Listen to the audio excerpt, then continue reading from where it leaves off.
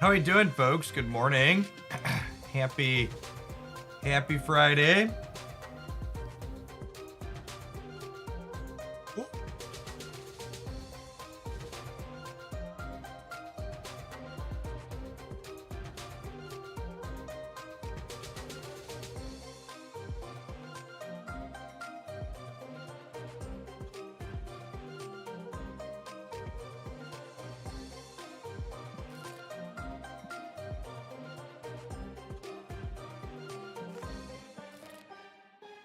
The buttons in here are so fidgety.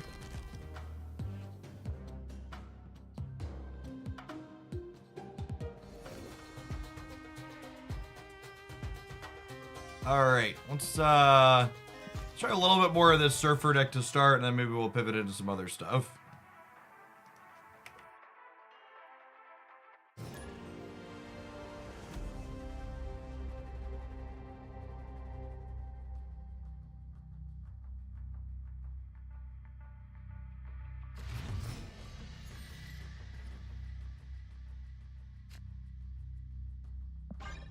Jokes aside, I've played about 80 games so far, and I've seen Mobius in exactly one surfer deck. Yeah, honestly, I think this is like the one shell he might kind of belong in, and even then, it's kind of dubious as to whether or not you even need him in the current metagame. Like power level, contextual, and all that.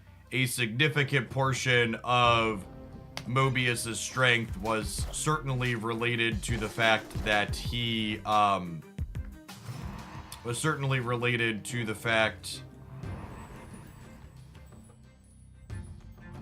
gonna do this. His power was certainly related to the fact that you that wave was previously a lockout card that he helped insulate you from, right?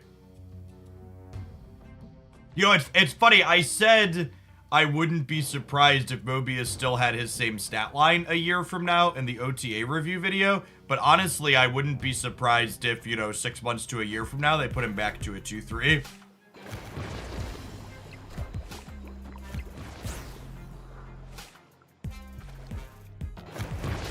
Well, we lost on that one. Maybe I should have rogue to start. Opponent snapped.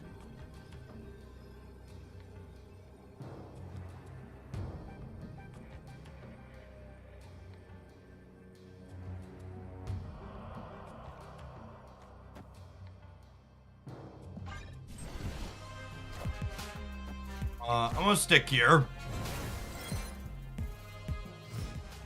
Surfer? Invisible woman.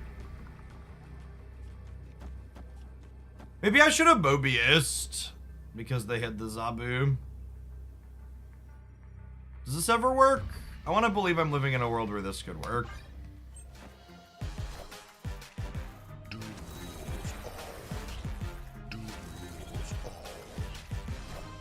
We just have to hit a couple of things on the left, right?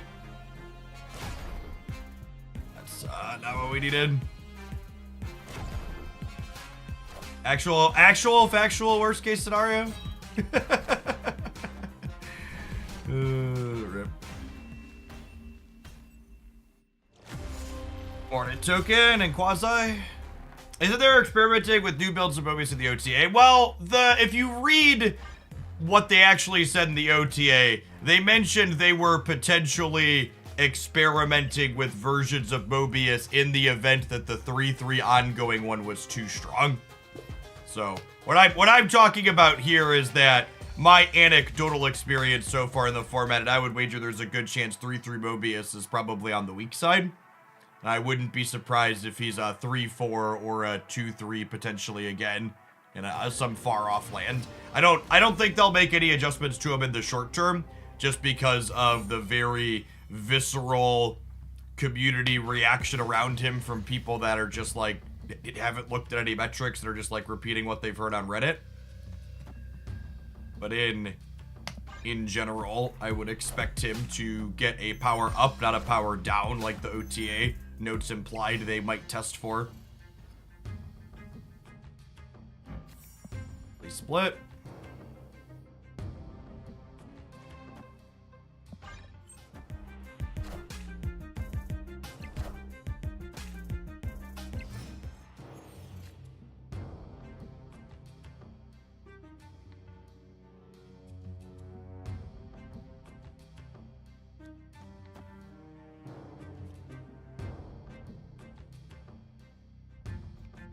Just try and murder something here.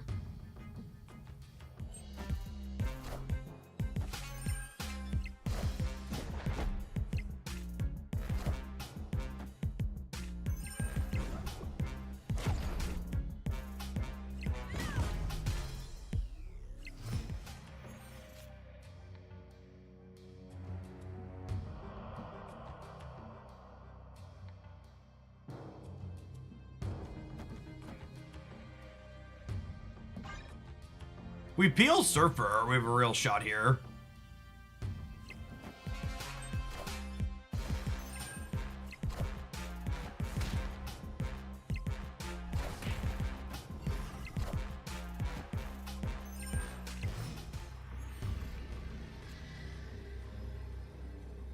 Is that enough? This is 6 to 13 to 16 to 20. And then we're gaining 8 in the middle up to 13. I go fish for one.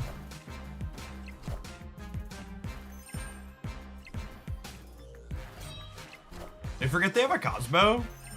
I must have forgot they have a Cosmo, huh?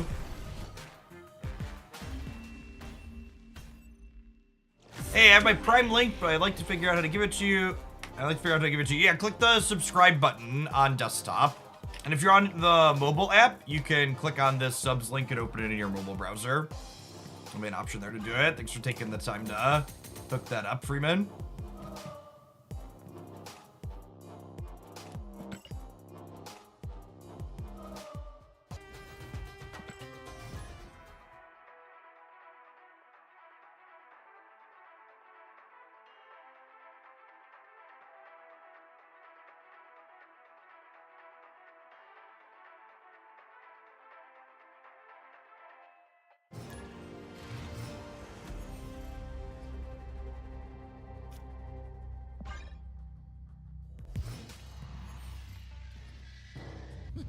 This land can never be fully known.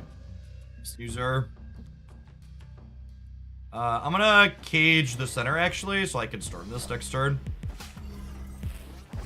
We'll get 2 draws off my deck, but we'll get to play otherwise.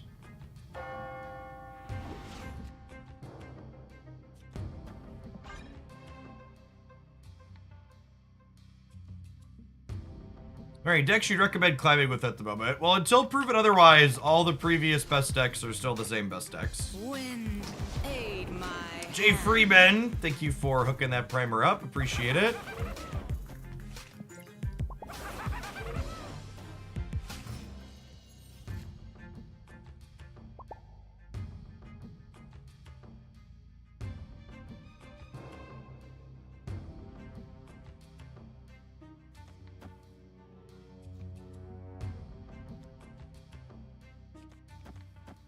Just gonna hide Goose so that way they don't know what it is.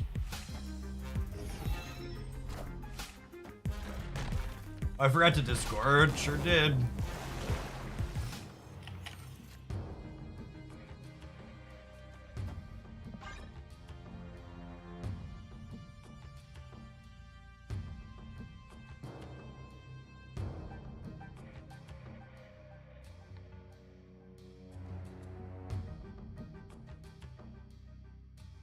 Hey, Hopeless, thanks for the ping. Hey, JJ Marsh, thanks for hooking up the brand new primer as well. Appreciate it. Good morning, good morning.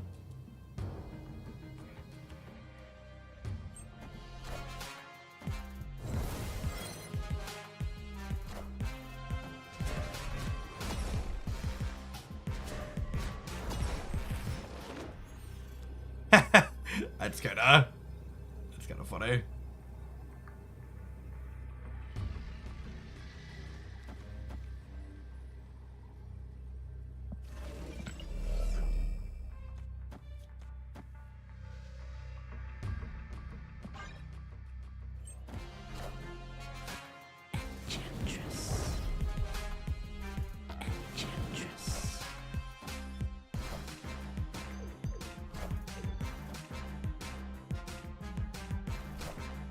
Of all the games of Marvel Snap, this was certainly one of them. Hey, Velius. Always fun to be here and have a little perspective on decks and cards and not have ads over the gameplay. Always, always, always. Good to have you back. Chips and Dip, thank you for the 5 months.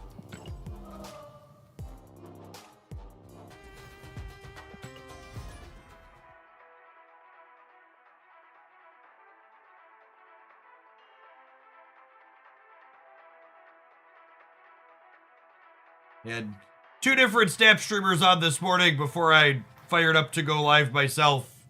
And ended up turning both of them off as they rolled ads right over the middle of their games.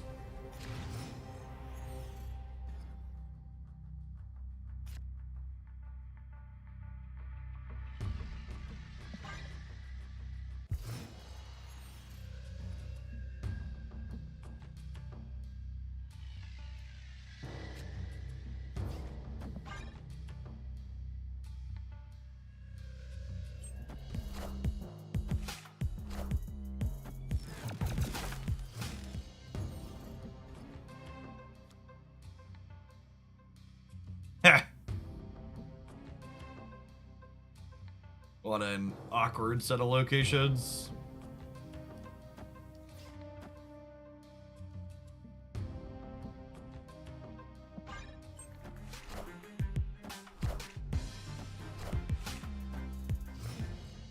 Got him.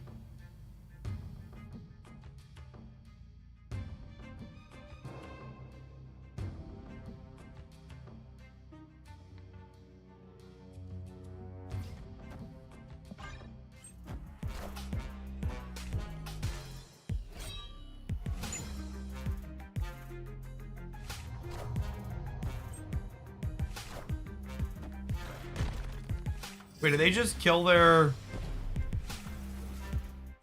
Was the Ant Maze... No, the Ant Maze did trigger. I would say they just killed their Ant Maze card.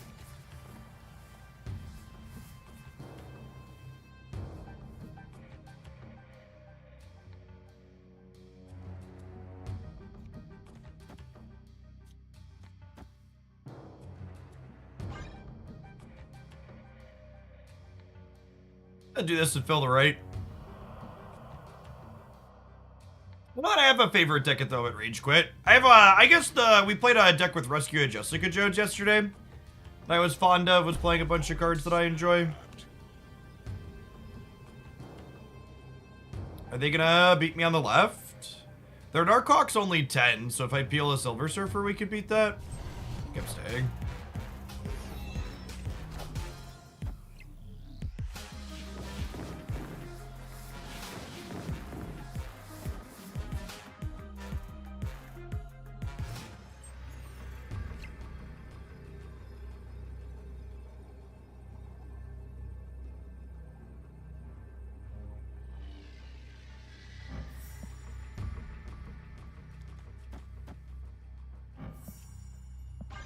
Probably a fish.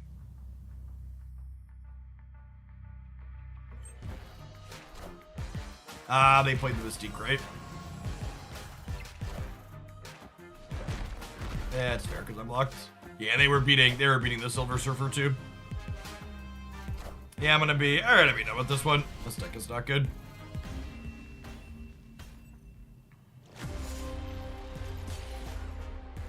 It's probably gonna be a conclusion we make a bunch of times today. I loaded up. We are gonna take the noodles at the wall approach to post OTA gaming. Well, I actually think Silver Surfer has potential to be good. Maybe we'll play this next one to illustrate the point. But like Strong Guy Surfer, I think is resoundingly not good. But we played, we were 1 card different on this, with Mobius being, I think it was Polaris. And honestly, I'm not even sure that Mobius is ideal here, because there just hasn't been a lot of Loki in the metagame. But I think like this core is very reasonable. Werewolf by Night specifically is very good inside of Surfer. Warhead also is fine. You know what else is pretty fine? The 32 people watching the YouTube stream that tapped the like button. The other 95 of you, I don't know. I can take or leave you.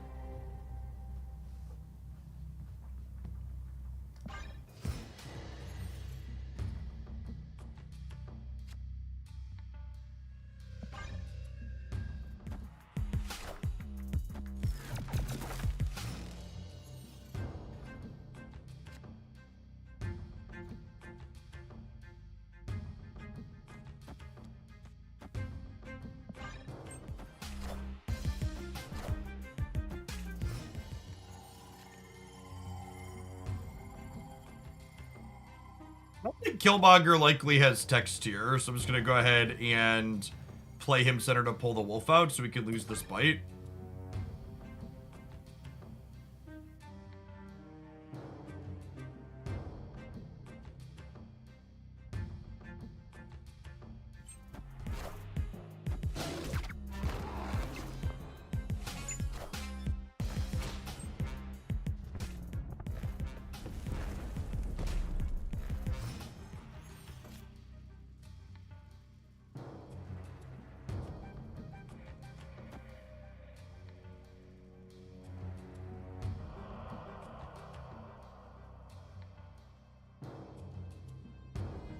Do I snap on this rogue? I'd snap on this rogue. Snap.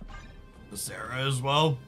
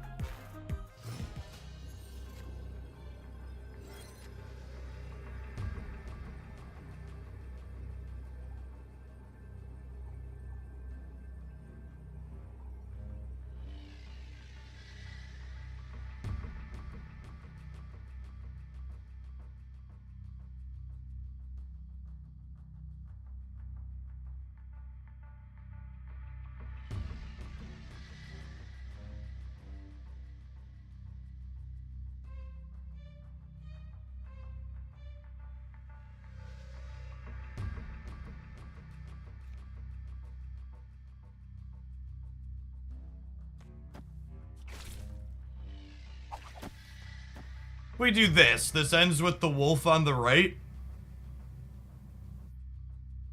It gives us 12 center, 13 left, and an absolute massive unit of a wolf on the right.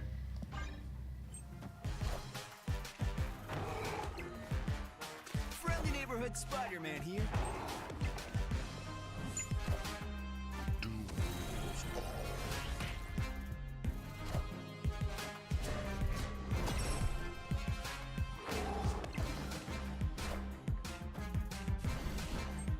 Him.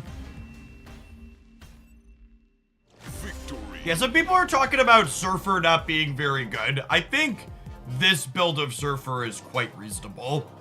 I included this build as a high potential list in my last best decks video. Wolf really feels like it works towards solving a problem that this archetype has, which is you need just a big thing. Important interaction here as well is that under Cosmo, your on-reveals don't trigger, but the on-reveal doesn't have to trigger in order to pull Wolf into that location.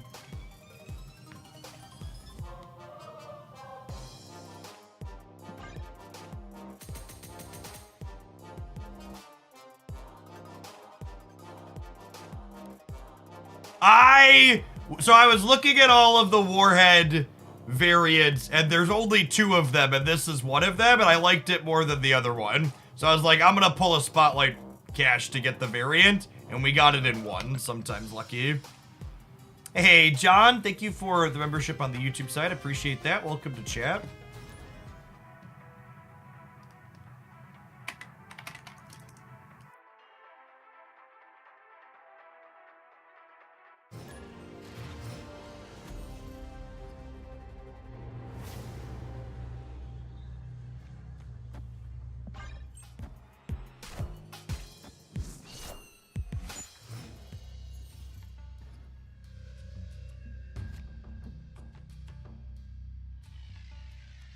Honestly, with the Adelan here, I'm just gonna play Shadow King out for tempo.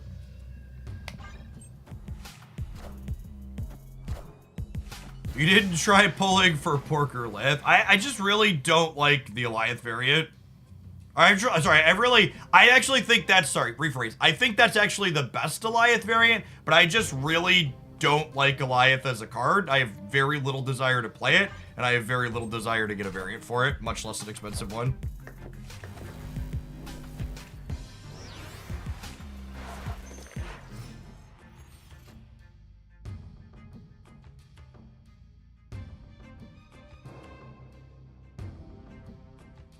They might be a Surfer build as well, so I think I'm actually going to get Mobius down here, so that way, if they have Sarah.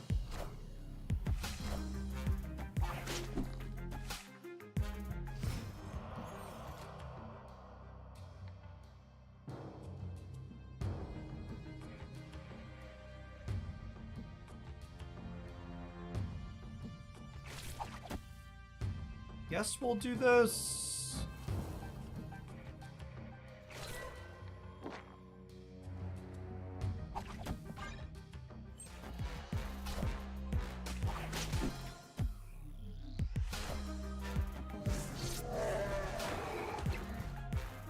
Friendly neighborhood Spider-Man here.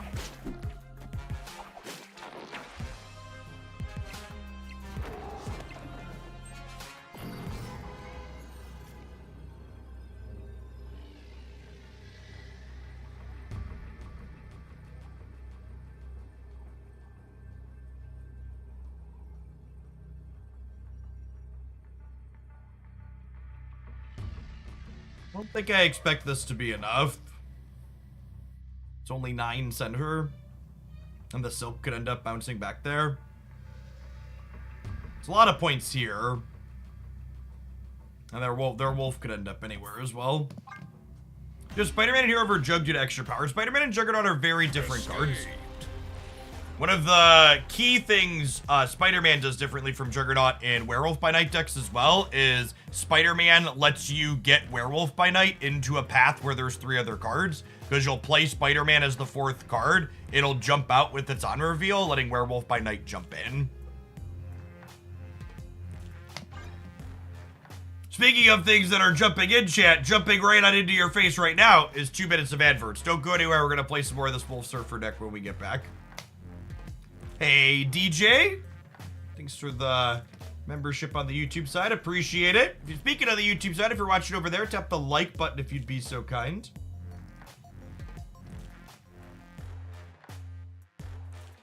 Yeah, the YouTube streams are gonna be a staple for sure. I think after the couple of weeks, I'm happy with what's going on. Does the PC guys have live for a while? Do you think we'll ever see a hover overlay for Twitch? Several of my friends that don't play remark how hard it is to follow games without knowing the cards. So my understanding is there are currently 0 people working on Twitch extensions that would be a hover overlay. I assume that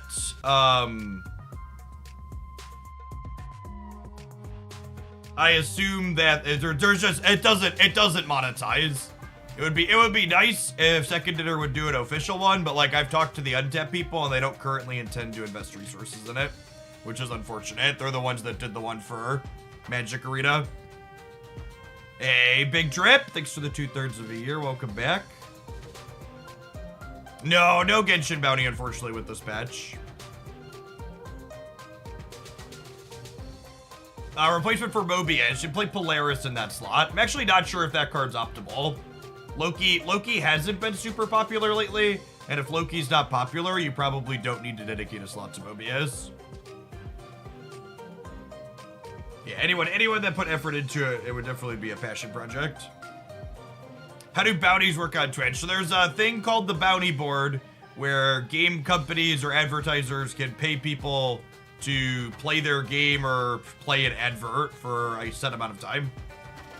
And then you as the streamer get paid out based on the number of people that watch.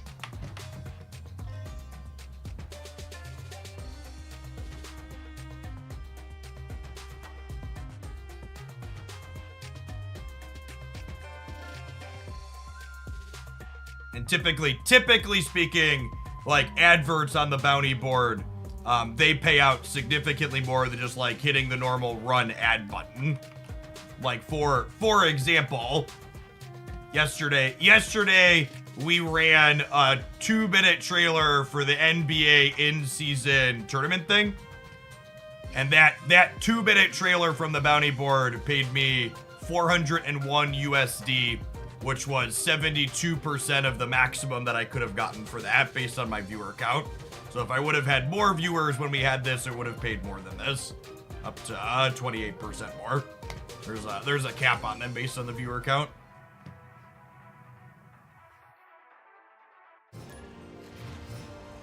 The short 2-minute videos are the ones that pay the highest for sure. And things that are video games are harder to hit caps on. To share one more piece of thing, Genshin Impact's one that I do bounty board stuff whenever it comes up. So like the last time I did Genshin for an hour, I ended up getting $964 from the bounty board, but that was only 19% of the payout for this bounty. So if I would have had significantly more viewers, I could have made 5 times this amount in theory. But it's just as a one game streamer, my metrics when I stream a non-snap game always dip down significantly. Opponent snapped. They discarded Deathlock. I discarded Surfer. Am I supposed to leave? I think I'm supposed to leave. My hand's pretty good though. I'm a steak, I'm a fish. Joe, thank you for the 10 months. Welcome back. Deathlock armor. What are you cooking? Oh, it was a lay high Deathlock. It was, wasn't it? Oh, they're just a Shuri deck. Okay. This is a great pull. That's obviously wonderful for us.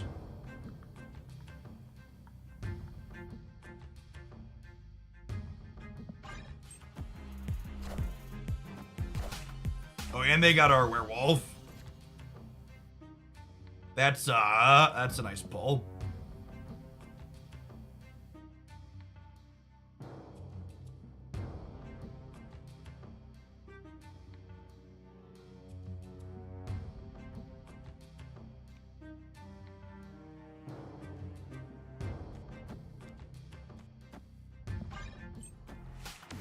That's strong.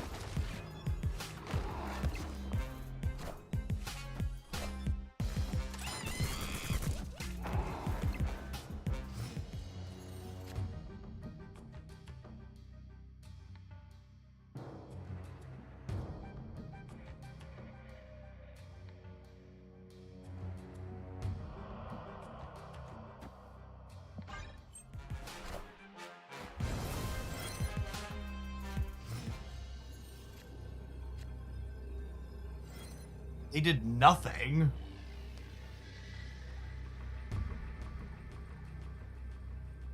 We're getting She-Hulk. Wild. It's been a while.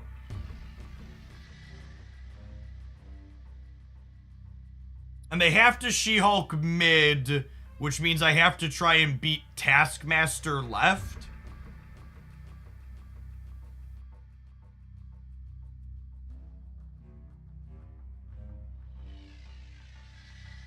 Is that possible?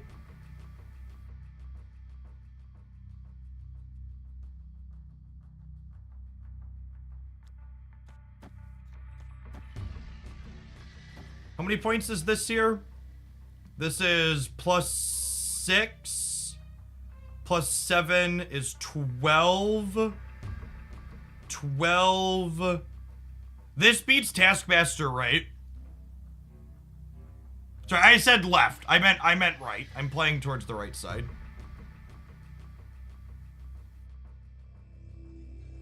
I'm gonna stay. We beat She-Hulk Taskmaster. I'm staying.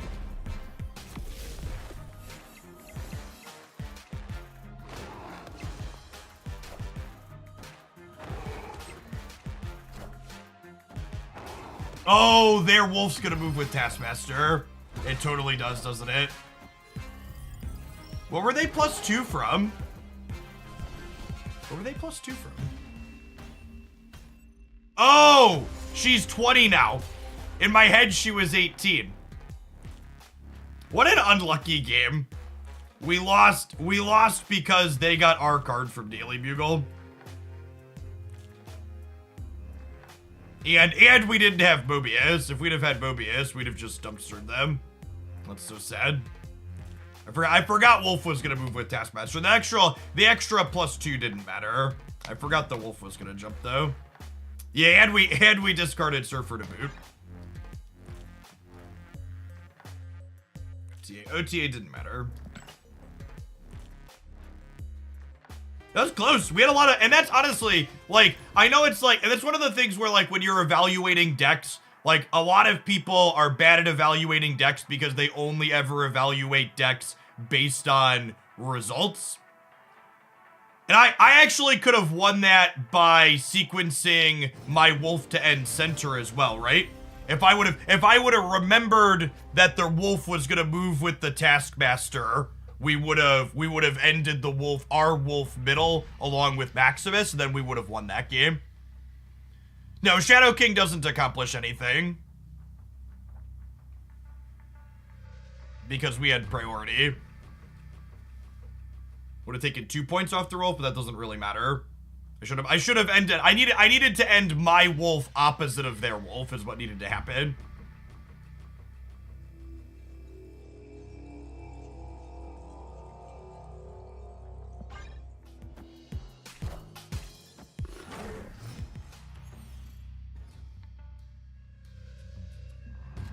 I don't think it's a hindsight play at all, Hedge.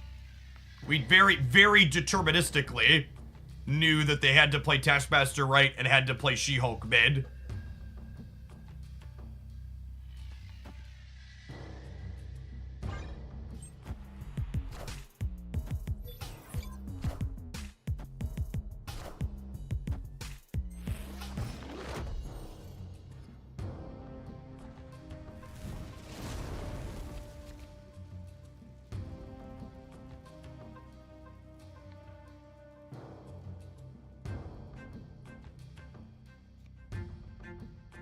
I'm gonna play Max right so I can play for having priority here.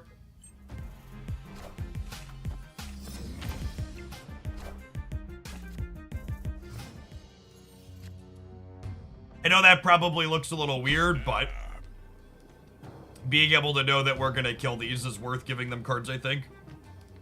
Especially when this is up to 10, it's taking so many resources from them.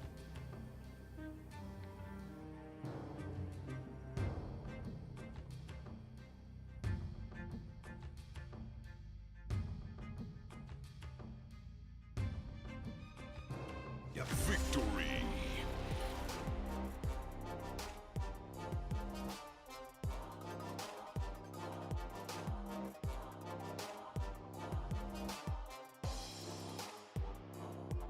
Honestly, I probably just shouldn't snap today, so we can record games. I'm gonna do that actually. I'm gonna make a point to verbally call out when you should be snapping, and I'm just going to stop snapping so I can have games play out and we can see how decks play into things. Trying to get a feel for how decks play on average. I want games to play to completion. I don't want my opponents to leave because I made a good raise.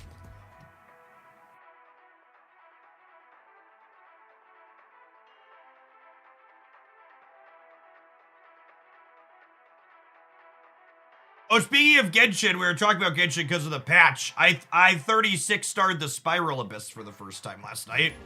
That felt pretty good.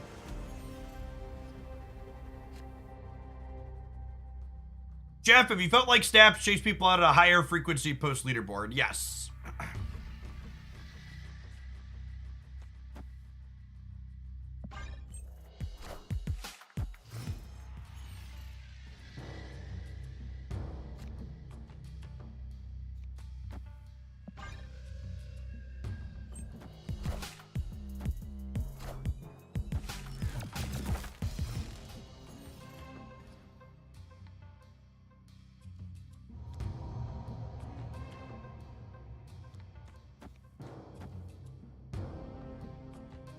I'm gonna deploy this mid because That way if they want to play... Well, I guess we're going to catch whatever this is. I kind of wanted to catch their 4-drop in the center. Rip.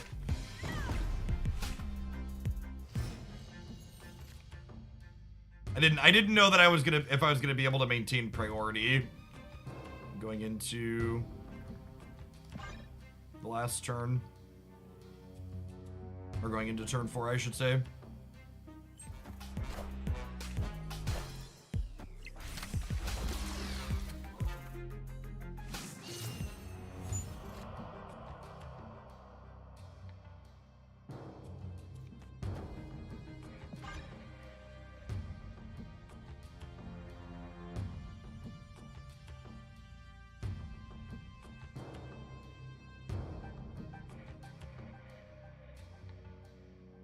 Kinda hoping to draw Spider-Man on the last turn, so we could just, like, pull them out of the Space Throne and then play for tiebreakers.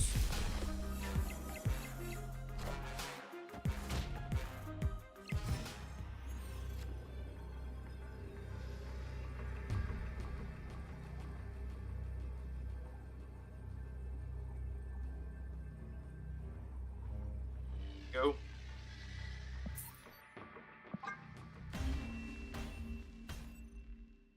Escaped. Rogue counts as an on-reveal for Werewolf if you don't steal an ongoing with her, which is something that comes up quite regularly in this deck. Ojo, thanks for the 10 months. I appreciate that. Hey, Corlath, when you resubscribe, you gotta refresh your browser page sometimes. It lets you send a message with your resub notification. Thanks for hooking that up again.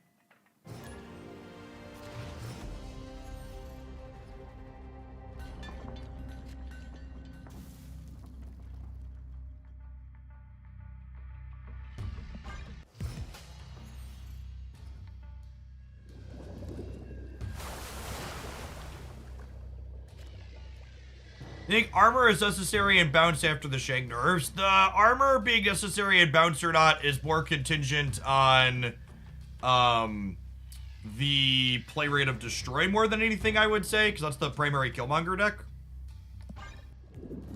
Blue Dog, thank you for the Prime. And CT Jester, thank you for the 3rd of a year.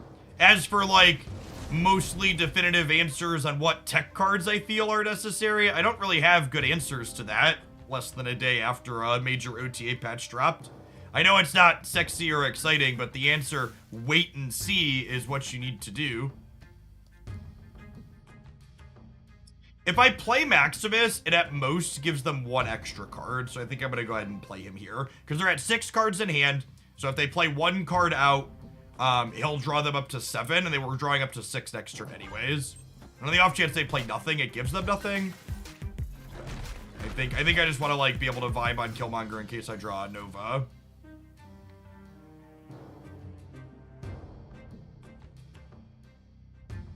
Understand, I was wondering if you had opinions. I don't think anybody reasonable has opinions on what tech cards are ideal yet. You'll definitely find opinions on what tech cards are reasonable from unreasonable people, but actual people that understand how to digest data and look at information know that there's not enough yet.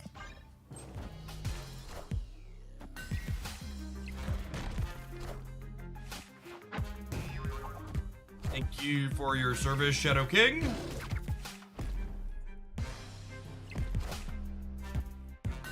Yes, what Werewolf by Night essentially does is when you finish playing a card out, Werewolf by Night goes... When you finish fully playing a card, Werewolf by Night goes, did the card that just finished playing have an odd reveal? If yes, jump. I think I would snap here if we were playing for keeps. I have Rogue against their Darkhawk deck. I'm setting up Goose here. We have Teenage Warhead to hopefully take over the Nidavellir. I know it might not look like it, but this Goose is actually great here because Goose into Limbo now prevents them from galacticing me.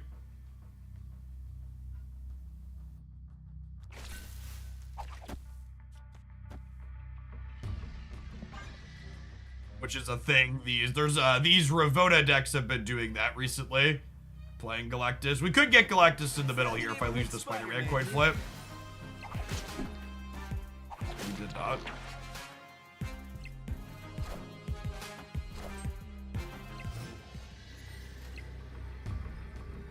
Fuck. Yep. Sign me up. You even get to play the Rock here. It's for the Rock's Cord Gamer. They stayed? Alright. As you will.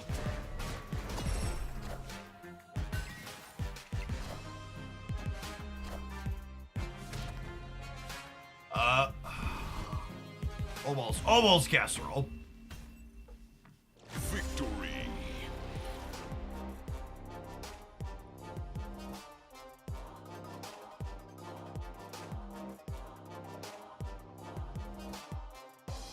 Well, obviously, the specifics of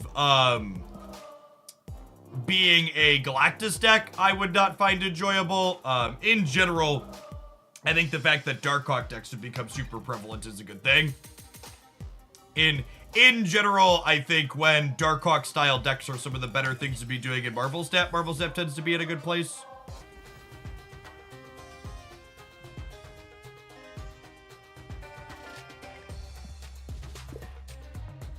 Hey, what's going on, Mitch? Thanks for the third of the year. Appreciate it. They win if not for Rogue. That was a fight. Say, I don't know that I agree with that, Hedge. Like, if I wasn't playing Rogue in the center, I was probably playing a different higher power 3-drop, and then they would have lost the center to a different higher power 3-drop, even if they kept their Darkhawk.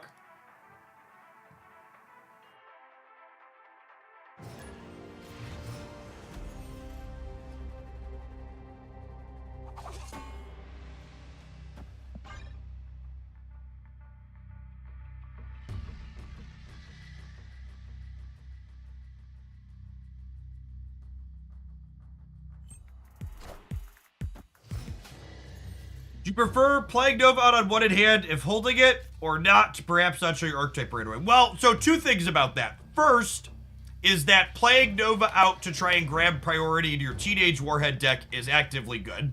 Second, playing Nova inside of a Silver Surfer deck is almost a red herring in terms of what archetype am I playing, right? I think showing them that I have Nova denies them more information than it gives them.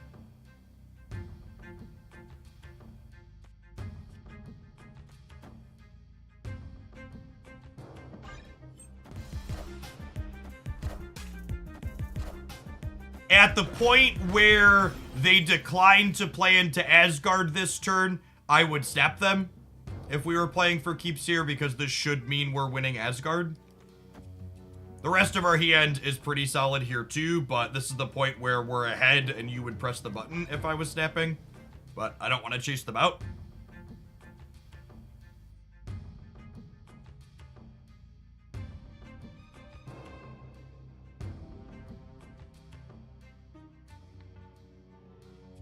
Hi, man. Thanks for the quarter of a year. Welcome back. Appreciate it.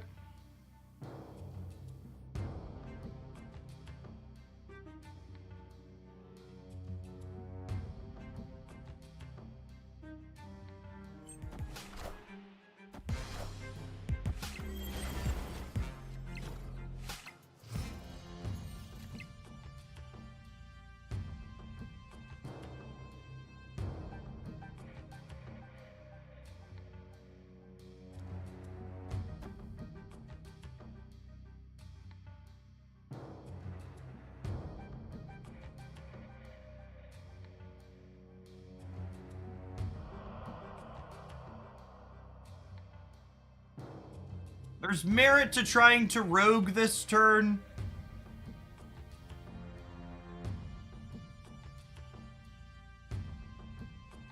Because even if I miss, I get to...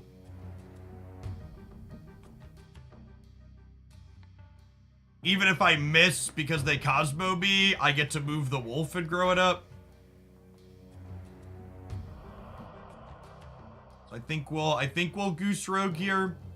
It could be right to goose center. No, they're just gonna try and not play for center. Yeah.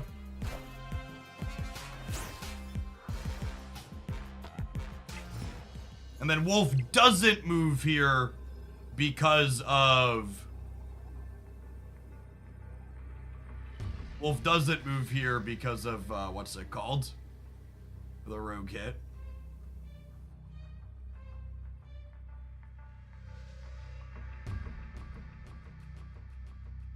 We could get Shang-Chi over here.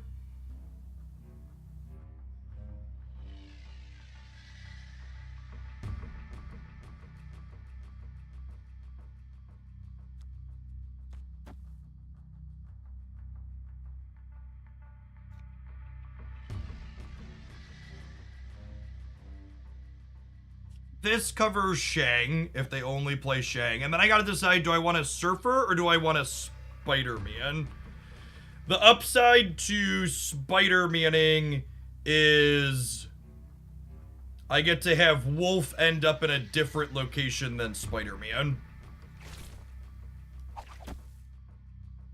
I don't have that many threes.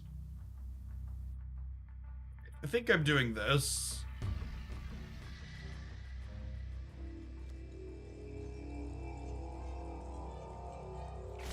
I'm doing this.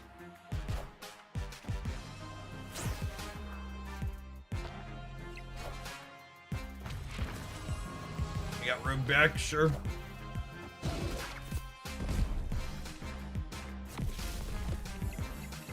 I think we're just dead then, right? Friendly neighborhood Spider-Man here.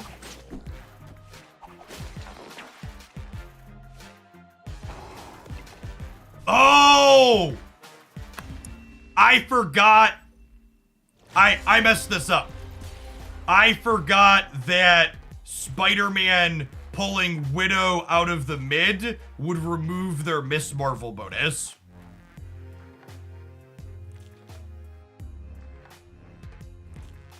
This is also, I don't know, I honestly don't know how I feel about some of the tech card play patterns in Marvel Snap today. Because, and Alioth is a big part of it, but this is to a lesser degree too, is like a lot of your choices when it comes to playing around tech cards just involve coin flips. Because this game's a good example of that in this particular one too, where I chose to play around Cosmo, so instead I lost to their rogue. And Alioth Shang-Chi gives you a lot of that same coin flip non-decision, right? Where like a lot of your games, you go, okay, I'm gonna beat Alioth this game, which means I lose to Shang-Chi, or I'm gonna beat Shang-Chi this game, which means I lose to Alioth. And I don't know how I feel. I feel like those play patterns are kind of not great when you get caught in that tech card squeeze, because it basically makes your choice feel arbitrary and not strategic. You're like, okay, it doesn't really, ultimately it doesn't matter what I do because I'm gonna get fucked one way or another.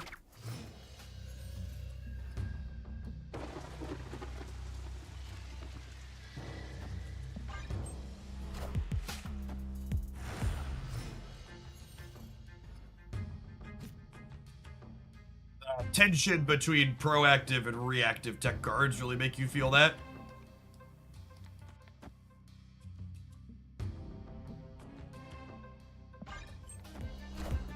That's why I prefer Conquest. I mean, that's a weird / bad take to me because Conquest has more of that problem, not less.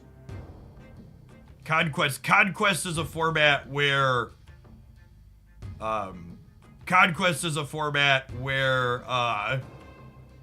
you experience that more. Like getting caught in a matchup where you're coin flipping constantly for 10 total cubes is like an awful experience.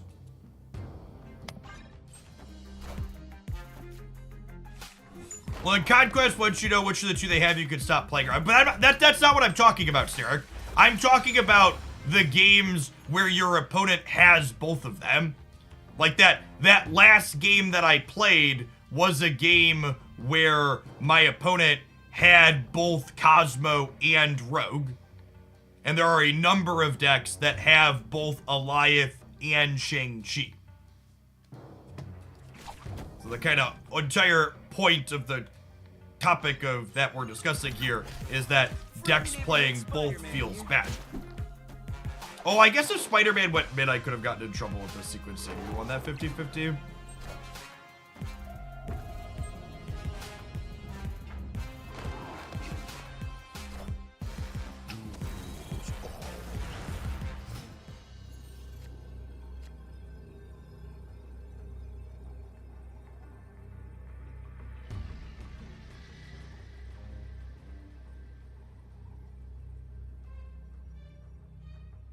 Can I win if they Odin the right?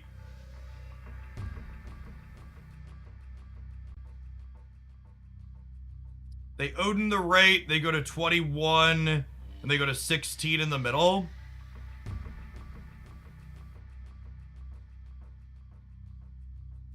I don't think we can beat that, right? No Surfer and my Killmonger got pulled.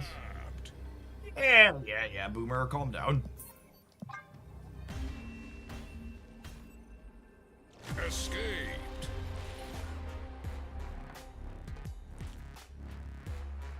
Yeah, I agree. Conquest, it feels worse when you get caught in that tech card squeeze because then you're flipping coins for 30 minutes of your life instead of 3 minutes of your life. I don't think we could win, right? I go down to 13 here and they're going up to 16. And I don't think I can beat 21 here and 13 here simultaneously. Just don't have points of power.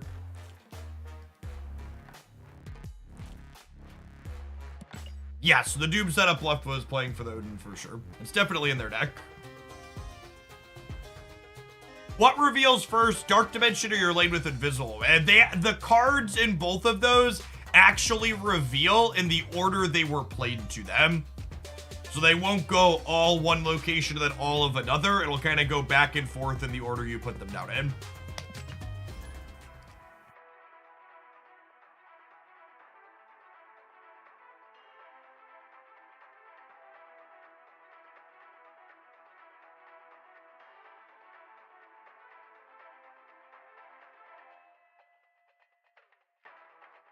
It's also how it works when there's like multiple dark dimensions.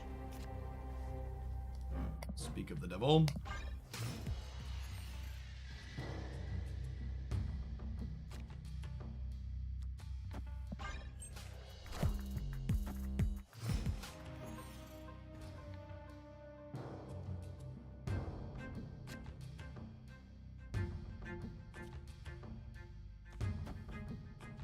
I think I'd snap here typically.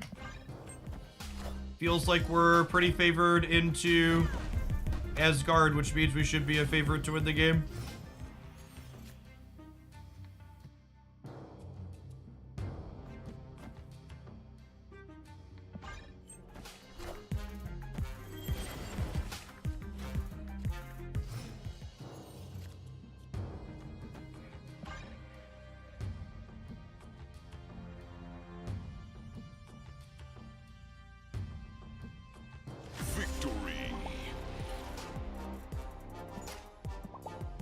I feel like I need to explore more decks with this card too. It's gonna be something we do over the next little bit.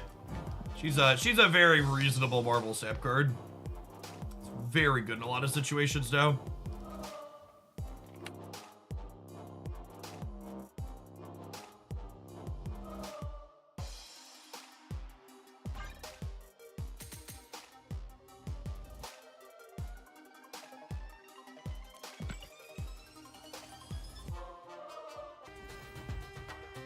Yes, Thanos currently being on a downswing definitely assists in Warhead being good. Agree with that.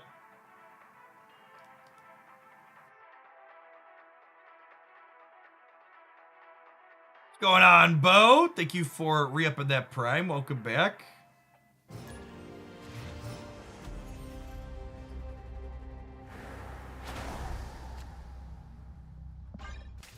They were playing a Darkhawk deck earlier, if I recall correctly, which should mean this is a favorable location for us. Thinking that they're playing Darkhawk along with Goose into Warhead, I would snap here if we were playing for keeps on turn 2. Especially now.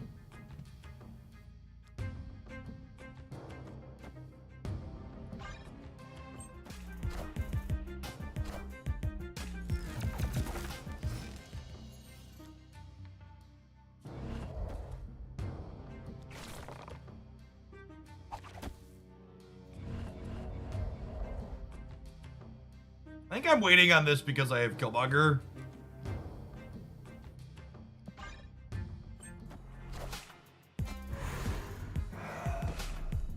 Friendly neighborhood Spider-Man here.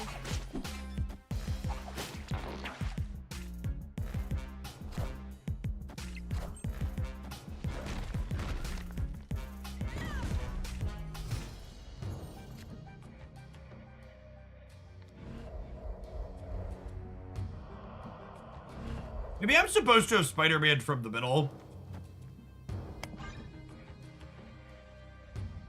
And they have Zabu this turn, and Zabu into, like, Ellis. We could potentially be in trouble, but probably have enough stats either way. Killmonger into Surfer is going to be a lot of numbers on the board next turn.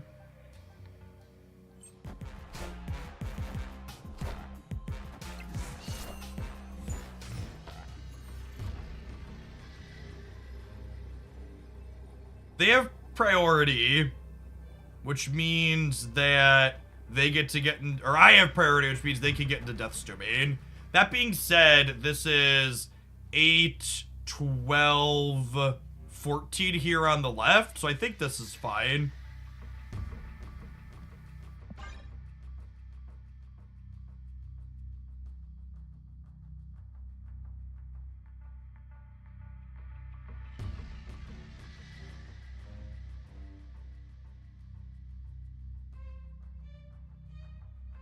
Yeah, Goose is really good, Givers.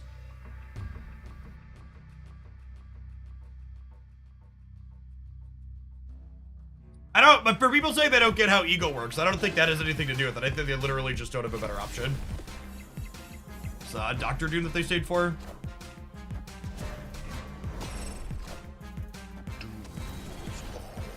Like they can't play Miss Marvel in the center because Goose is here, chat. Victory.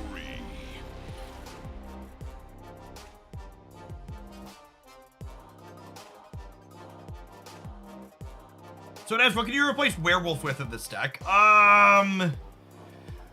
Probably Brood. But I think that's a good bit worse. But Brood is probably the answer. Werewolf is like this deck's way to make a big number outside of Maximus, and Brood's like the closest thing you're gonna get to that.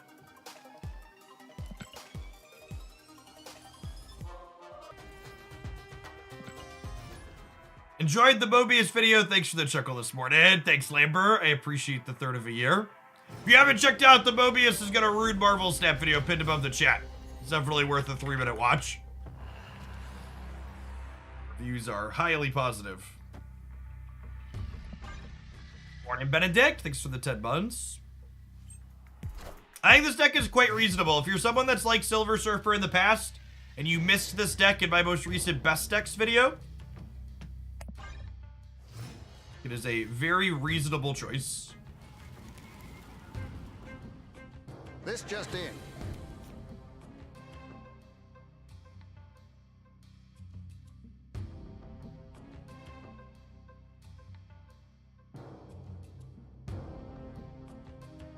As much as I don't want to just tempo Killmonger, I kind of want to get Ant Maze out of the way, and I want to spend my energy this turn.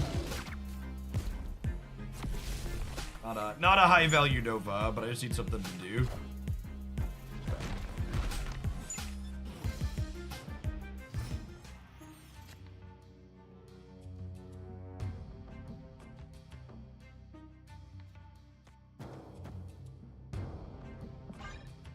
Not gonna have room to play this on curve anyways, so.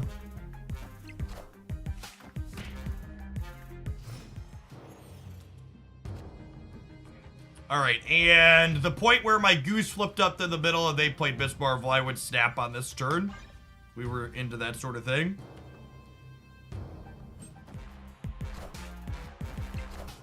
Played the Hawk out as well.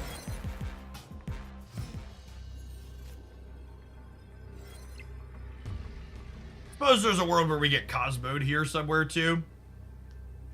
I wonder if there being a world where we get Cosmo'd means I'm supposed to do this, actually. It kind of splits up how much damage a singular Cosmo could do. It means I'm winning all three. And if they like Cosmo here What does this lose to? It loses to like Cosmo here, plus how many points here? I'm going up to 5, 7, I'm going up to 9. So they would need Cosmo plus a 5 power thing here, or a 4 power thing. Does this lose to Doom?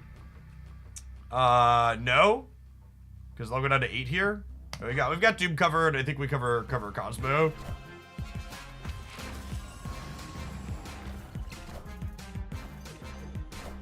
Yeah, this is exactly what we needed to do. We needed to make sure we were beating their dog by spreading out to play for every path.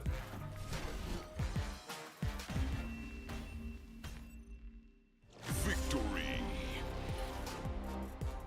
Would this lose to Doom? They'd win left and middle. Oh, I guess the Miss Marvel bonus would trigger, right? So you're right, we are losing to Doom? Sure.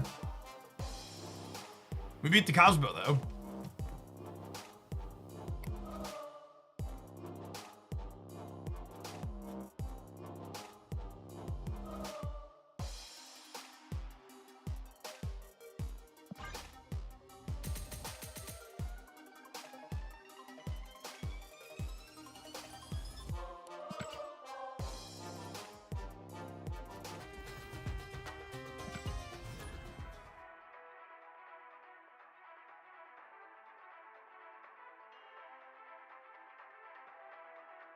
We're up to 300 people on the YouTube side. Now we're into the stream already.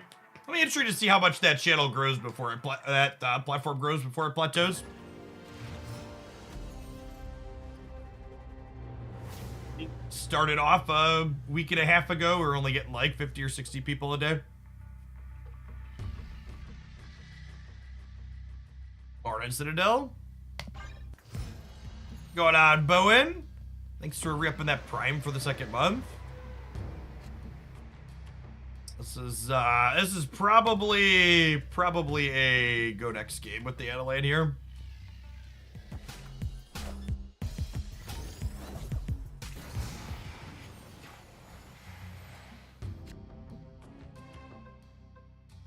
mean, I guess I get to do this at least, and then maybe X-Man should dish them.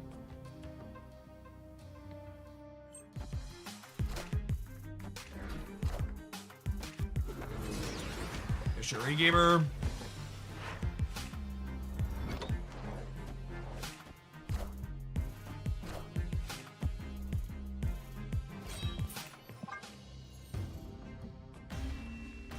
At least it was already going poorly for a variety of other reasons, but that's a kick in the dick, chat.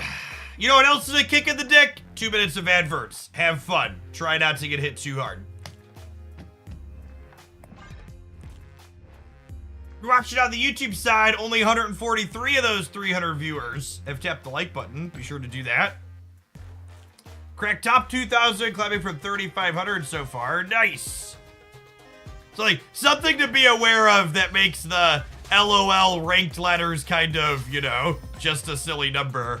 Apparently, a bunch of people at the very top, like ranks like 1, 2, 3, 4 right now, didn't have their snap points get reset.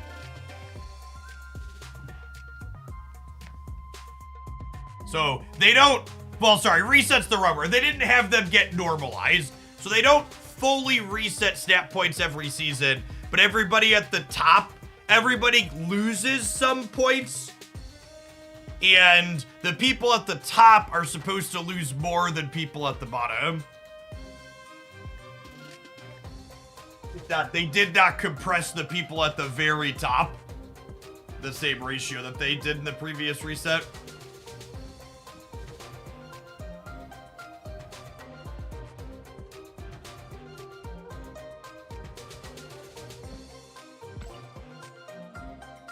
I'm enjoying this deck. I think we're gonna play at least part of one more segment with it here. You get YouTube Premium dollars from stream viewers. I believe so, yes. YouTube Premium is basically anytime an ad would play if a premium viewer is hanging out, you get a little bit of something from that instead. Neo Tencent, thanks for the half a year. Welcome back.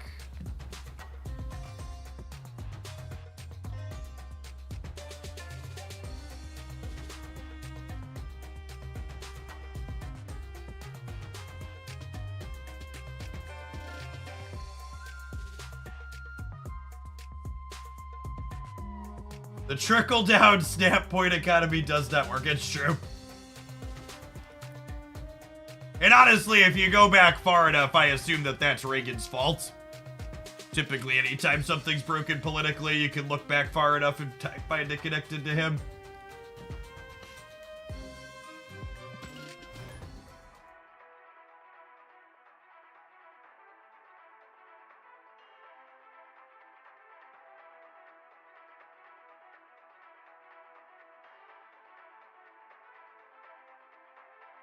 Party wishes, one shoot infinite. You stayed there for the rest of your snap career. Worrying about hitting infinite tends to keep me from playing fun decks. Nah, the ladder's an engagement driver. They want people to have to climb to infinite every season.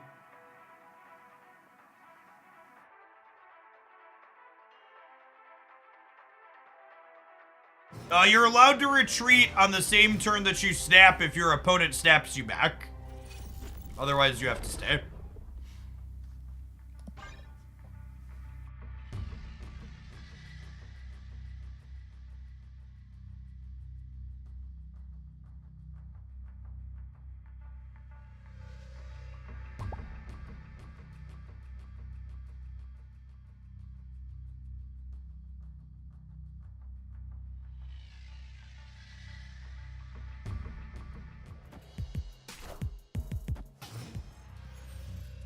So talking about snapping when snapping's appropriate, honestly, I'd snap Killmonger into a turn 1 Nebula most of the time.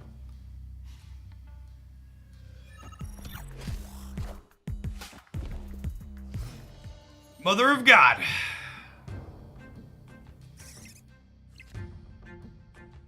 I feel like there's a good non-zero chance they're an armor deck. I'm just gonna go ahead and get to the murder while the murder is good. It might even be right to play Killmonger in the middle, just because that's where he's least likely to get Cosmo'd. And then they're probably a She-Hulk deck, so I get to play Mr. Mobius here and just like continue to make their life miserable.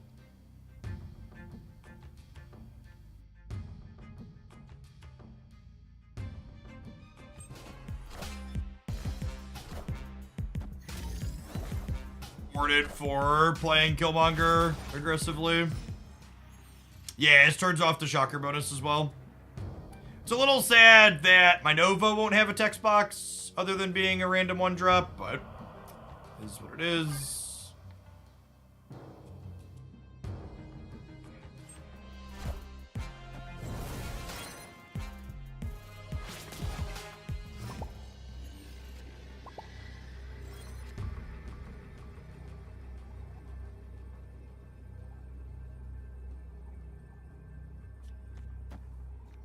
Retreat later fist bump. And again, something that out here. Oh, I could have warheaded them in the middle too. That's true. I don't know. They don't have any cost reduction, right? So I think this is just fine. Rogue being a way to flip Werewolf back around when you don't have an ongoing to take is great. And it honestly comes up a lot where you're like, all right, there's no ongoings here, but we can use this to move the dog around.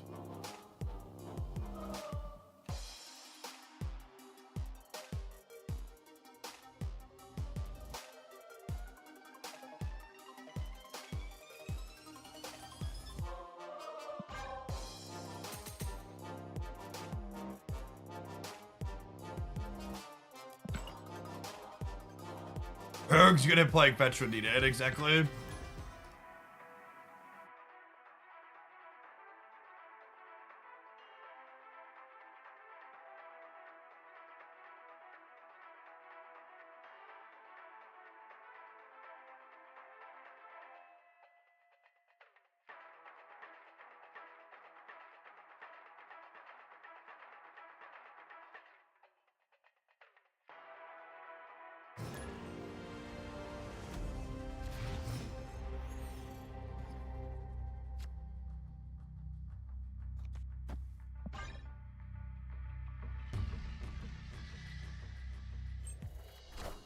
One in 3 to be super happy with this. Nailed it.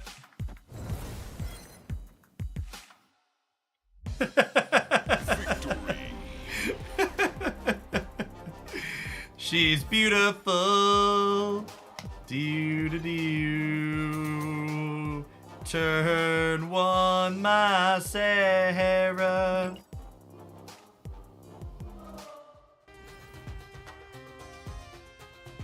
Hey, Dusto, good to have you back. Hope you're having fun with your snapping. In case it's not abundantly obvious, my number one recommendation as you're a returning player catching back up is make sure you save those really valuable spotlight caches that you're getting for weeks where you're missing the most cards. So especially if you have a fairly limited Series 4 and 5 collection, prioritizing opening your spotlights on weeks where you're missing all 3 cards whenever possible will get you the most cards for the least amount of resources.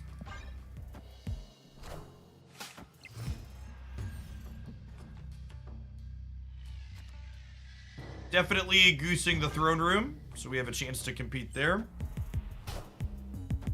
Our hand does look good in gold.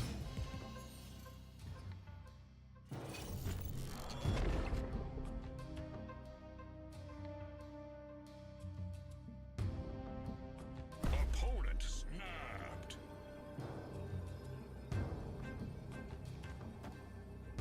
Try and get it under an armor here. I think I'm gonna stay further snap, just see how it plays out. I've got Sarah, I've got Surfer. Good snap from the opponent.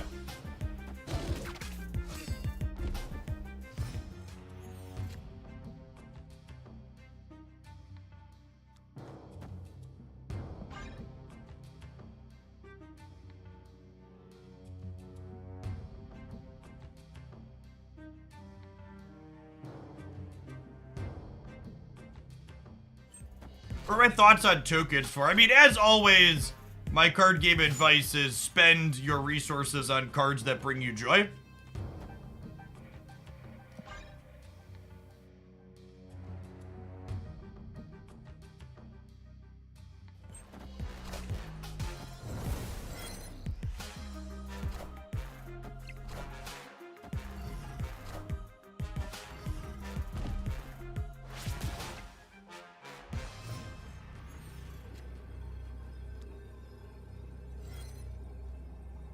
Priority here.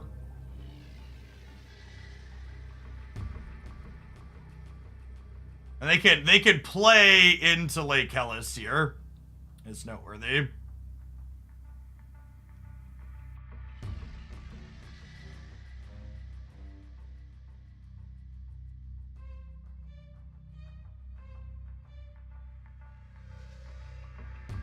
Yeah, Mobius means we weren't just hosed by She-Hulks here. We have the opportunity to stay and play. So there's a real question of if I want to stay and play, though.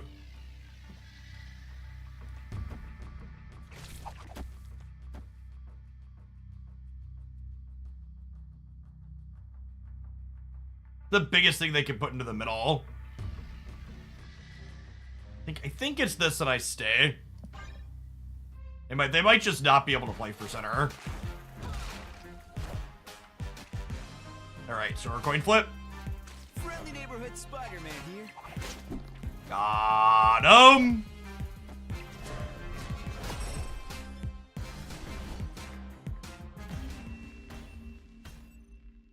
Victory. They're rank 4 as well. Mobius giving us counterplay that was very important.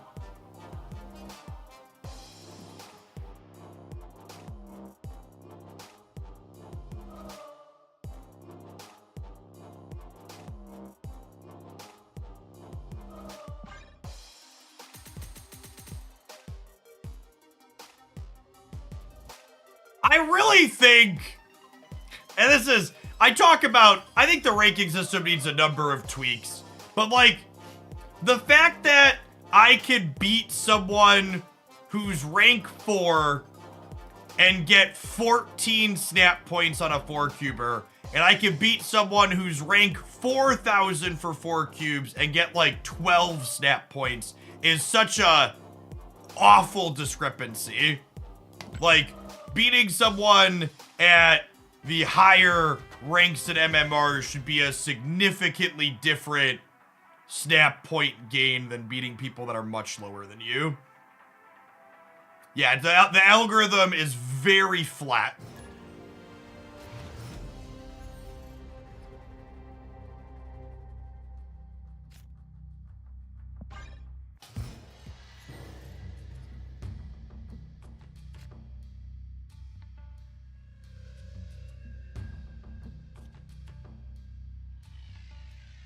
you see Leech's play rate. Well, the only deck that's been playing Leech is a She-Hulk deck.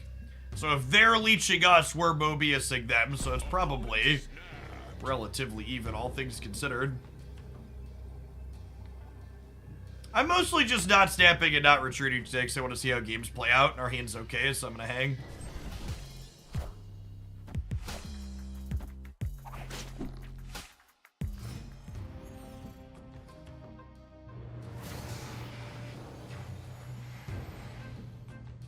In general, this isn't amazing for us, but it does give me a Tempo Maximus for free, which is nice.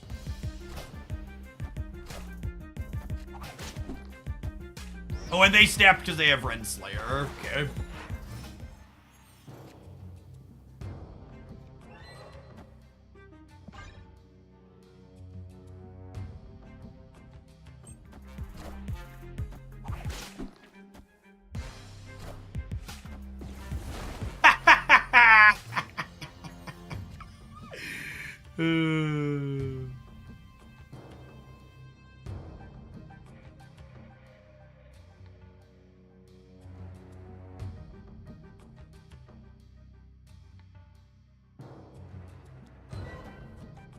I think I want to do this to do my best to play for tempo, because ideally I want Teenage War. I want to try and have priority going into the last turn for Teenage Warhead.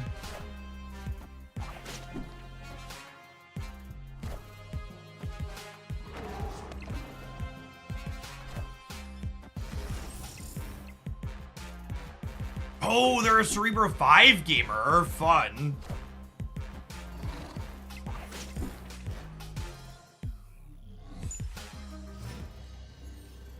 Neat take. And then unfortunately, I think we're dead here.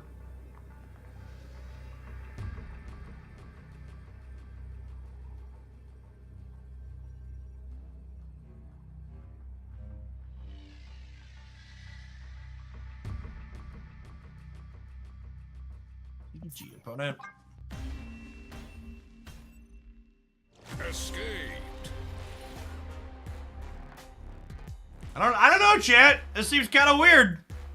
I had Mobius, and they played Renslayer and Wave, and I still died.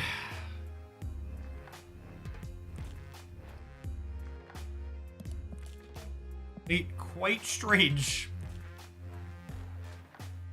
Curiouser and curiouser. Doubling their Cerebro is good. Yeah, it was fine. I don't know that we were beating single Cerebro, though, either.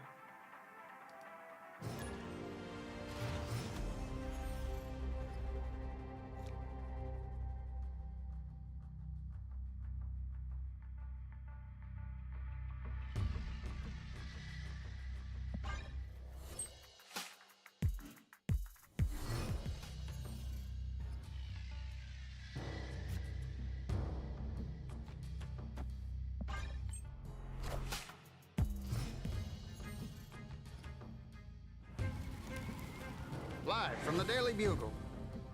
Live from the Daily Bungle. Goose is probably solid in this matchup. Friendly neighborhood Spider-Man here.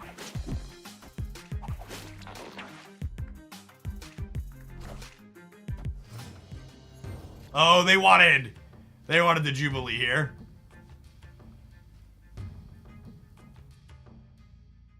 You know, honestly, all of my hits in my deck right now for Jubilee are kind of great, huh? She gives me more chances to have Sarah on 5 as well.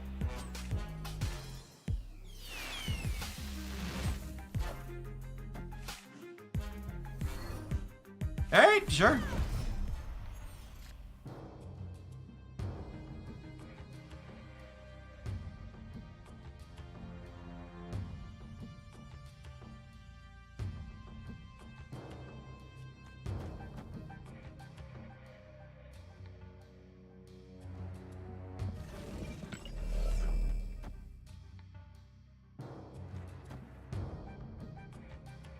I think I do this, and then we just like back Surfer on the last turn.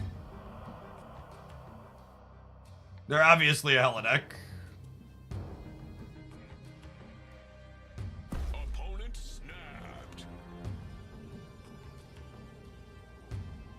No, Warhead doesn't die. She leaves behind 2 points of power.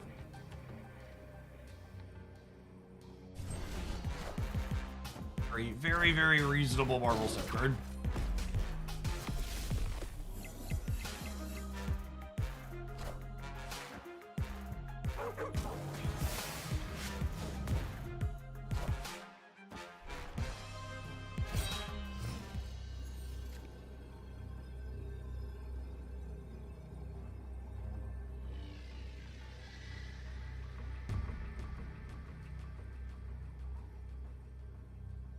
They have to hella right because of Goose and Big House.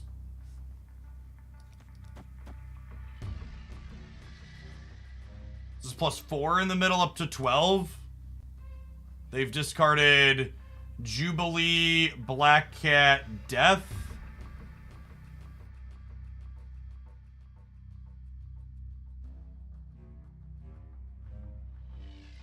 I'm a fish, I'm a fish, I'm a fish, I'm a fish, I'm a fish.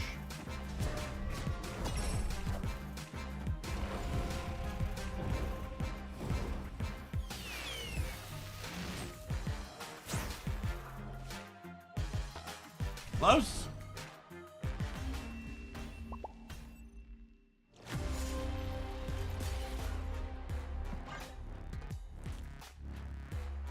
For reference, this is why Hella has okay stats. Gamers don't retreat to Hella when they're almost assuredly deterministically beat. Me, I'm gamers.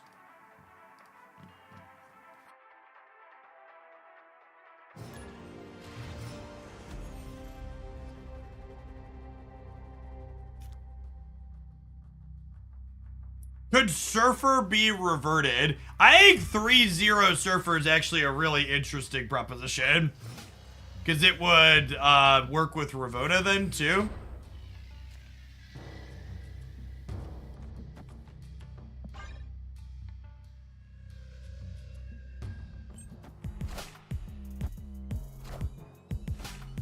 I like goosing the middle proactively into all of these Miss Marvel decks. They were playing like a Miss Marvel Darkhawk deck, if I recall correctly. I would snap here at this point if we were into that sort of thing.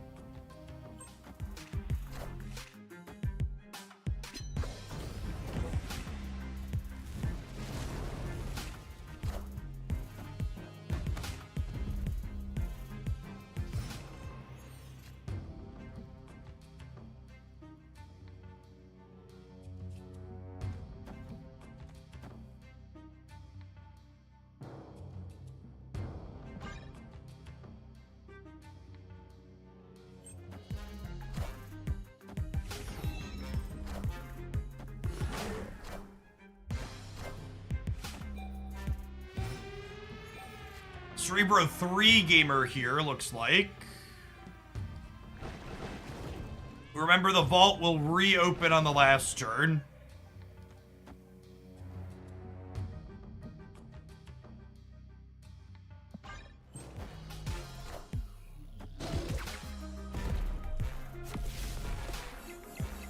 Thanks! I didn't have my Killmonger teed up yet. Appreciate that.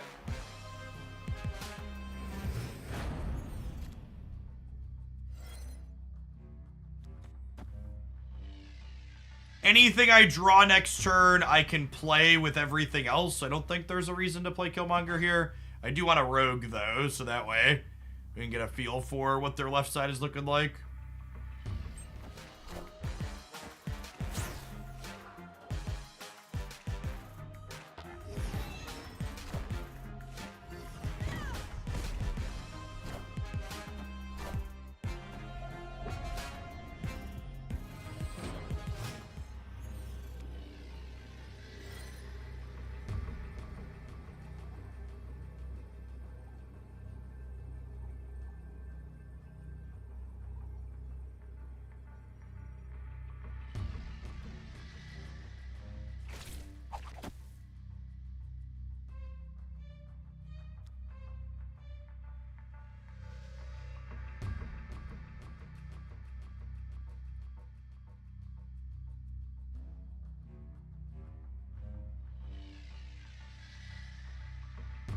Feel like I have to play for all three here, huh?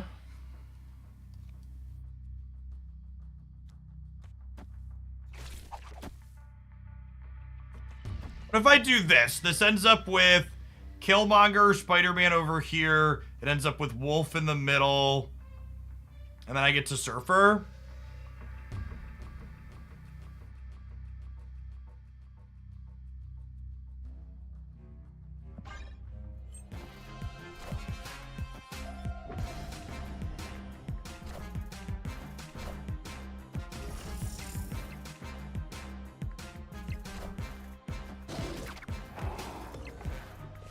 Friendly neighborhood Spider-Man here.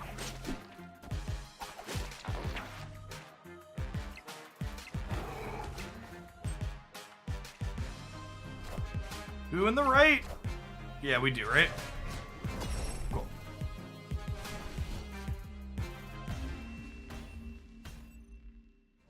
And again, just to highlight the Rogue Werewolf by Night interaction one more time here. Werewolf by Night basically says, after you finish playing a card, I look at that card, and if that card has on reveal in its text box, I jump to it. What this means for Rogue is that when Rogue successfully takes an ongoing effect, by the time Werewolf by Night looks at her when she's fully finished being played, her text no longer says on reveal, it now says ongoing. This also means that if we play Rogue out and she doesn't take an ability, Wolf will jump to her.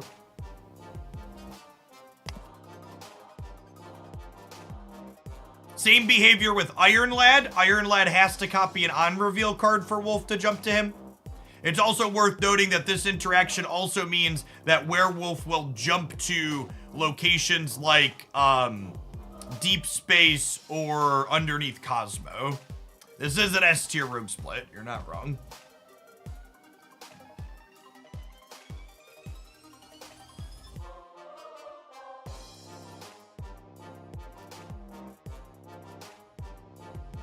We haven't looked at untapped data yet today. Should we shoot a little bit of a data dive? Yeah, same thing with Mystique. It depends on if she copies something or not.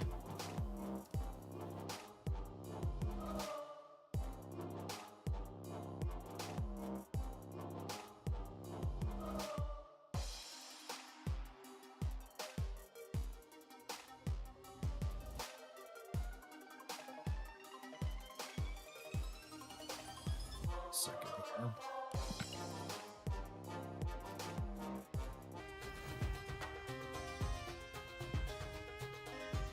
Cerebro 5. All right, well, we have to play that today then, right? That's the next deck. It's at the top. Omega Red, Miss Marvel. Excuse me? Excuse me? Shuri, the constant equalizer, putting up stats. Darkhawk doing numbers. Not surprised to see Cosmo in the top performing list. Wow, this can't possibly be right, chat. They unnerfed Mobius, and Mr. Negative is performing better than it was beforehand? Are you telling me all the people that oh, and there's a She-Hulk deck with good stats right here? I personally am surprised and flabbergasted that Mobius is here and all these decks playing. How many cost reducers? So we have a Wave deck, we have a Zabu deck, we have a Mr. Negative deck, we have a She-Hulk deck, we have another Wave deck, we have Destroy. Literally every deck other than Shuri in these top 7 deck lists has a card that Mobius impacts. Hey, Cold Carnage, thanks for the membership upgrade. That's very generous of you. Appreciate the support. No, She-Hulk's not back in the Shuri build.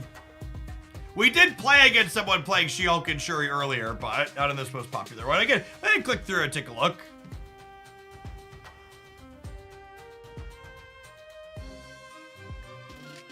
Are there any She-Hulk gamers in here? There are not.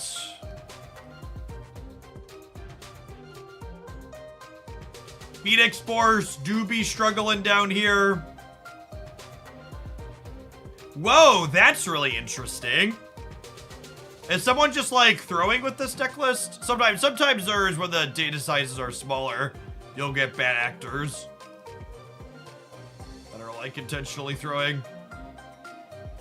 It is worth noting too, this is very early data look. It's only from yesterday afternoon, and a lot of people aren't back to Infinite yet.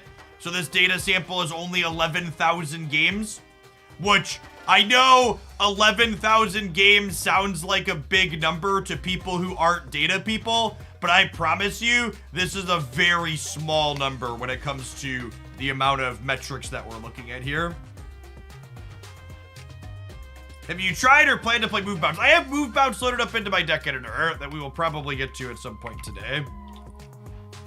I assume most of the strong guy decks are shit, right?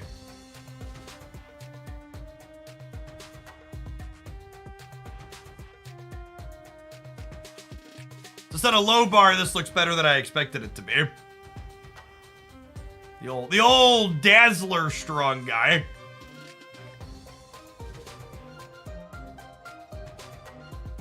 Is this the strong guy list we were playing earlier? I think that's pretty close. We were playing something like this and deleted it.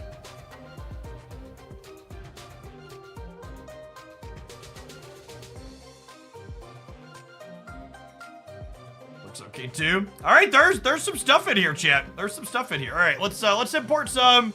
We're gonna move to our next deck. I got a bunch of things already loaded in here, but so we get some gems from here.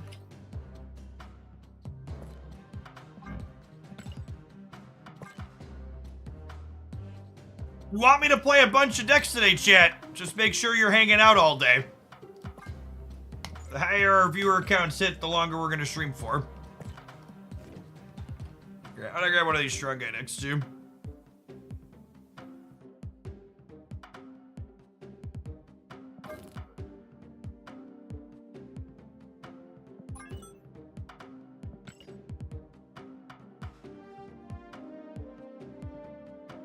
I'm actually a little surprised looking at this that there's not a copy of Brood, but I guess Swarm helps you fill up.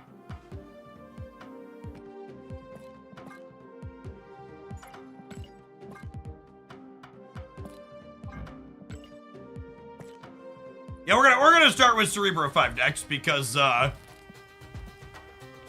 that one is currently listed at A tier, and I feel obligated to give it a try.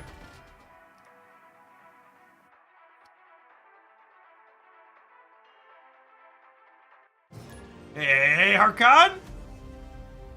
Love the 1 hour highlight for the Tribunal Marvels deck. Would love more of that stuff. Yeah, the 1 hour deck highlights on the Jeff Oakland YouTube channel have had pretty good response / metrics. You can expect those in general to continue some amount of days over the week.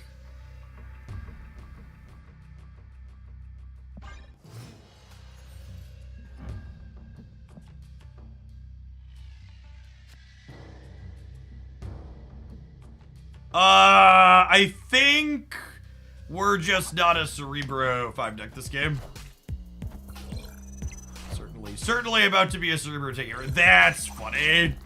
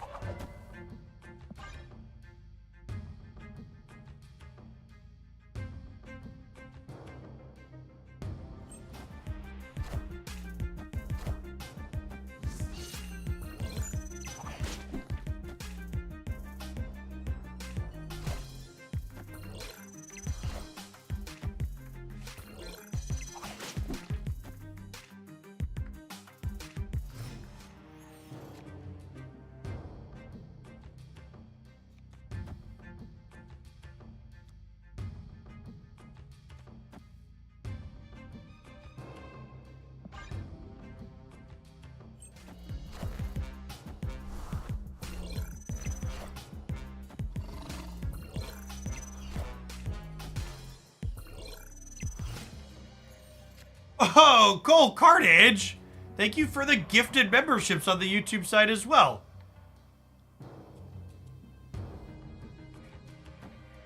Never expected, always appreciated.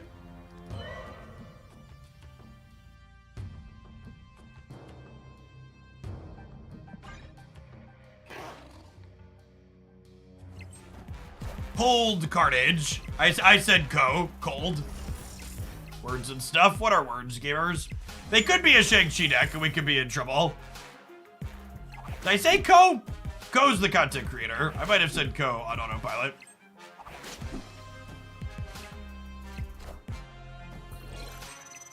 Friendly neighborhood Spider-Man here.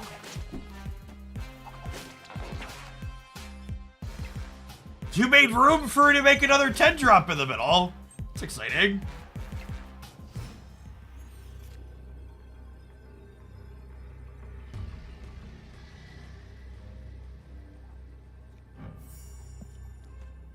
All right, shake my chi, Daddy.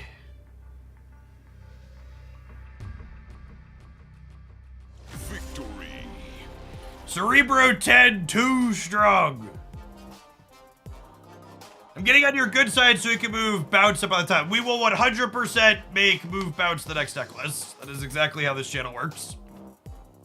We're gonna play this one for the next hour or so, and we'll make bounce move the next one. Appreciate it.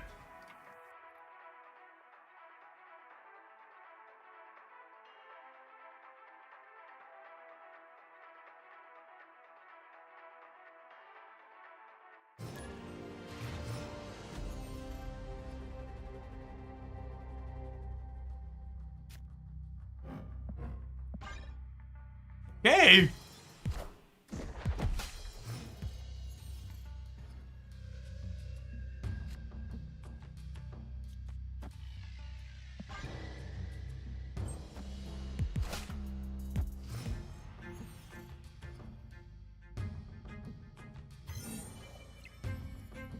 Opponent snapped.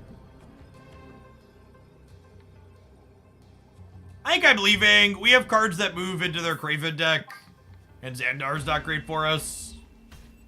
Escaped.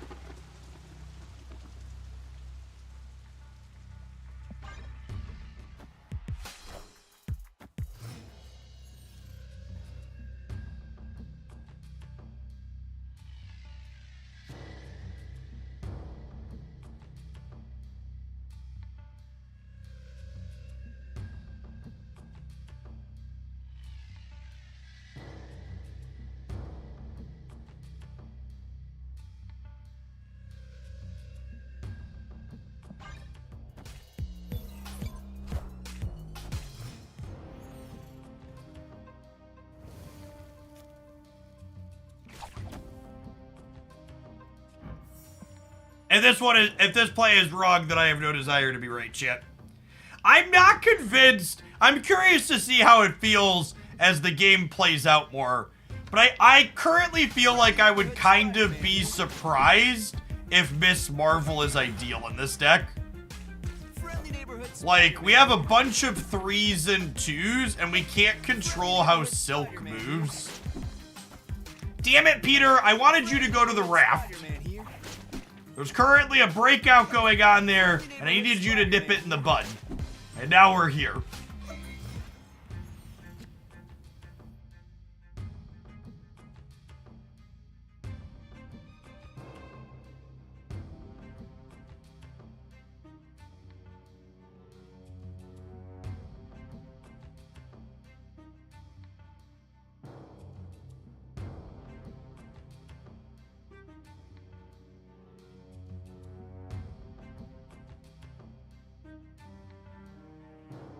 Why do you have 5? Because the first one leaves the bar and then the bar triggers and fills.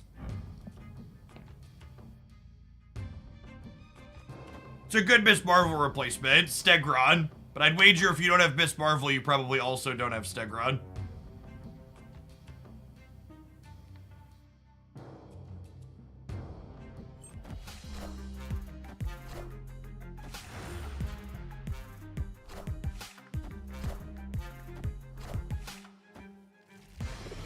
Oh, that's real good.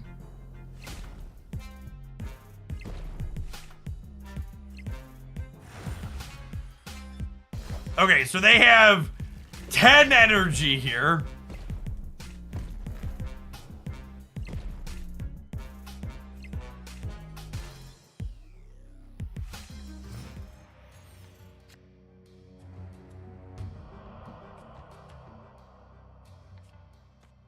All right, Chad, I believe.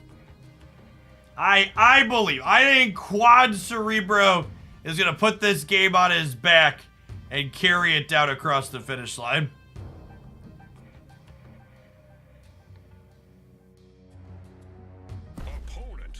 I'm staying. You can take my 4 cubes. We're making content here, Thor. You got me hook, line, and sinker, bud. Take me away and do with me as you will.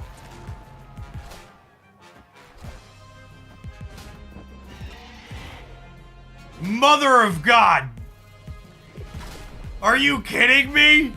Holy crap. Enough said, Bob.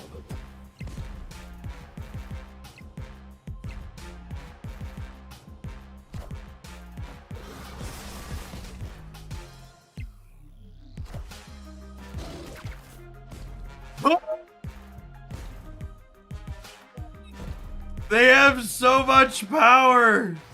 Oh no. Oh no. I tried so hard and got so far, but in the end it doesn't even matter anymore.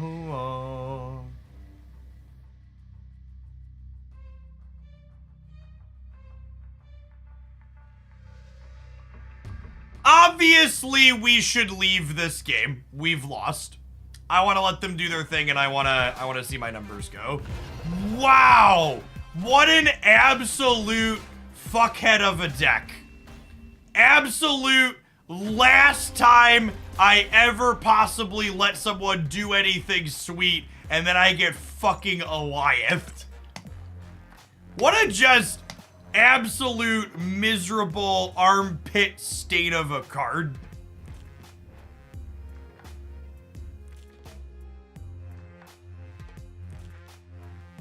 When you have like 20 energy and can do all the sweet things in the world, and you just play an Alioth. You have so many choices in Marvel Snap, just like you have so many choices on things you could be doing instead of watching these 2 minutes of adverts, like subscribing to my channel instead. Otherwise, we'll see you in 120 seconds. Don't go anywhere. If you're hanging out on the YouTube side, consider tapping the like button. Got 350 watchers and only 195 like button pressers. You're dropping advert over there as well.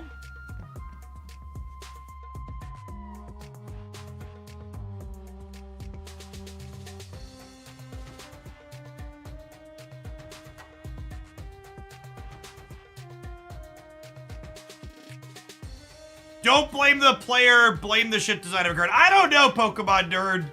I'm definitely the don't blame the player philosophy when, like, there's one overpowered deck and it's the only thing you could do with the poop state of a card. But, like, there's so many things you could do that are not Alioth that are powerful right now that I think it says a lot about the player if they're choosing to Alioth people at this current venture in time. Like, I'll fully be like, yeah, you know, do what you gotta do when there's only one competitive deck and that deck's kind of sour. But, like, we are very far from that juncture. Dowdy, thank you from the 11 months. Appreciate the primer. Welcome back. Sorry, to articulate what I was talking about before we got Alioth that was said. I would be kind of surprised if Cerebro 5 is genuinely good as the format matures, because in my experience, this deck list doesn't make meaningfully big numbers, and it's also not very disruptive. And like, those are like the two axes you have to operate on when you're playing Marvel Snap, right? You either need to make really big numbers, or you need to interact with what your opponent is doing in that same vein. And this deck list has like a small dash of disruption with things like Spider-Man, but it's really not a lot.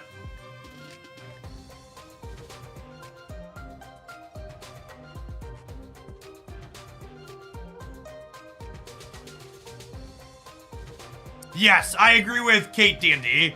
When Cerebro 5 was a real competitively viable deck, most of its power was based around the fact that it was playing pre-nerf wave. It was playing pre-nerf wave into a field where Mobius didn't exist. And what's it called? Cerebro 5 being powerful in that format was mostly a testament to the fact that pre-nerf wave just beat a lot of decks, that it didn't matter what your follow-up was afterwards.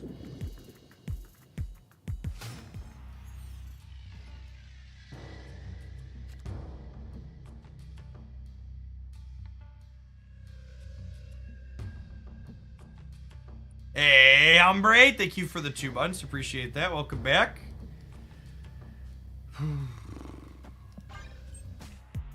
Alioth was 5 back then too. I think Cerebro 5 was competitive before Alioth was a card.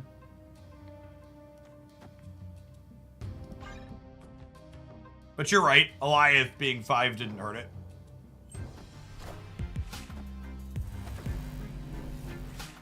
This build of Cerebro also having 0 ways to interface with problematic locations also doesn't feel great.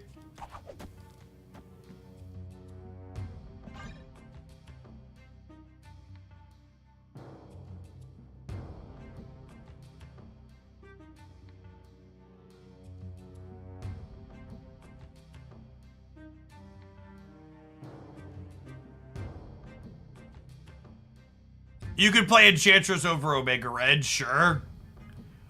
Oh, we do have Luke Cage for negatives, though. That's true.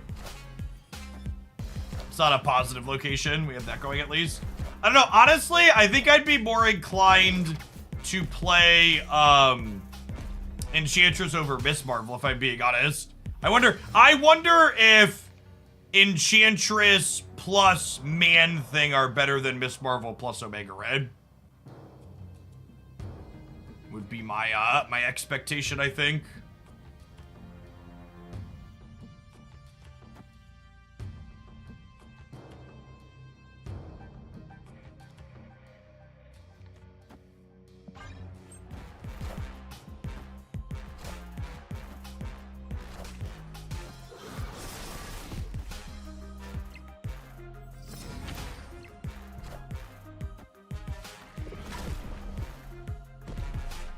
Hey, morning, Investigrade.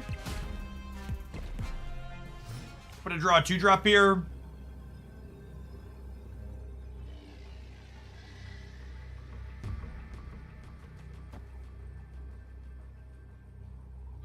Size the middle.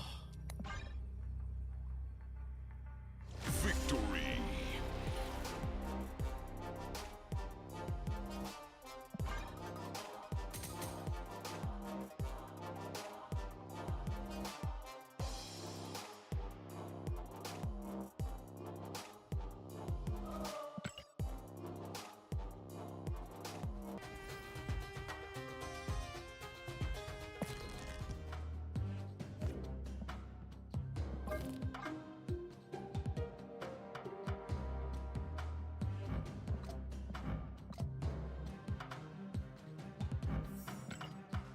At some point, we'll have to split our whale Enchantress, but she's so low down on my priority list. I'm also not a huge fan of the art. I'm a fan of my Man-Thing, though. It's pretty. He's pretty. Should I put him to gold border? This is my forever variant. Put him to gold border.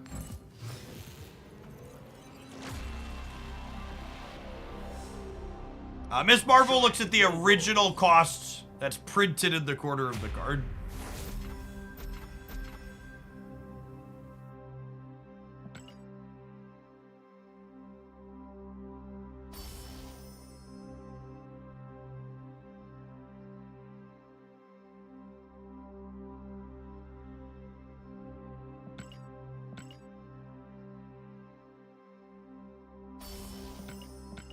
Holy crap, 33 Spotlight keys. Yeah, I'm down from where I was because I've been splurging on Spotlight variants. I got the one variant I wanted out of this week and only one key though, so it didn't cost me too many.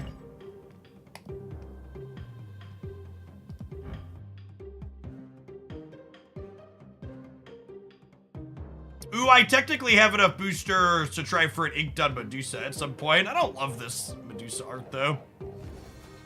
Add her to my list, but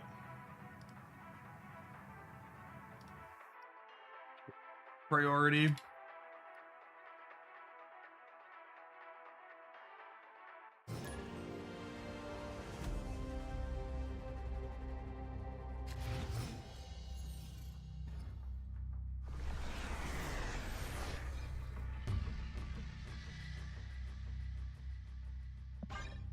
Okay, Mr. Cage is good into the Quantum Realm.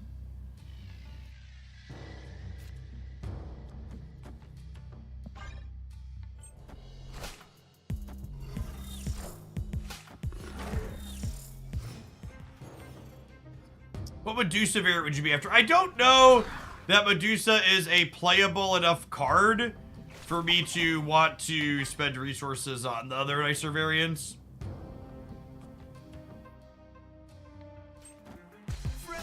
Spider-Man here.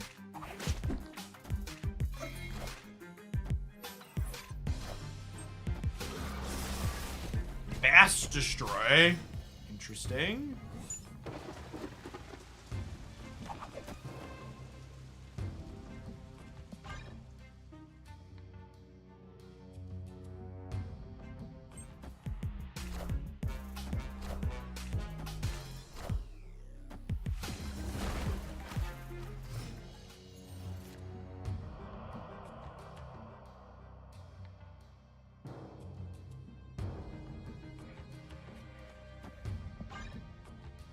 Think I want the raft. I think I just want to play Doctor Doom.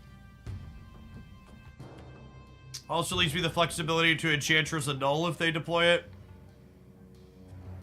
I'm notably not winning the right unless we spike a what's it called? A Cerebro.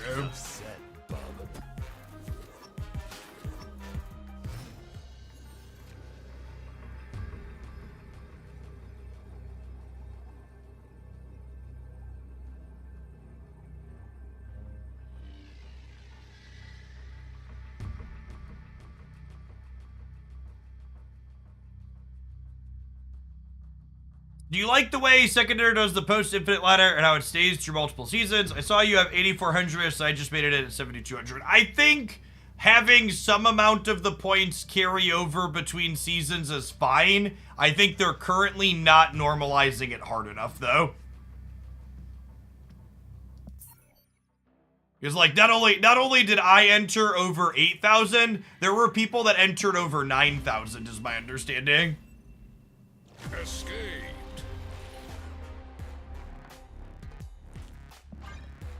Which is a pretty big delta. Like, I think in a perfect world, the person entering Infinite with the highest amount of stat points should probably be no more than like 1,000 points above the very lowest person. Can you Mystique a Darkhawk onto an Echo Lane? You cannot. Well, you can, but you won't be happy with the result.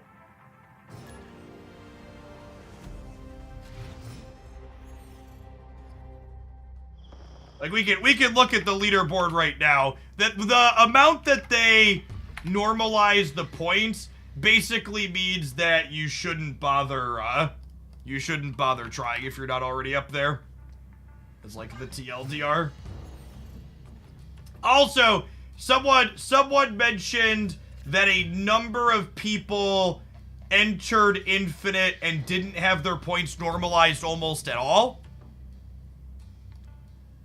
So, like, Lambie series is over 10,000 points here at number 1. I'm pretty sure he just didn't get adjusted and it was bugged this season. I don't remember exactly what he finished at, but I believe it was kind of close to that.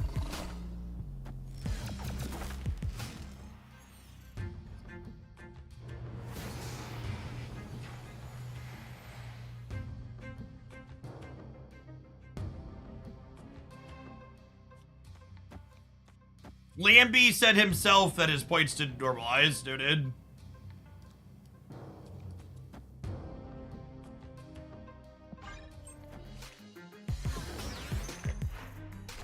So ultimately, the extra draw here and the Black Widow didn't matter because the Adelan's gonna reshuffle everyone.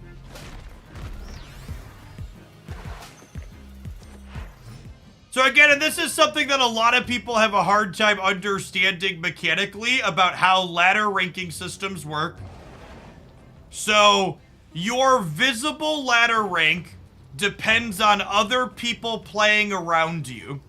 And what that means is if you hit Infinite early, your visible ladder rank is going to be really high to start because lots of other people who are going to enter Infinite with more snap points than you entered with are going to hit Infinite later.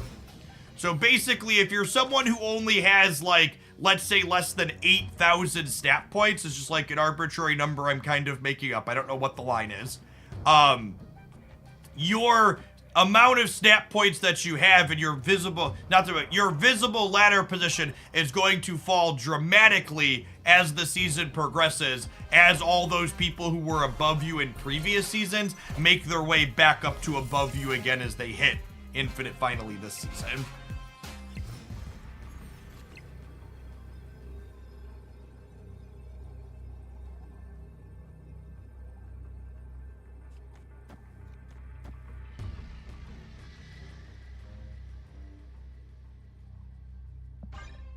You down to a Shang in the middle. Rip. And that's actually, it's funny. I was just having a conversation in DMs with someone else I know who just didn't understand that detail. They're like, why is my ladder rank dropping so quickly? And it's like, well, it's dropping because of this. Actually, the way this worked out, no, I don't think I lied to him. I don't know. We'll spew a few more cubes with this, but I think this is Cerebro 5 appearing at the top metrics on Untapped. I think is one of those things where it's just like, well, that's gonna normalize a bit most likely as more people start providing data, and it's likely an outlier. I entered Infinite at top 100 and now I'm almost 5,000. Yeah, exactly. And someone like myself who has, you know, over 8,000 snap points that I entered with, I'm going to drop less as more people enter because the majority of people entering Infinite later are entering with fewer snap points than I have.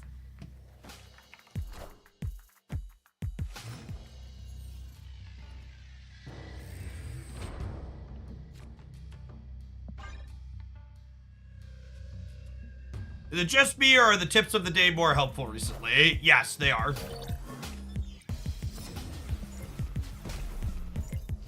Joe is Lokiing.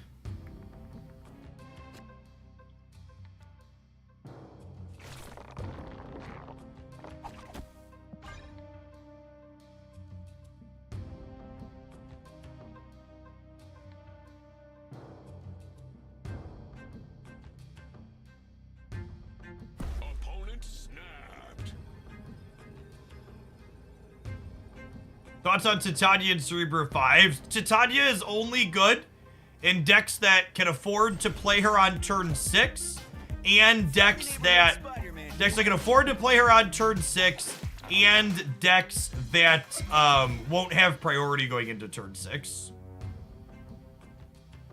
Oh, is my advert covering the rank? That's honestly probably a good thing. They're rank 8. For higher rank people, we're sure, but I don't need people making fun of ranks.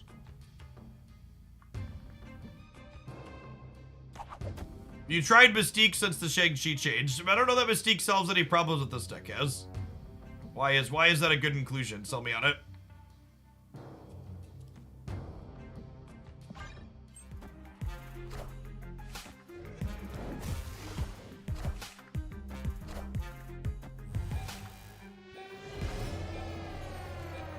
Oh, was I supposed to prioritize dooming on 5? Yeah, probably. Although they're also about to give me a bunch of discounted cards, right? So it's probably fine for me.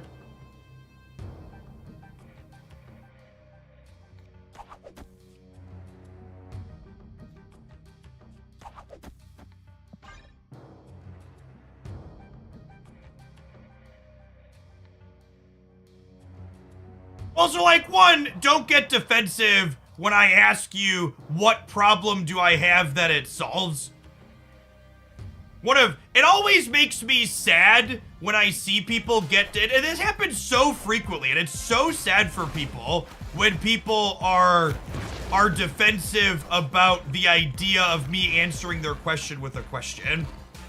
It means you've likely never had a good teacher in your life, which makes me feel sad for you. Answering questions with questions is what we call in the teaching space using the Socratic method. It encourages students to think critically about what they're asking and respond accordingly. And I get that on most other places on Twitch and in content spaces, you ask a question and then you get spoon-fed an answer, and that's the norm. But that also doesn't help you learn to think. It doesn't help you think critically about what's going on. Am I just supposed to doom the right, maybe? What does this do? This gets me to 10 here. Can they play more than a 5-power thing here? Yeah, they're gonna play Chavez here, right? What if I do this, and I grab Luke? If I grab Luke and I rogue it, I go to 10, and they go to 10, so we only tie?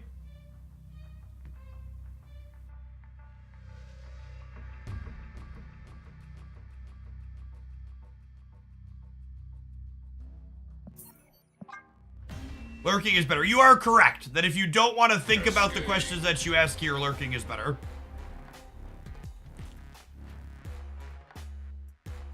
Yeah, this isn't even a guarantee, right? I'm checking to see if we have the option to flip a coin. I can't Enchantress middle chat, it's the vault. So even in a best case scenario where we win this 50-50 and then we win this 50-50, we're still not winning. All right, this deck is shit. We're done. I think I'm adding Cerebro 5 to the Cerebro 3 list, chat. I think I'm on a never again unless they meaningfully add a new card that actively solves a problem that we have. Just is not good or consistent. I think the assessment that the one time this deck was competitive was in large part due to the fact that it was a deck that could leverage playing Wave into Doctor Doom.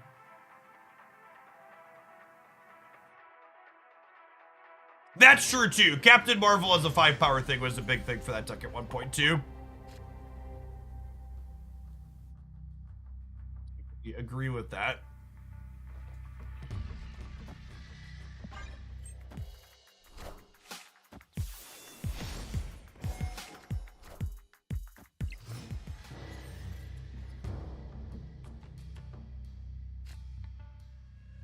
I mean, people hate the Socratic method because they'd rather be spoon-fed an answer rather than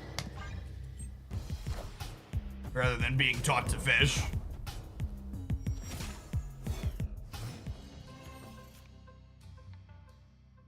Loosely speaking, the Socratic method resembles work, and people hate work. Am I getting Werewolf going, or am I beasting?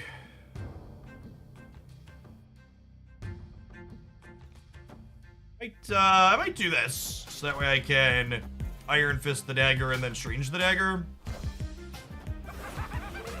Oh, that's super sad. Really wish I would have Werewolf now.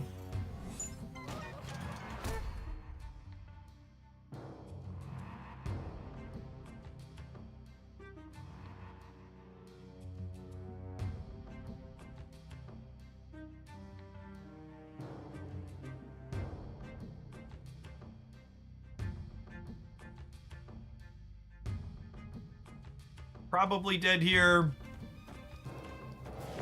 I need them to play a card here. So that way this can pull, Doctor Strange can pull dagger. Yeah.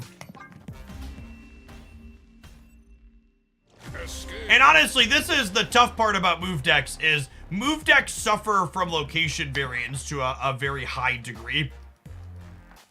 Location like Kiln, or someone creating something like Storm, takes a lot of your cards and pushes them into the non-functional range.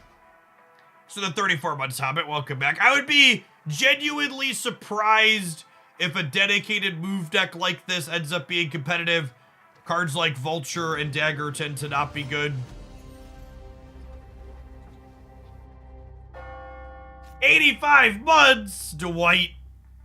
Thank you for the absurd duration. Welcome, welcome, welcome back to one of Hoaglandia's OGs. Flame on!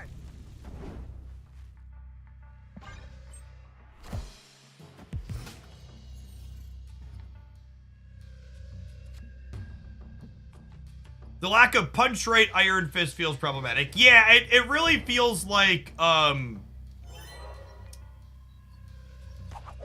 it really feels like this deck, I feel like Iron Fist needs to be on reveal, if I'm left, I punch right, and if I'm right, I punch left.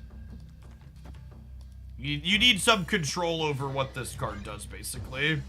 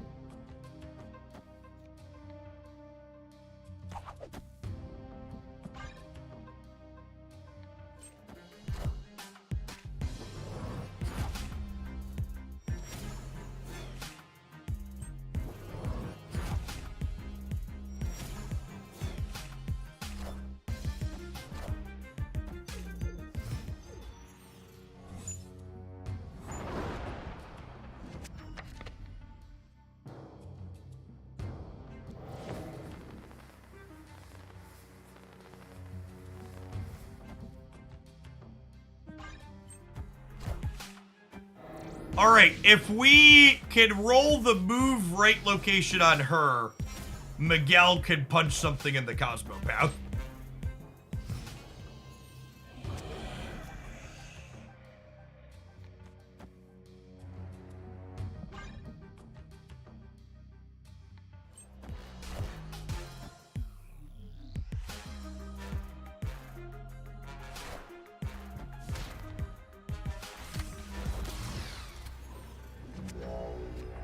They're playing Wasp, really.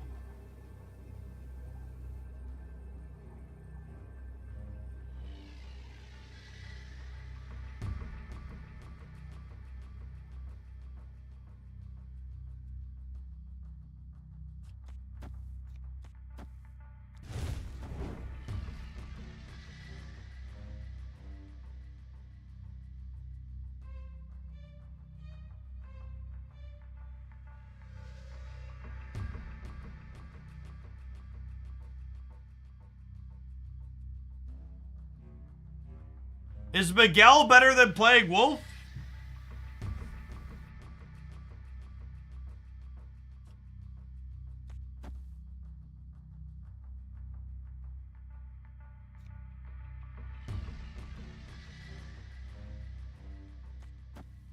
I think I have to fight for mid because I can't really put stats into the right.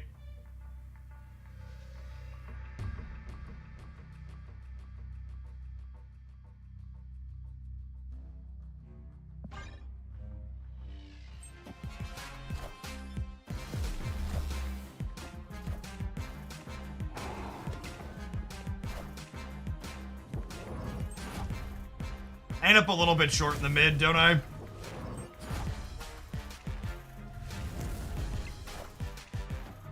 You're getting torch back with that order. No, there's a Cosmo in the middle, chat.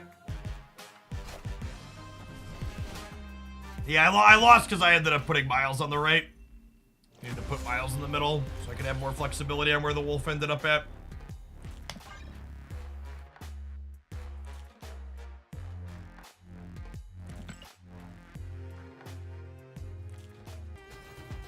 When did Werewolf get a new graphic? Last patch.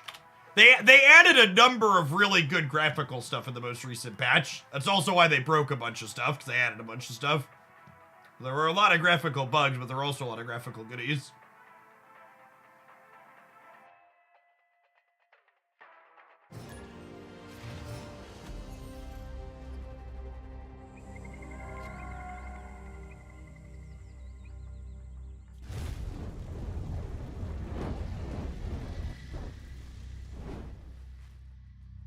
Chill on this for now, because if I draw Iron Fist, it's better to wait. I also might want to wait to Torch Ghost Spider after I Werewolf, and see how the rest of our hand shapes up here.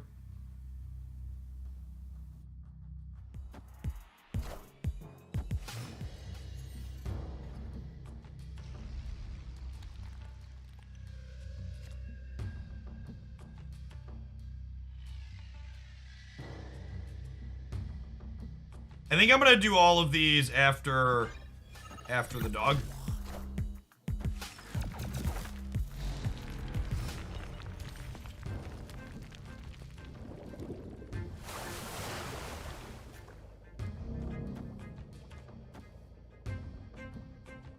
A rock.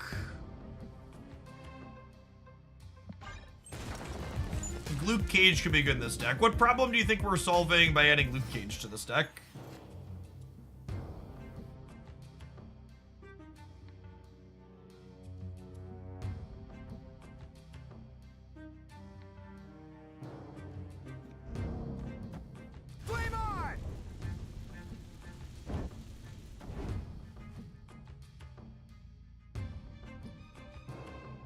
So Iron Fist, Torch jumps here, Dog jumps here,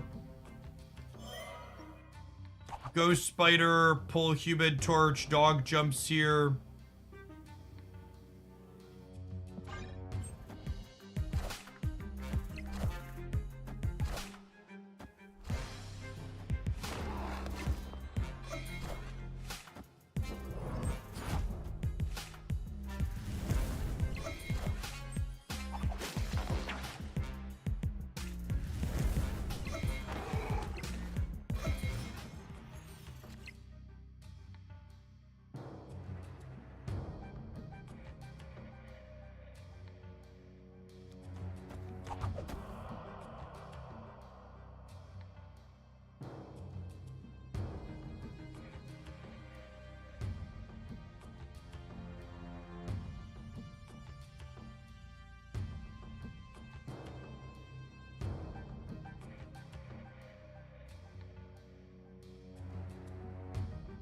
I think I do this because it moves the dog.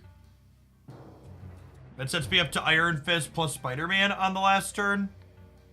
I guess if I do this, I can Torch, Spider, Wolf, and Spider-Man. But I probably want to put Spider-Man into this path. And if I want to put Spider-Man into this path with Ghost Spider, if I want to put Spider-Man into that path with Ghost Spider, I wouldn't be able to pull the Wolf here as well if the rock is still there. So I think this is ideal.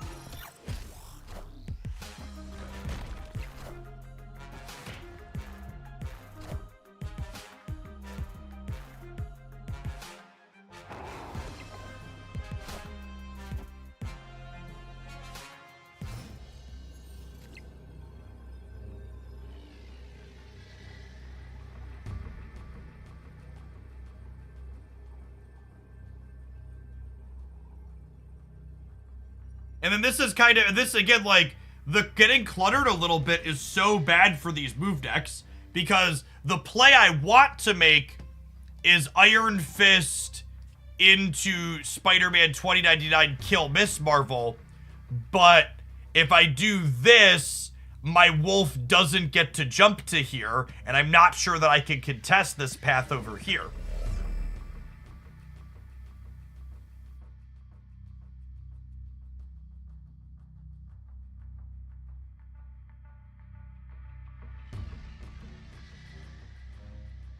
Rock left lets me Iron Fist mid. Yeah, but then if I Iron Fist mid, the Wolf jumps here, and then the Spider-Man 2099 can't jump middle, chat.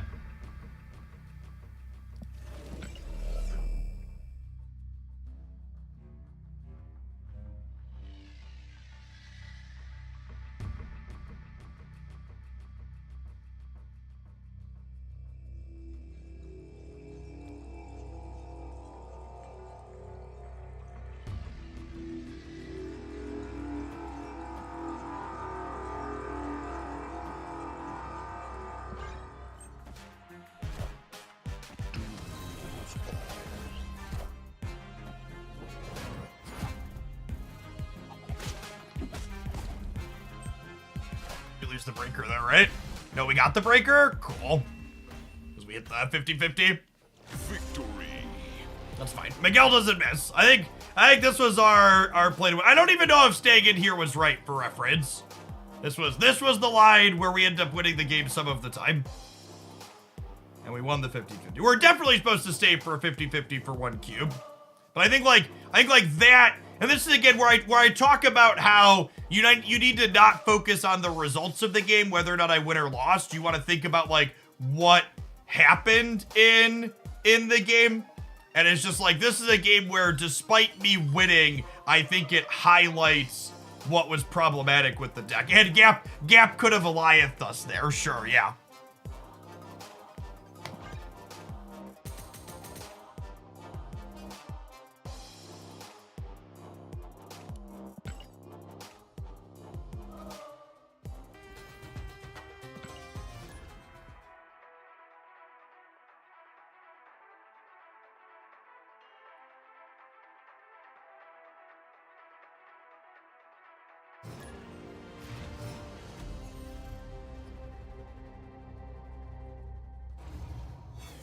And you know what, that game just made me realize I forgot to schedule my video from my editor that I got a little bit late this morning. So let's hit publish on that on the Hooglandia Stamp channel.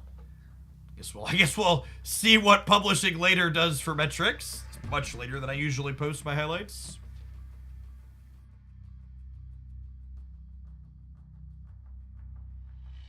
Okay, so we'll Iron Fist right, and then we'll Vulture into the middle, and then we'll Ghost Spider, pull the Vulture, plus Beast here on 3 with the extra energy from the Superflow. Thanks for the third of a year, Siblios. Appreciate that. And then obviously everything that I just talked about there depends on this location not being terrible for us. And then there's a miniaturized lamp here, right? Like going back to talking about the kind of fundamental reason these move decks aren't competitive. Locations like miniaturized lab being in the center are a significant portion of the, well, we're just dead now feelings. Ooh, that's a pretty good one for us.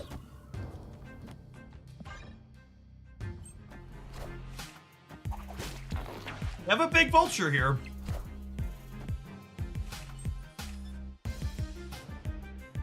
Yeah, this one honestly is, I agree, potentially one of the absolute worst of all of them. Because it, that was a Teenage Warhead there, by the way, for those wondering. Because at least the other ones I could, like, Iron Fist into.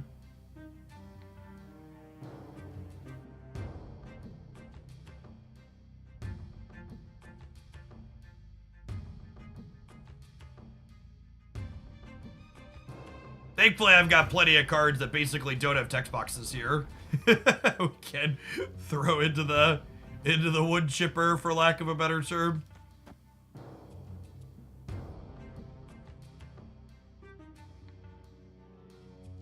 Hitting miniaturized lamp and then randomly queuing to the one-person Jean Grey so my Ghost Spider can't work is also not a wonderful experience.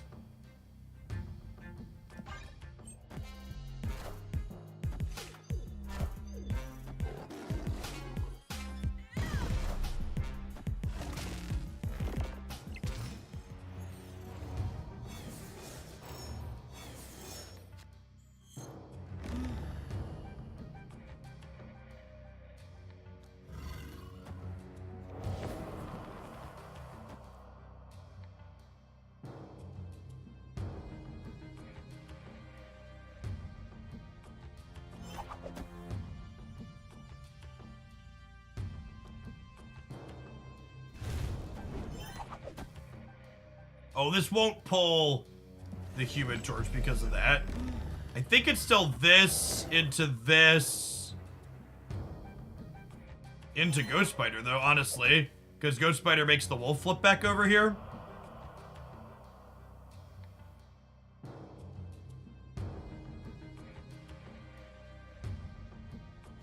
So I keep Ghost for $20.99. That's a good shout.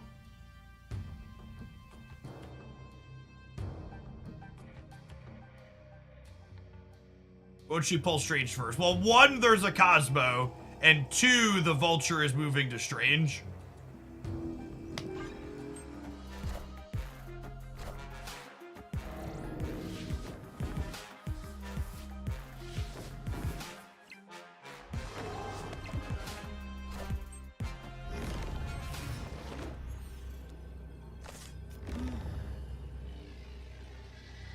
Of all the plays they could make, that was certainly one of them.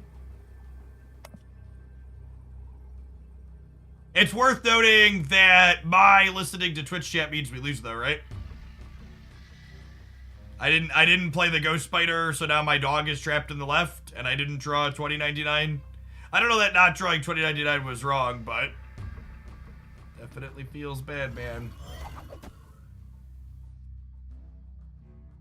And we just get Alioth now, right? We can tie right, can we? No. Not through Alioth. I can tie right through non-Alioth. With the Demon Utah. I had some fucking optimism, gamers. I don't know what game of Marvel Snap you've been playing. This beats not Alioth. Let's spew a cube.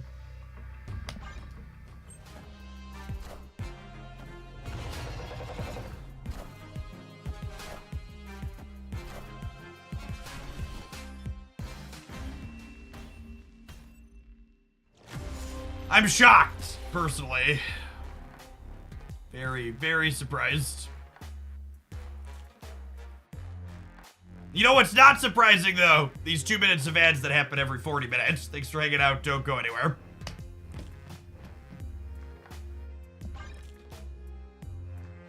We'll give this one a couple more shakes when we get back, but I think if Doctor Strange is going to be a competitive card, it's probably not in a dedicated movement deck like this. It's probably inside of something like the deck highlight that I posted today, where we're just like using it as a utility piece to move Dr. Octopus and Spider-Man 2099.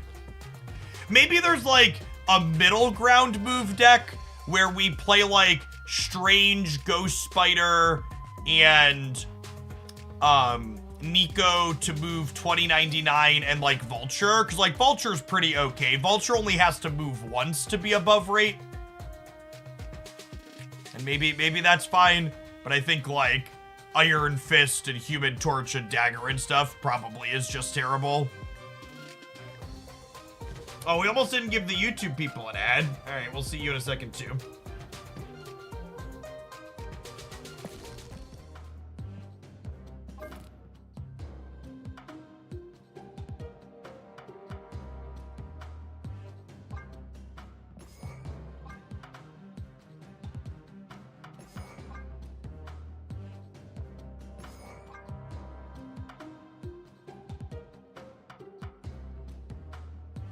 Any recent change to streaming on YouTube too, because Twitch changed partner contracts, so we're allowed to multi-stream.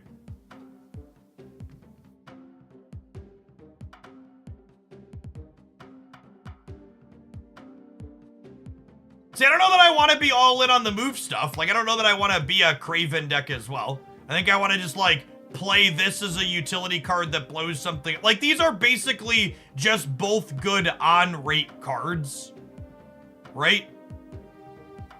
Like, if Spider-Man kills a 3-power thing, he was a 4/9, which is, like, a good rate. And sometimes there's random utility and does more than that, right? Like, I think, like, this could just be, like, a 4-ish card package we slot into something else.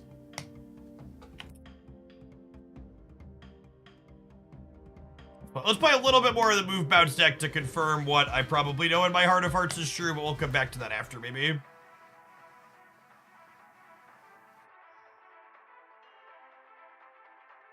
Does the meta change a lot? Well, we just had one of the bigger over-the-air updates we've had in recent memory yesterday. I don't know that the metagame has changed so much as, there's that. Yeah, I think the rescue deck we were playing yesterday was great. I'm probably going to have that be one of the highlights later today. God, these locations are just ass.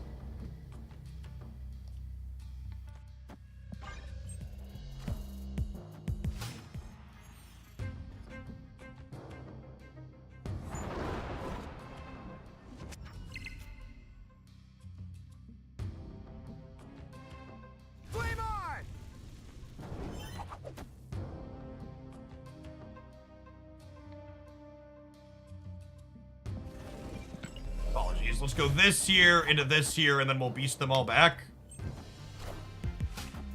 Maybe Darren's playing something that can get rid of Mindscape, but I think the last couple times we played, he was not.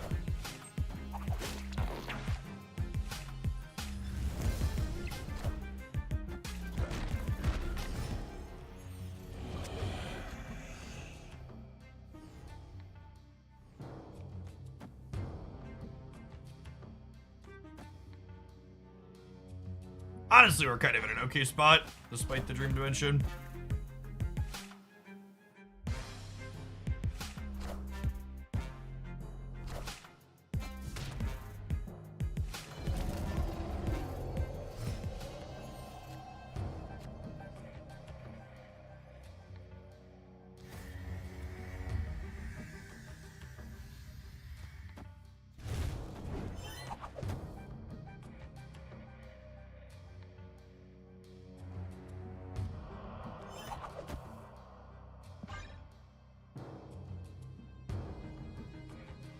Are you pushing your OBS to publish to both YouTube and Twitch? Do you have any experience with any network slowdowns? No, my internet connection has a lot of fiber in its diet. There are some third-party services that allow you to send a single stream to a third-party service, and then you depend on that third-party service to publish to multiple streaming platforms for you. But as someone that's doing this as my job, I don't trust a third-party service to do that. I would much rather just depend on my fiber internet connection, which is stable. So, like, yes, to upload to both platforms I'm streaming to, I'm using double the bandwidth, technically.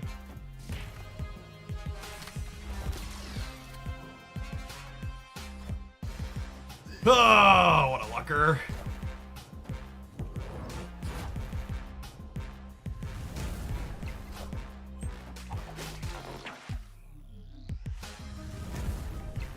Hopefully they're giving us a Shang-Chi, otherwise we're dead.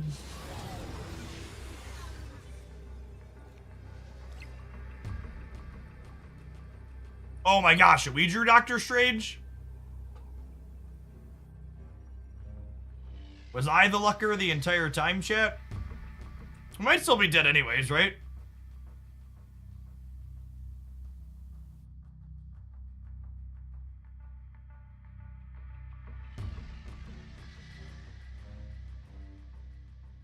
Are we?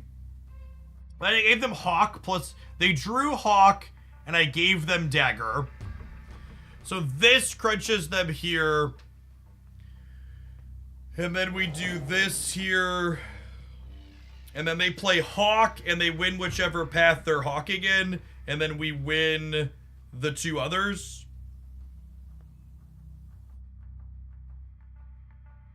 Right? They Hawk here, they Dagger here, we win. They Dagger here, they Hawk here, we win. Because they might... Yeah, they're just sleeping. I was making sure there aren't any permutations I'm not thinking of. If they Dagger left, we lose. Oh, Dagger right would have beaten us actually because of the Miss Marvel, right?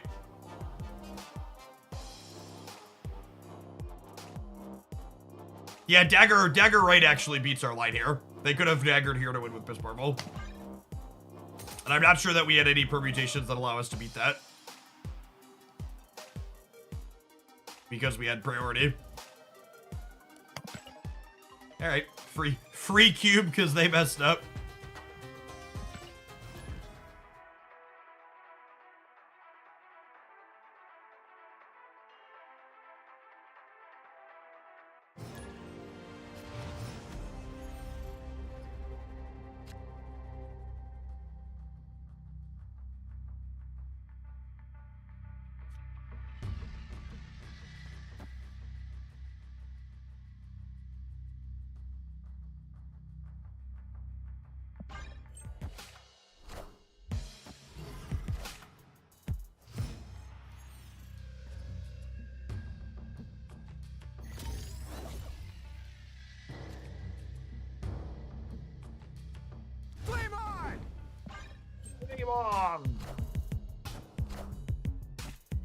Windjet Sunspot, probably the She-Hulk pile of cards.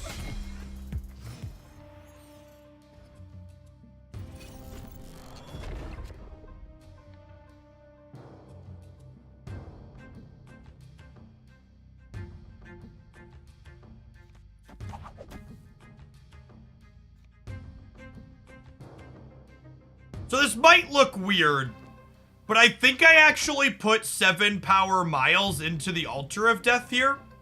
Because what this allows me to do is have enough energy on 4, so I can go Human, Iron Fist, Human Torch, and Beast, and then pick up all 3 of these. So that way on 5, I can do this, Falcon them back. So I'm giving up 7 power here, but I'm getting an extra Iron Fist, Human Torch into my rotation by giving it up. Which nets more than 7 power.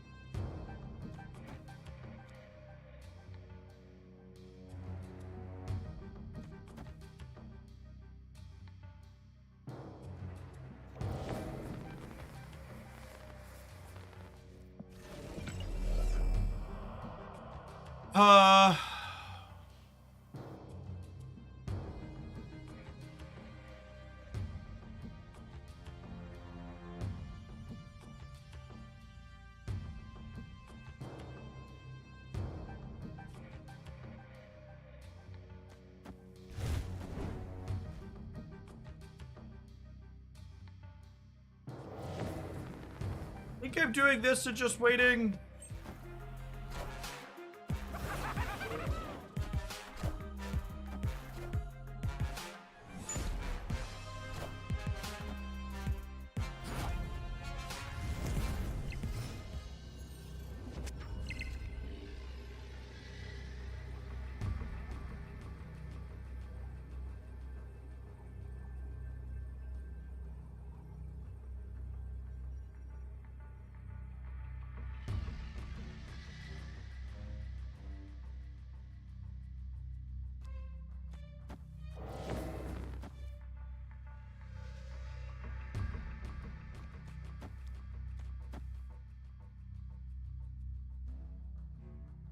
This pulls this, and this jumps, and then Nico goes here.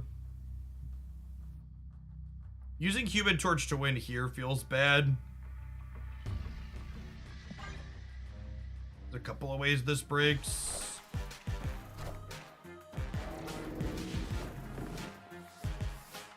Using like a Doctor Doom here, because it'll put points into the right.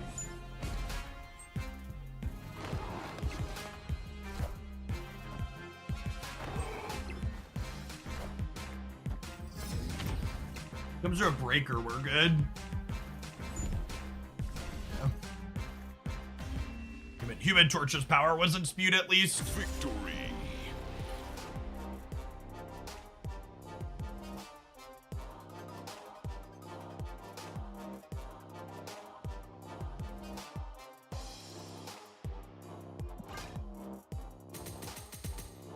A Worrying Drake? Is Werewolf by Night or 2099 worth the tokens? I think Werewolf by Night is a very good playable card that you're interested in playing. It's a fine card to pick up. I would definitely not recommend anybody buy Spider-Man 2099. Hey, Siblios. Thanks for the 3rd of a year, by the way.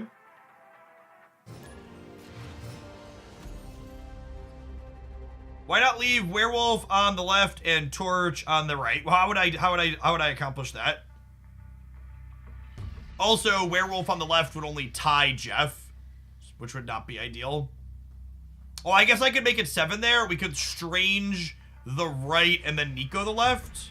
That might be fine. Fleckerman, thank you for the 3/4 of a year. Welcome back.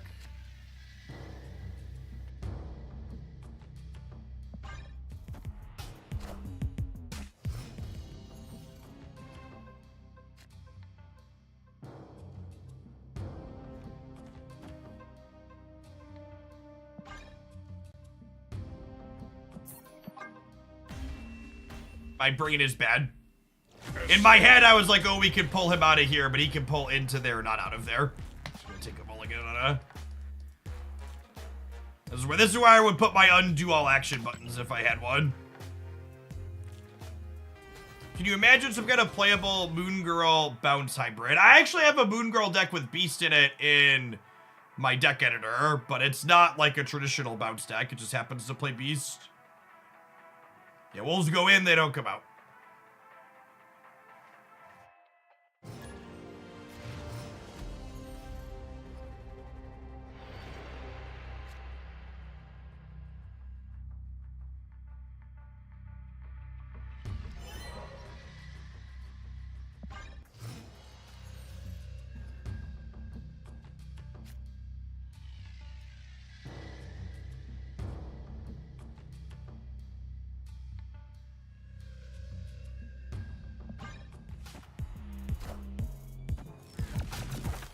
That doesn't matter, I have all the cards in my hand. We're kind of just like waiting to deploy them out in order.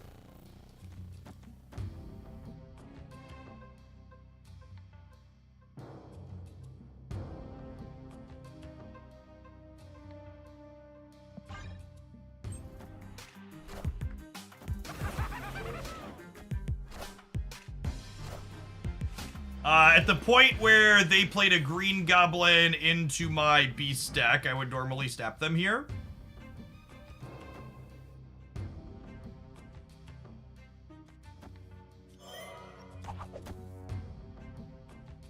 Oh, I guess this fills here, though.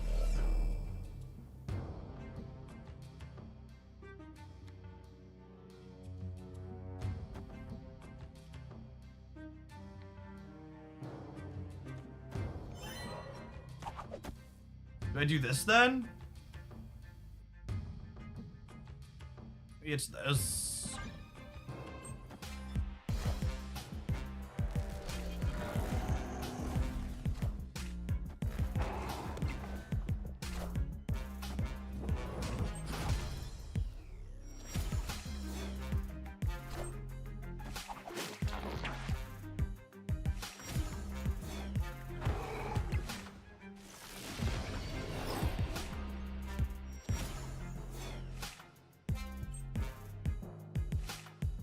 Falcon would be a nice draw.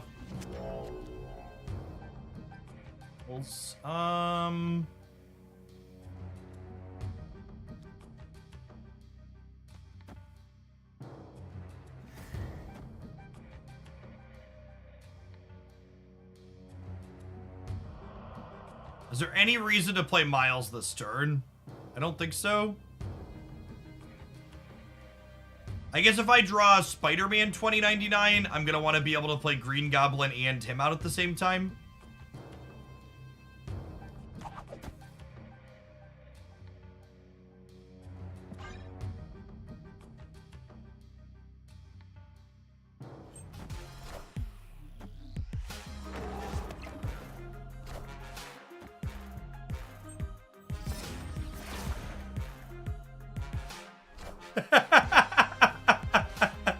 Well, shit.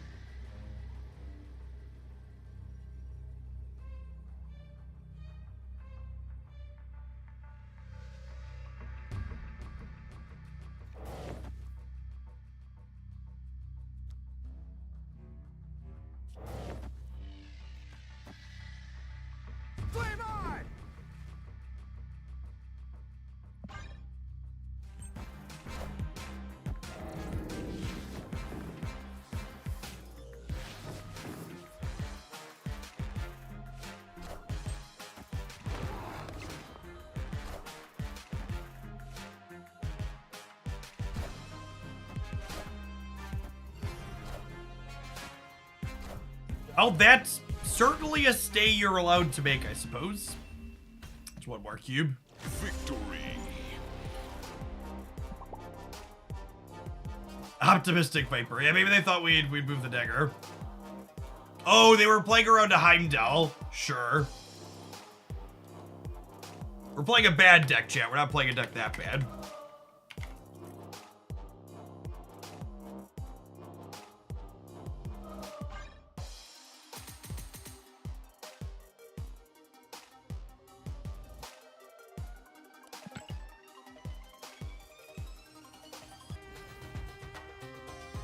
Falcon from Tunnel could have gotten us, that's true.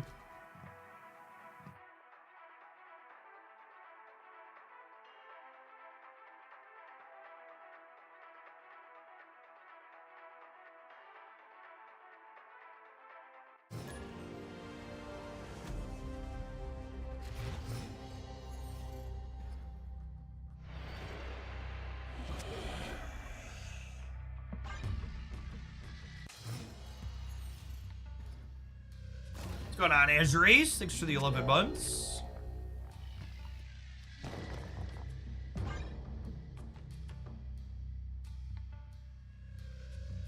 Opponent snapped.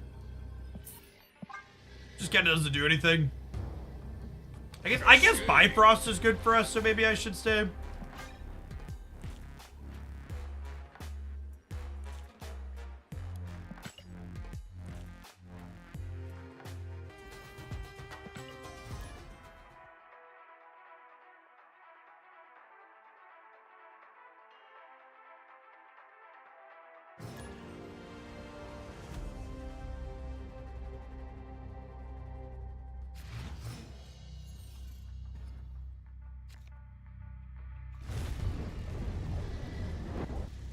I mean, this is a curve we get to do now with Doctor Strange, right? That wasn't a thing before.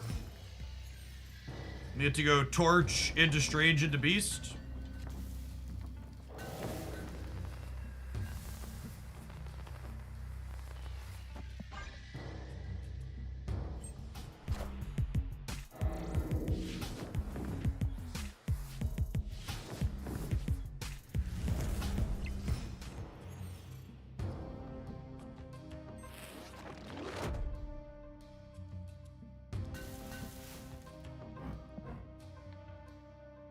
Worst location for us.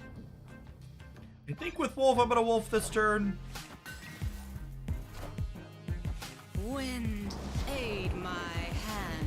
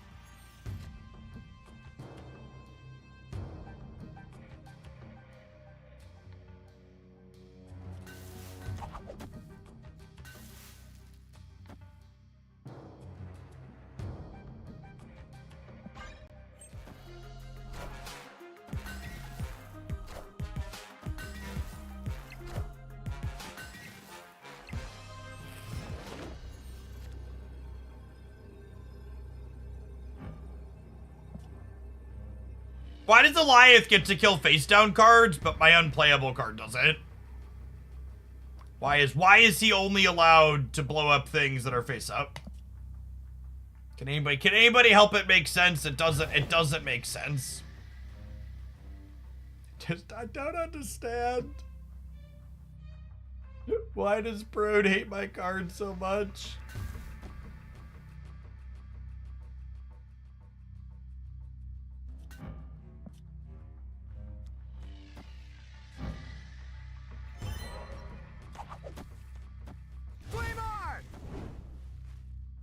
Oh, this beats an Alioth, right? Because we have priority. It puts Miguel into the right.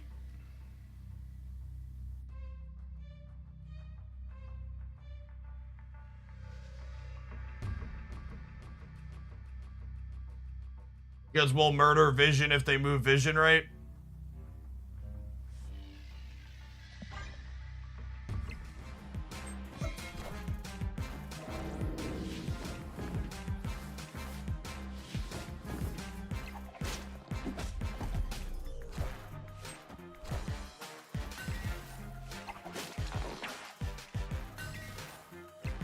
Oh, you know what? I should have switched these. I should have put Torch here and then put Nico here so I could pull the dog over.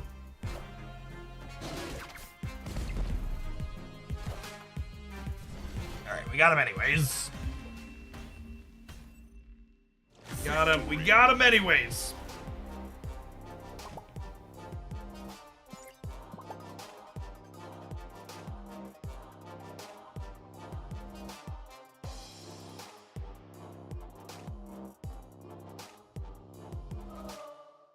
You strong man on YouTube yet? Thanks for the half a year, Mr. Kelly. I have not found a strong guy deck that feels playable yet.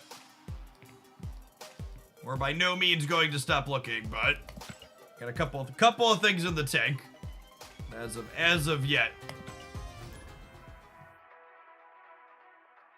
It's so wild to me how I feel like my brain must work differently than a lot of other people, because like the number of times I'll like tune into a Twitch stream and someone's playing the same deck, and then like I'll bounce for a little bit and come back a few hours later and they're still playing the same deck. I just can't do it.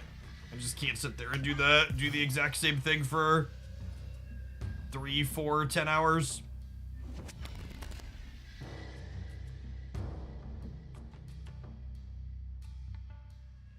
My drawing cards with Nico. Opponent snapped. I think so.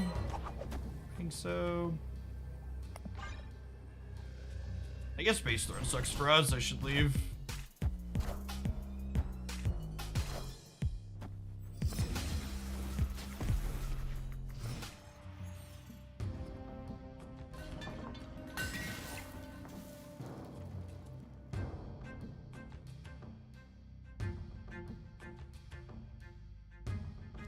Yeah, should have left, gamers.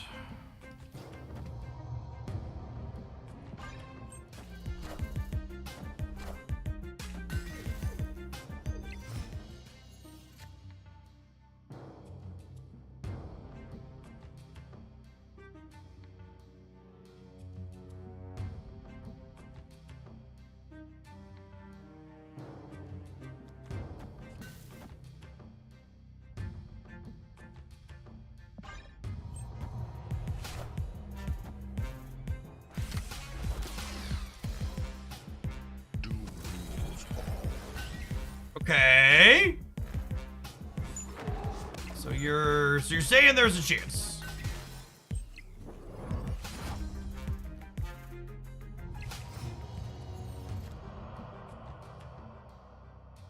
What are they playing Ravona for? Purely to make Darkhawk cheaper, I think is it basically.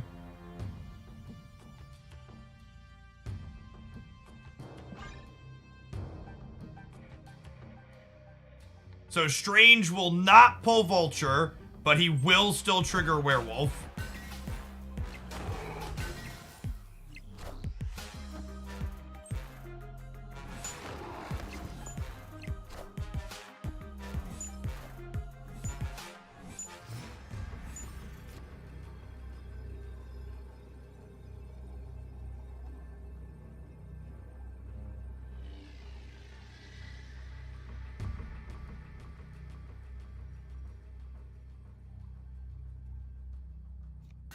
This is my biggest unreveal. It jumps the wolf over.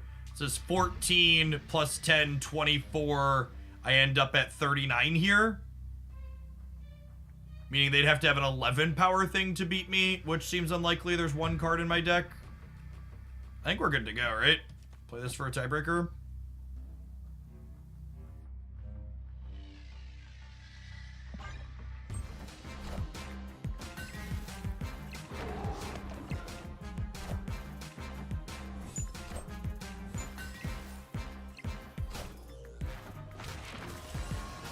Okay, we got the Omega Red matchup on lock.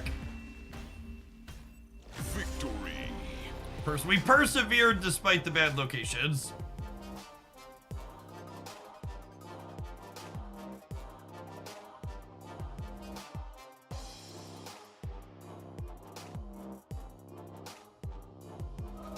What are your thoughts about Monkey Bounce? I don't think Monkey Bounce is remotely good. I think even under ideal circumstances, Monkey Bounce has a worse power output range than Elsa Bounce and Wolf Bounce and even Collector / Bishop Bounce. And I think in the non-ideal circumstances where currently live, Hitmonkey is largely unplayable into all of the Alioth and Professor X people are currently playing, and Storm. Storm, Alioth, and Professor X are all terrible for Hitmonkey. I think this is arguably, it feels like the metagame is the most hostile to Hitmonkey it's been in a very long time.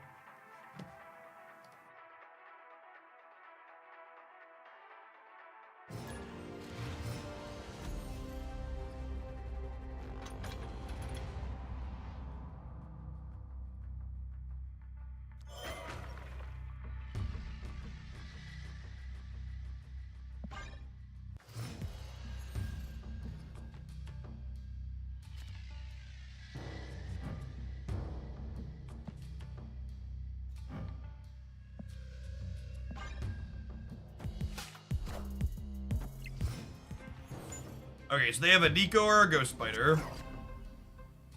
Ooh. That's a piece of candy. I would snap here if we were playing for keeps.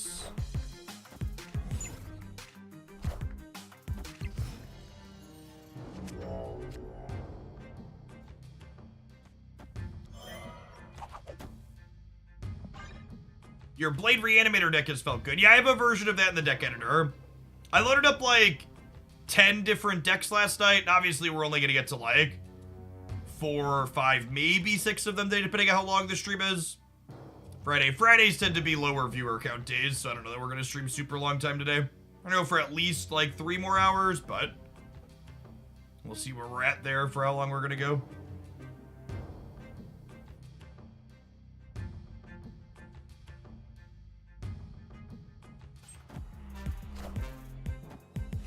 Christy and I are going up to Chicago this weekend to see Beetlejuice on Broadway. We gotta get some stuff done around the house before we leave for that.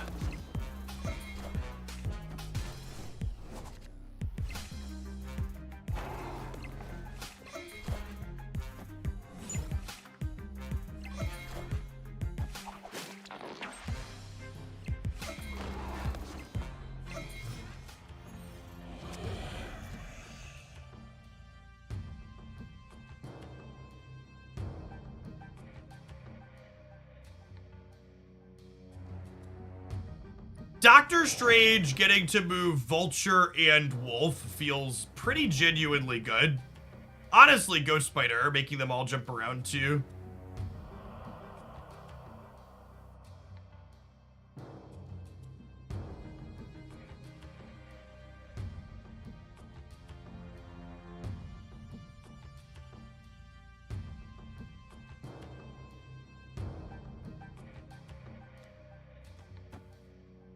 I think I'm saving Miles for next turn.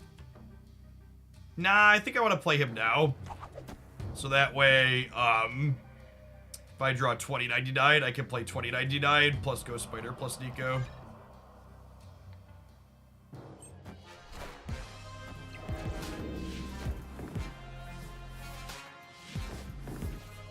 Our series drops returning. Second Dinner has been completely radio silent on if/when series drops are returning. When they initially canned series drops, they promised us that they would come back. But if I'm being completely honest, they've been silent long enough that they've kind of lost my goodwill on believing that. They really, really need any amount of communication at this point.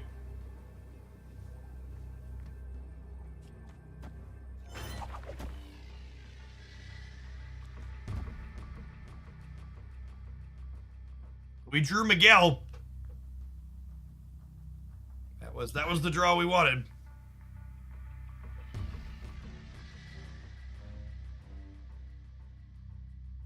We're a coin flip to murder their wolf on the left. They did Loki us with Quinjet in play, though, so they have 4 of our cards that are really cheap.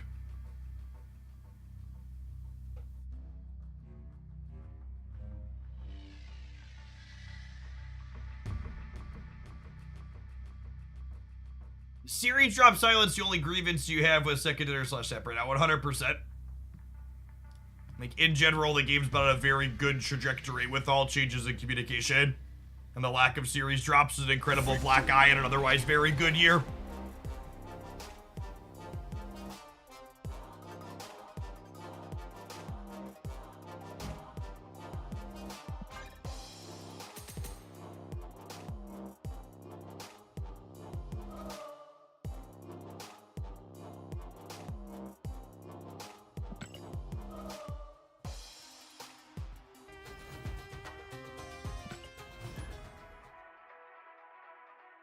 Their brain's probably a little bit all over the place from seeing move cards in their hand.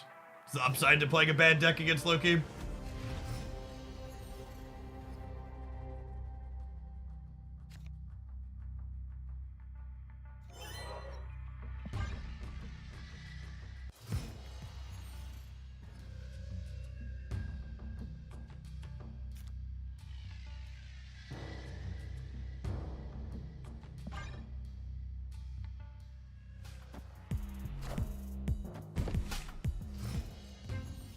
If I don't know what I'm doing, how is my opponent supposed to know? Asking the real questions.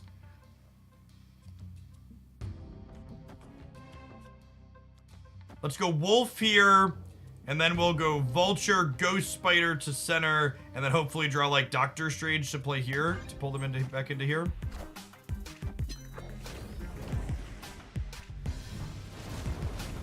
How big of a monster do you have to be to have the option to get rid of Dream Dimension and choose not to?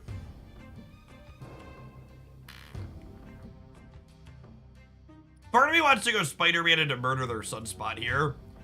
But the Magic Sunspot deck is on average an Armor Cosmo deck, so I think I just need to get this in while the getting is good.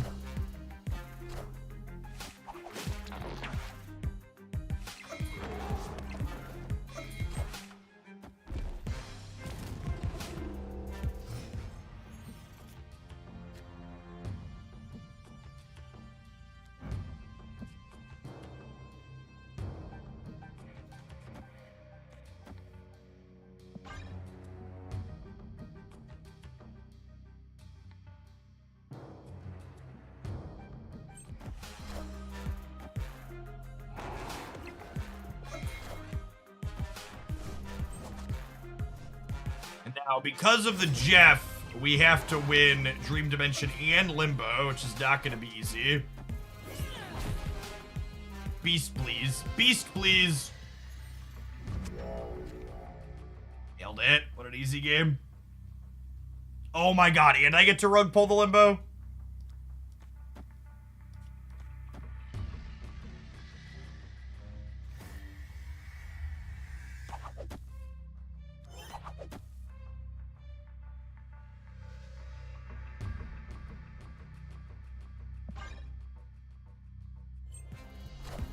Oh my god, they full pass. Get scammed. Oh, yeah. That's the good stuff, gamers. That's the good stuff right there.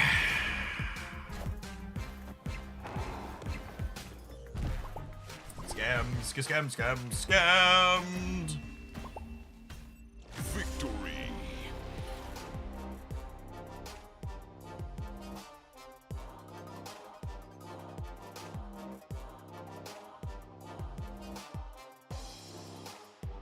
You know what's definitely not a scam, chat? The things these wonderful adverts are trying to sell you. When we get back in 2 minutes, we're going to kick off with a different deck. Thanks for hanging out. Don't go anywhere.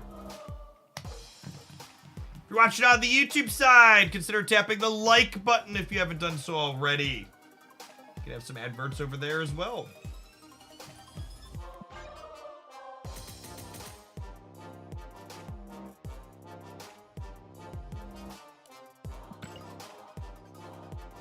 Disclaimer, these ads could be a scam. No, I don't think any crypto platforms are advertising on Twitch still.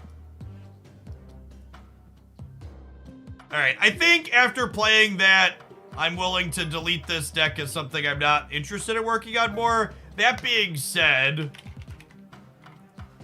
this core felt good with, like, this felt like the good cards out of what we were doing there. Honestly, maybe Beast as well. Beast has a lot of random utility. Also, yes, I have a slight addiction to playing with the card Beast. Don't judge me. What if I did this? What are my last 4 cards?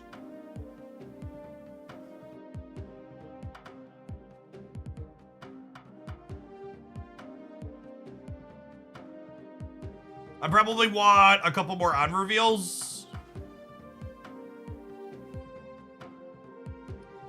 Is the answer just play Darkhawk? It's so boring, but the answer is probably yes, right? Am I a bad bounce deck at that point? I'm probably a bad bounce deck, right?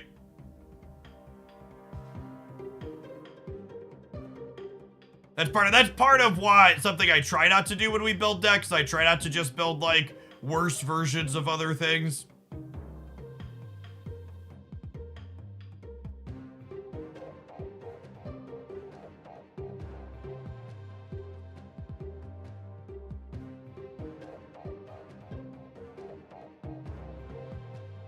Thanks for the Marvel Dice Store tip. Played it with the kids yesterday, and it was a lot of fun. Yeah, it's a great group game. It plays one-on-one well, and it's also a decent group game. I'm gonna stew on this. I think this is something that I want to cook on for a little bit. I got a bunch of other decks queued up here.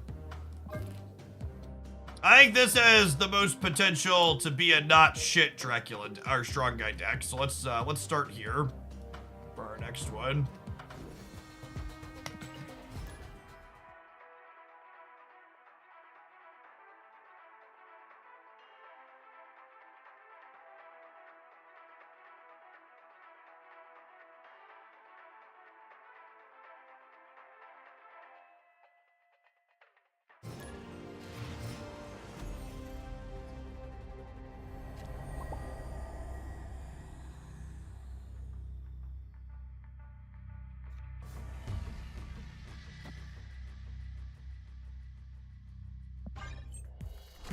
I think Dice Store is a solid one-on-one game.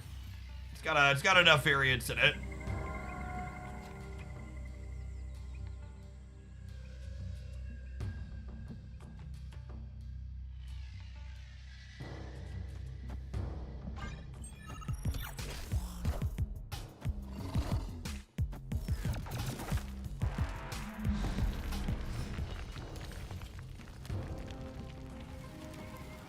This just in.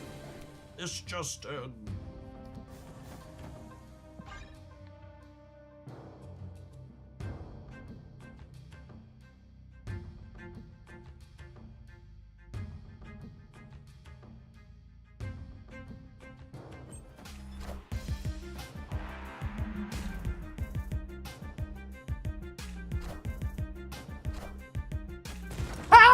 bugle gave them their own bite.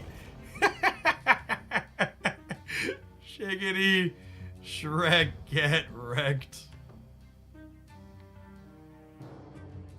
This is one of the things I'm actually a little uncertain of in this deck, is I'm not sure if Black Knight is good with Strong Guy.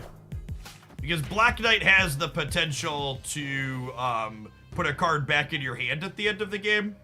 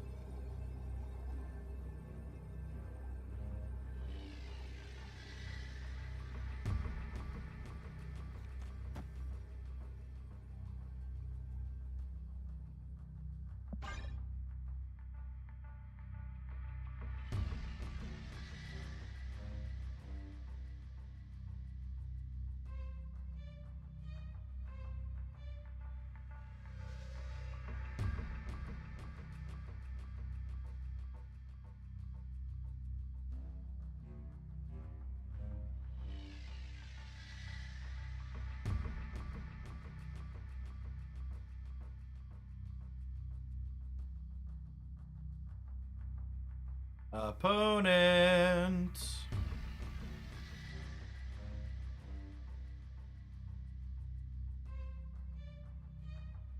Hey, thank you for the command cleaning, Marty. It's one of those things that I like. Intend to do at various points in my life and just haven't gotten around to. All right, 66% of the time it works every time.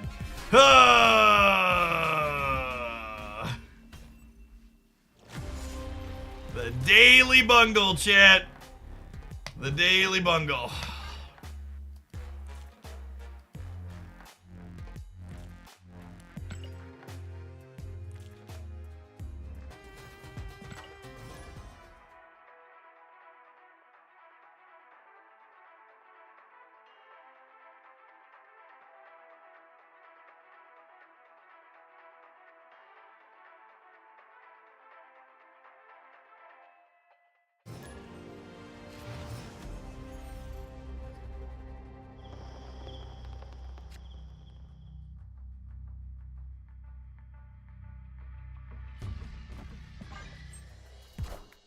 Great, one Magento or Infinite, please. Dang it, Bobby.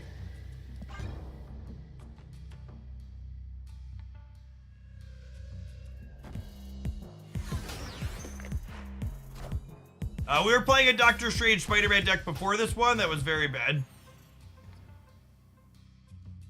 I don't know if that's the answer you're looking for, but...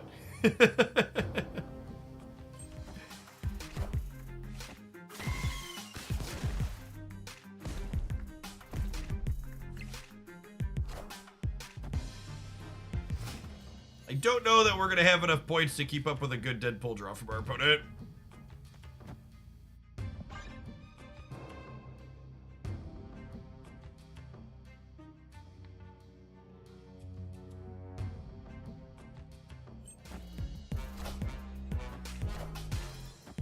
No Venom at least here. They're building up a big null though. They can also have Venom this turn, I suppose. Alright, that's a big one for Strong Guy. Am I supposed to play my other Strong Guy out over here to be able to play for all three? I think I need to play for all three because we're going to lose the null path, right? Or the Deadpool path that they're building up. If they have Killmonger this turn, we lose the Black Knight, which is problematic. It's Killmonger. Rip.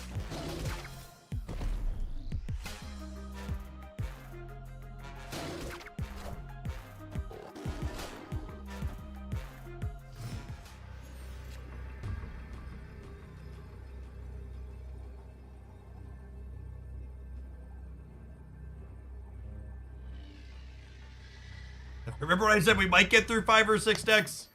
This one might be a fast stint. Escaped.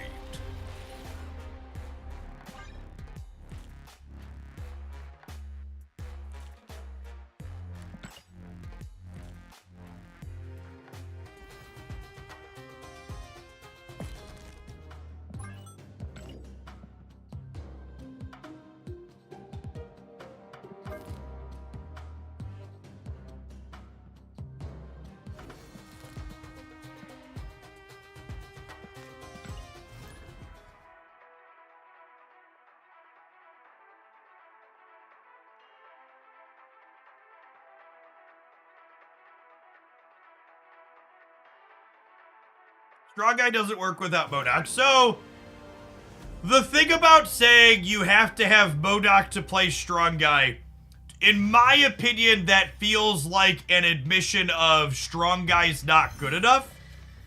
Because if you have to play MODOK for Strong Guy to be good enough, there are better payoffs rather than just having Strong Guy, right? Like at that point, I'd rather just play the traditional discard deck.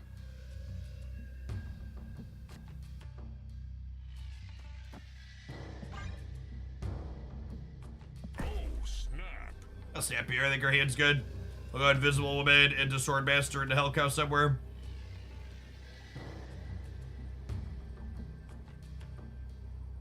Strong Guy is definitely not good. I think anybody that's telling you with certainty the card is not good less than 24 hours after the card released is probably someone you should be cautious of taking advice from when it comes to card game power level.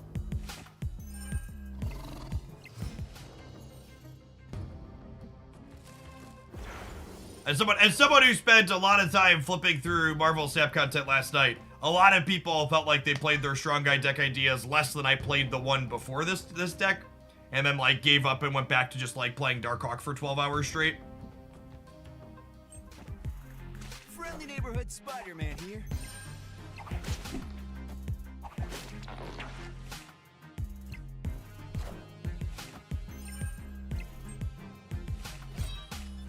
Hands up. Opponent snapped.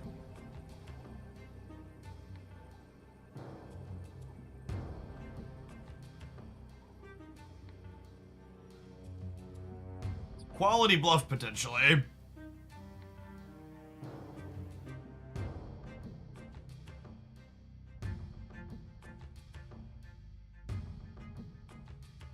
The second dinner realized that stats weren't Strong Guy's problem. Do you, dear Twitch chatter, not realize that Strong Guy literally was an S tier card during the closed beta with a different fucking stat line? Escaped. Obviously you don't. Otherwise you wouldn't have made your statement that's objectively wrong. Now, is a 3-9 strong guy enough to potentially be competitive? I don't know. It might not be. We're gonna take some time to figure it out.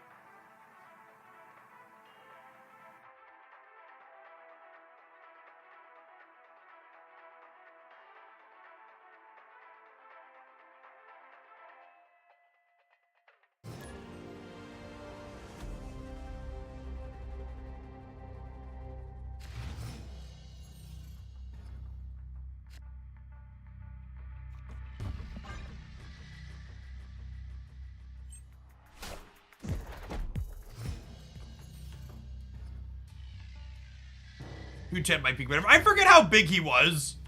Was the original strong guy a 2... Was he a 2-8 or a 2-9? I think he was a 2-8, right? Yeah, that's fine. Thank you.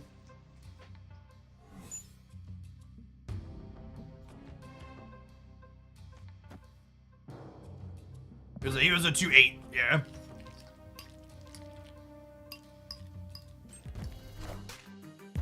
Wind, aid my hand.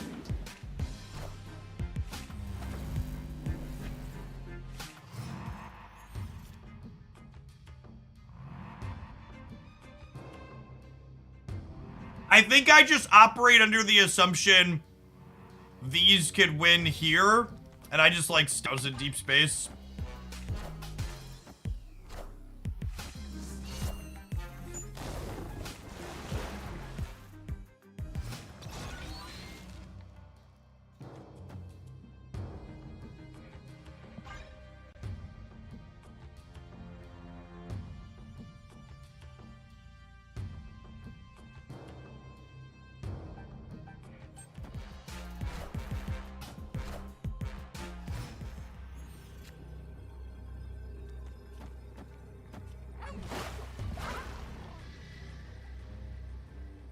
Victory.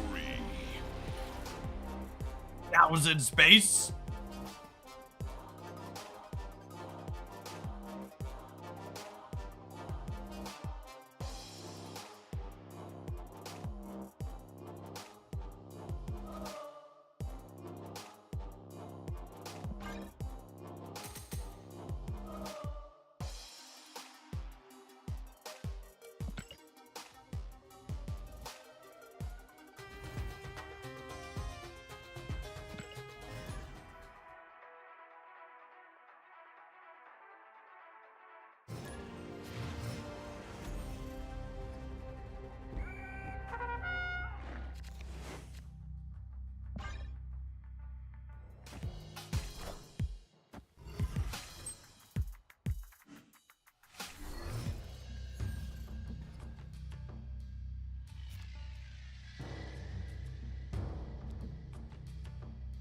This here, and then we'll probably storm the White Hat room, I think.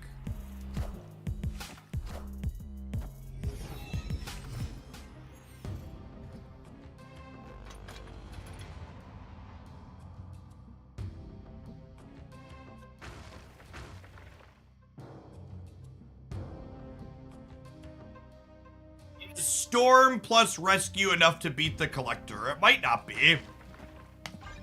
I think it's actually Storm here, and then we'll Rescue here, and then we'll be able to play Jeff to trigger the Rescue.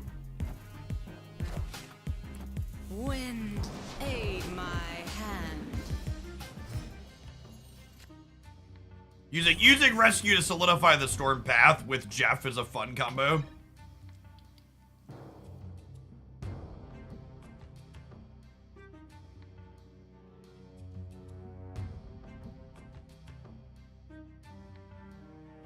Opponent snapped. Oh, snap. Alright, and then hopefully we could draw a strong guy. So that way we could go Jeff plus Psylocke into Hellcow strong guy, move Jeff over.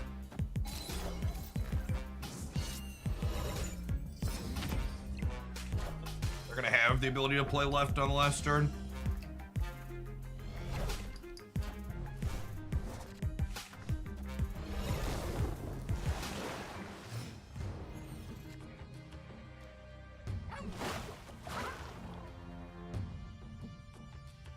Actually, if I'm just strong guying anyways, I think I wait on the Psylocke, right? Yeah.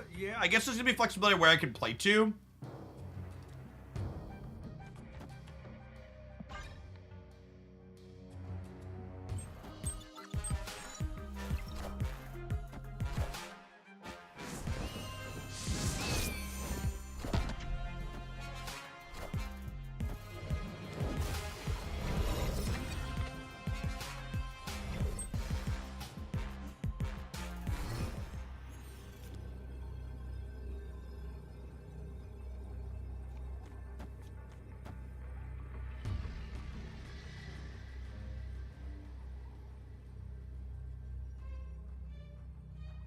So they Loki'd me, and they lost my Black Cat. So the biggest they could go here is Hellcow plus Strong Guy empty their hand. And I can't beat that. I think they have a good chance of winning here, yeah? This is 9 up to 12, and then this is 8 up to 20. I lose to Chavez here. Unless I move Jeff. I guess I could play Psylocke here. That beats Chavez. This is 12, 20, 22. We hope that 14 holds.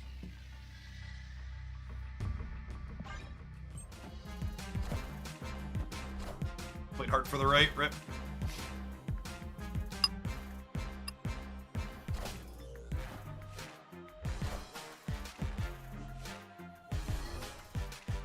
So coin flip.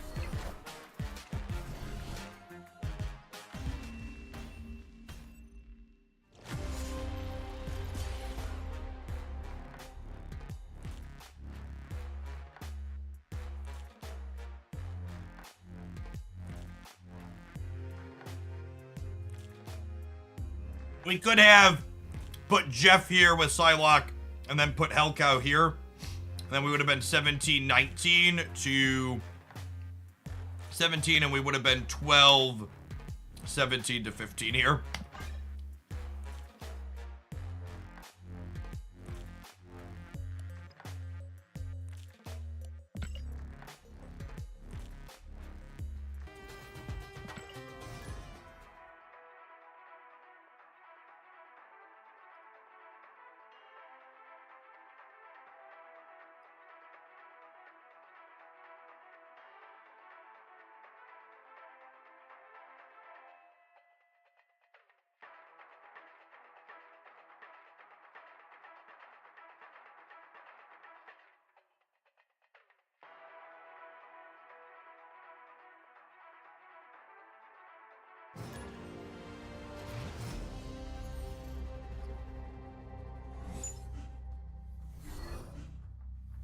On the reserve admin team, instead of Jeff paying me to do dev work, I pay Jeff to play shitty decks. What's going on, Duck? Do you have a particular shitty deck request for our next one? I don't know that I'm too attached to anything next on the docket.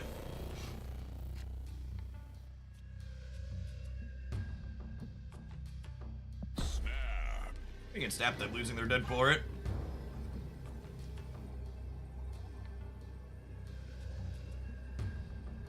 Victory.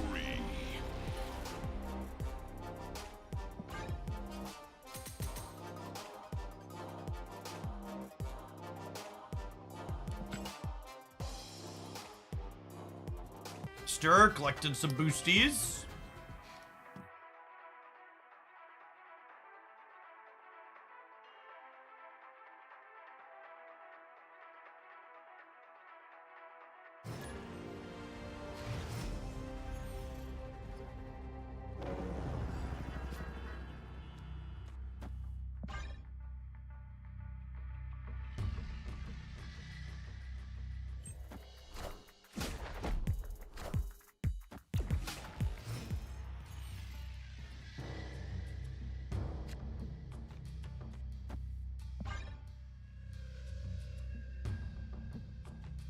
Hey, Gryphon Flyer, thank you for the brand new tier 1.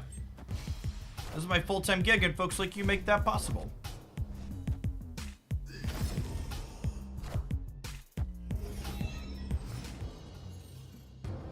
Realistically, is a junk-style deck playable these days? It's on my list of things to try at some point. Loaded up 1 or 2 junk variations last night.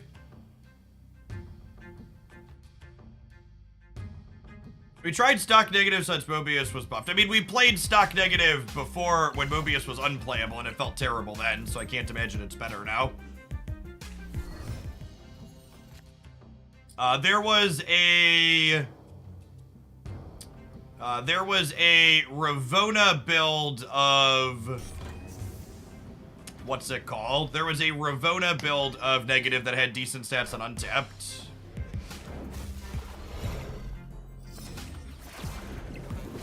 You try a Surfer deck with Strong Guy. We tried a couple of those to start earlier today. It was not good enough to warrant playing again.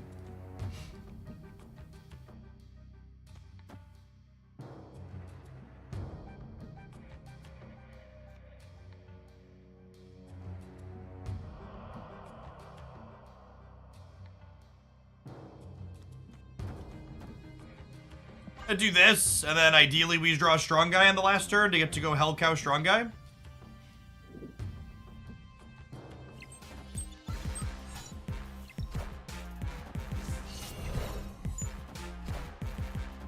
Wind, aid my Oh, they elected to cut off Baxter Building. Sure, they just assume they're losing there.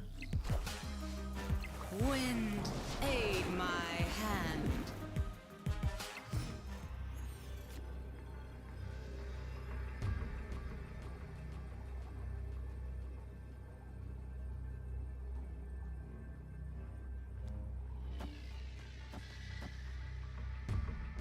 Swordmaster is my face down, so I'm at 9 there on the left. So put us to 13, 10, and 9.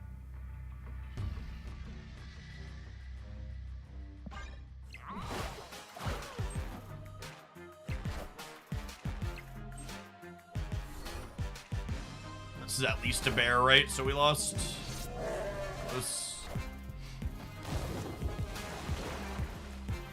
I played my stats into the location that they punted. If we would have drawn Strong Guy, I would have won.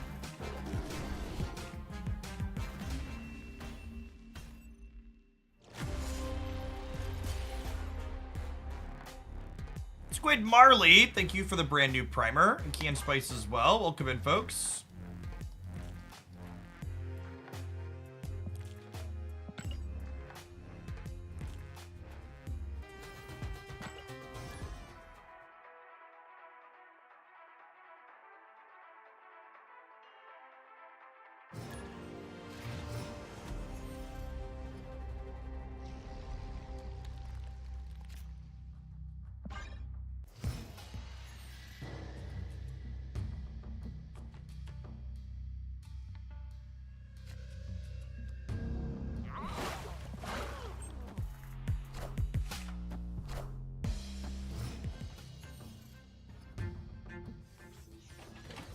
A lot of gamers playing Loki this morning.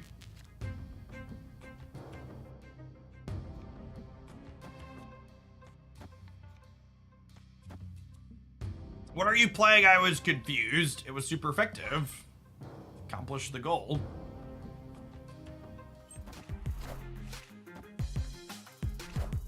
The opponent muted or lying. I'm pretty sure we preemptively muted this opponent when we saw their username. Alright, they have a 2-5. Invisible Woman. Mirage is so good, chat. They have a 1-5 Invisible Woman.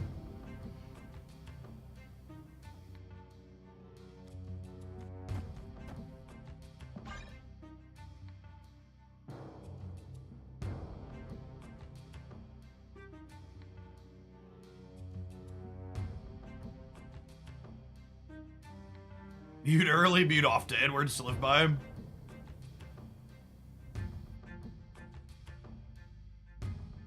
Loki's in Spotlights next week. I believe so. I think I've got an updated Spotlight cash review on my schedule for Monday or Tuesday, so I haven't sat down to look at all the future ones in a hot second.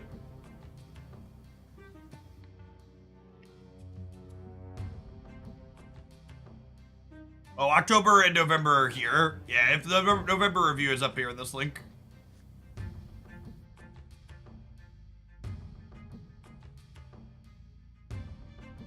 That sounds right. I want to get the, I would like the Justina Loki, for sure.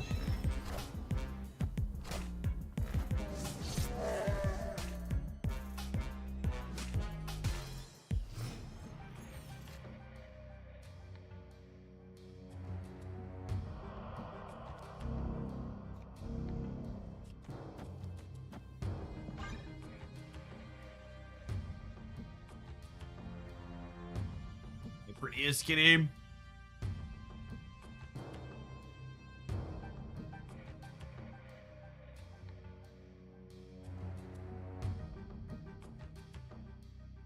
You'd add an arbitrary variant rating to your scoring system. I mean, I talk about variants that I personally like, but definitely not adding them into the numerical calculations that I assign to things.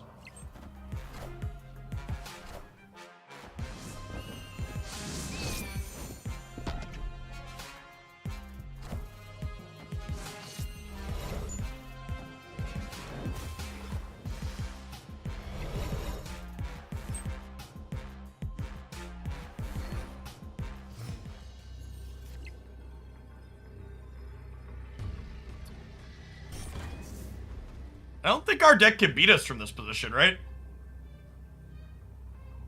There's no New York shuffle. And I'm at 17, 20, 24 on the right. I'm at 23 on the left. Yeah, it seems good. Someone asked what we were doing a second ago. We're just like trying to play cards that have good stat lines. It's always kind of amusing to me how when you just like execute this just like very basic strategy, people are always like, what are you trying to do? What's the bigger overarching theme? It's like, I'll just put 9 power things into play and seeing if that's good enough. Is it good enough for this format? I don't know. Maybe it's not. Play some games and try and figure it out.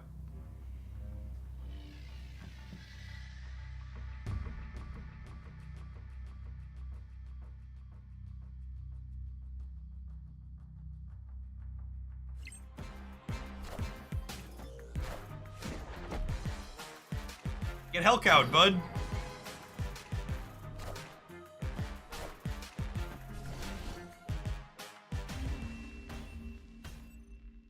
Victory.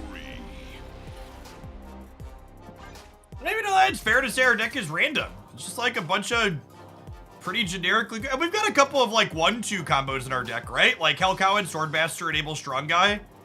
Jessica Jones is kind of a combo with Storm. Invisible Woman's kind of a combo with our discard cards. But like, as far as like, how do you ultimately win the game? Like, there's nothing too crazy about it.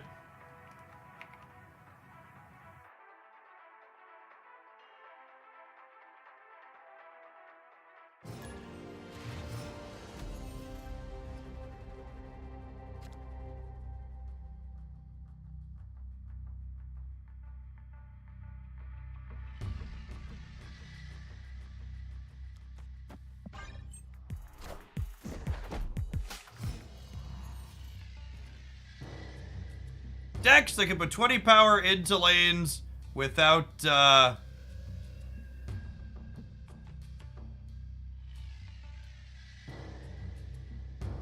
without getting shanked are probably fine. Yeah, I think that's a good take.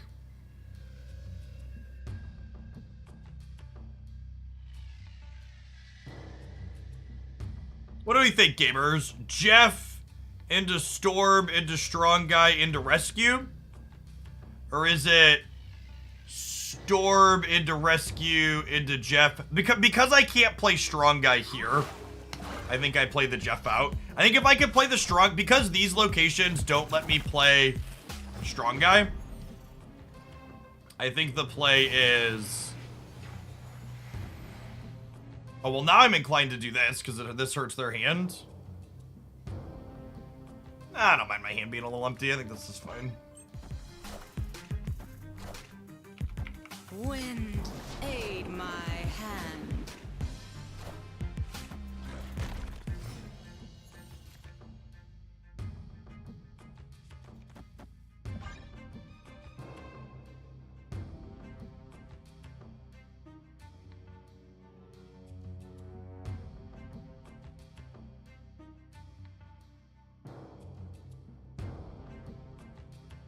Opponent snapped. And then we're hoping to draw, like, Hellcow next turn.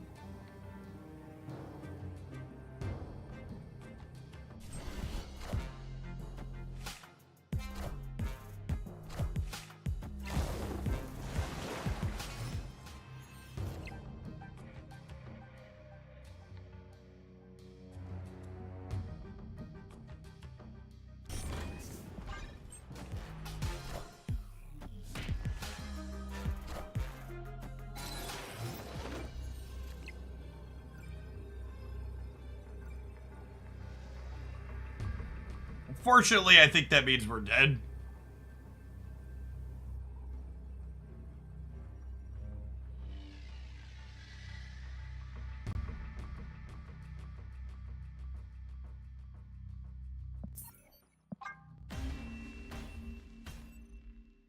Escaped.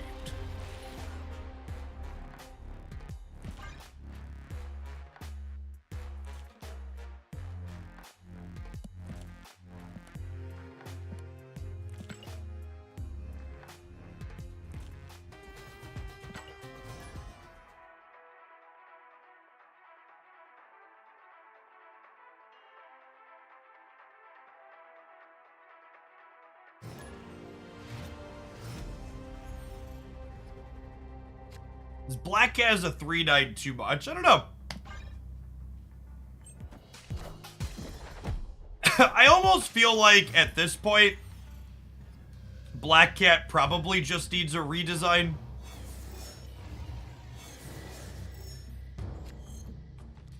It kind of feels like they've been trying to make fetch happen for too long with her current stat lines. It's probably just not worthwhile for them. I think I would snap here. Ooh, wow. Are they like a Green Goblin deck? Wind, aid I'm trying to think what would they my play on hand. 2 into Superflow. It's gotta be like Green Goblin, right? Uh-oh. Sure. Sad. I think that's probably really bad for us. I think on average our deck probably doesn't have a lot of staying power into Limbo. I think it's probably about time to move on from this one.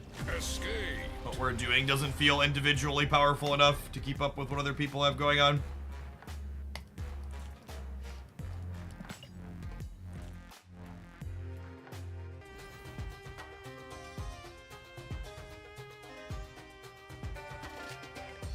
Yeah, the end of next turn might be fine, but I think I've come around. As someone who's trying to play a lot of Black Cat decks at this point, I think I've come around to she's probably just not good enough in her current existence.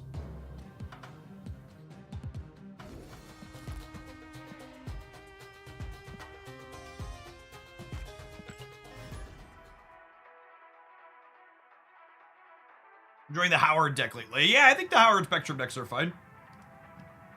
Very reasonable.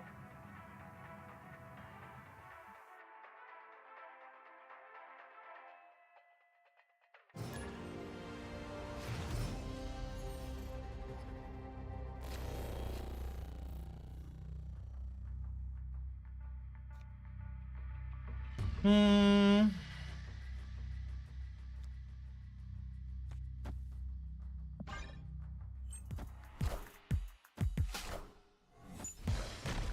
Our curve looks pretty good here.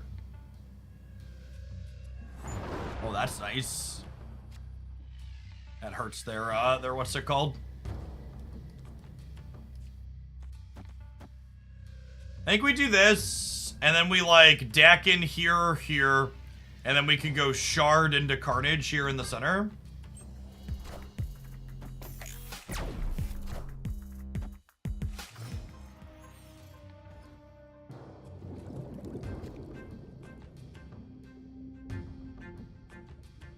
Hey, Gap, thank you for the 59 months. Welcome back. Good morning, good morning.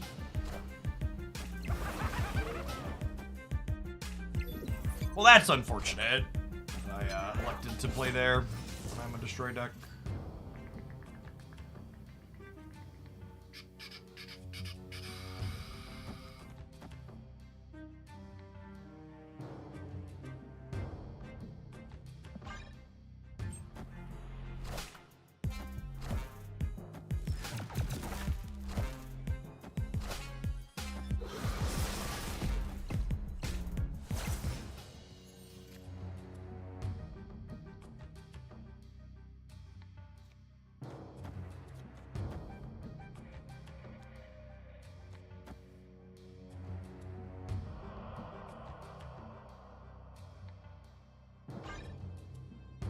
I'll play Strong Guy Rakes. I think I need the most help there, and then I think I'm probably punting the left at this point.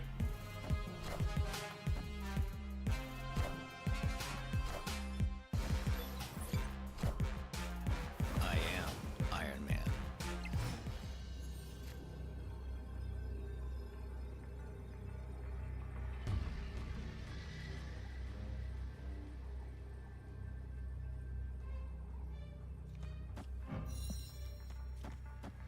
I think with the Iron Man, I play for all three.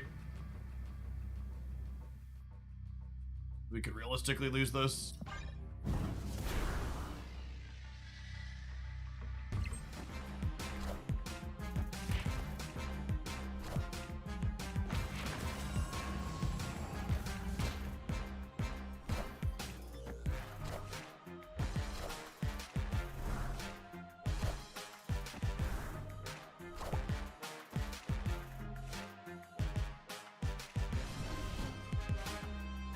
Played a little too hard for the rape.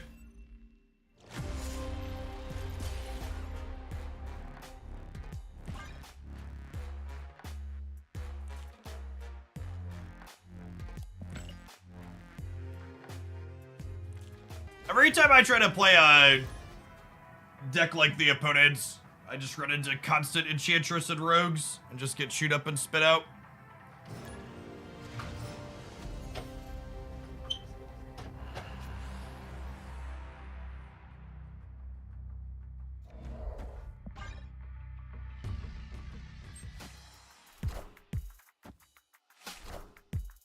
Trey, you. Thanks for that Prime for the second month. Welcome back.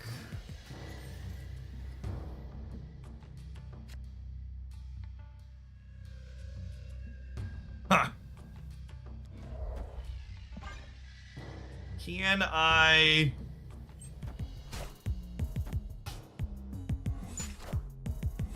get my hand empty? With cloning vans. I don't know if we can. We're gonna try and find out together here.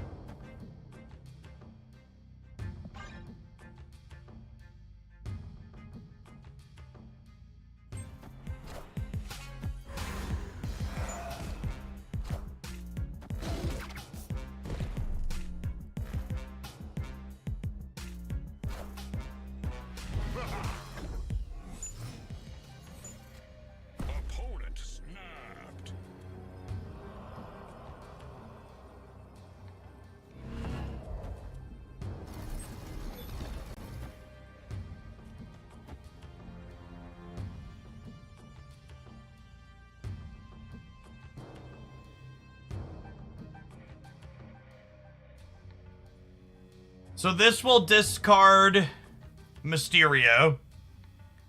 And then I'll get a Colleen Wing and a Demon back to my hand. And then next turn, I'll be able to play Colleen Wing, Deathlock Demon. And the Colleen Wing I play, I'll discard the last card that I draw. So I'm going to enable my Strong Guys. So I think I'm staying here. Well, I guess in theory, I could do this and have the same result, only I have one more thing here, right? You can't play the demon. I'll play the demon left and just get rid of it.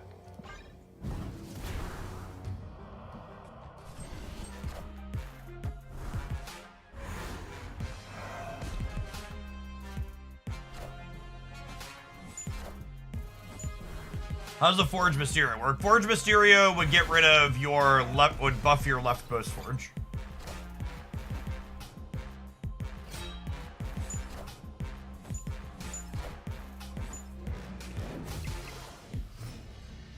You snapped on Lokiing me? Seriously? What did you think you were gonna get? Good luck, Godspeed, bud.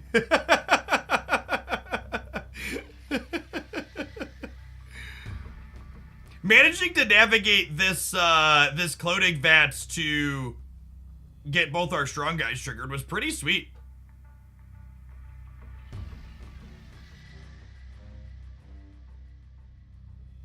Fun game. And Sid, thanks for the primer, appreciate it.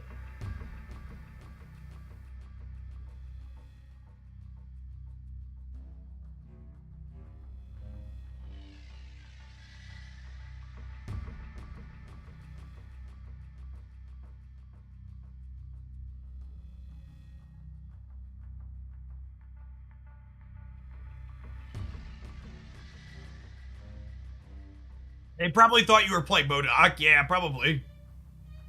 Joke's on you, I didn't put good cards in my deck.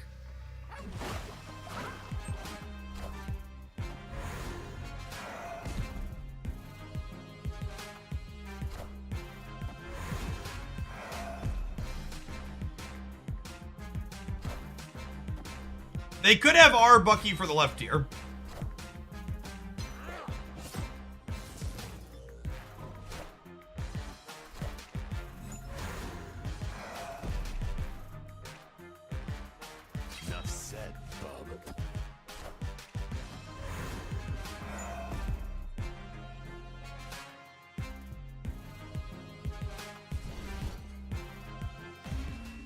As you will, Loki Gamer, as you will.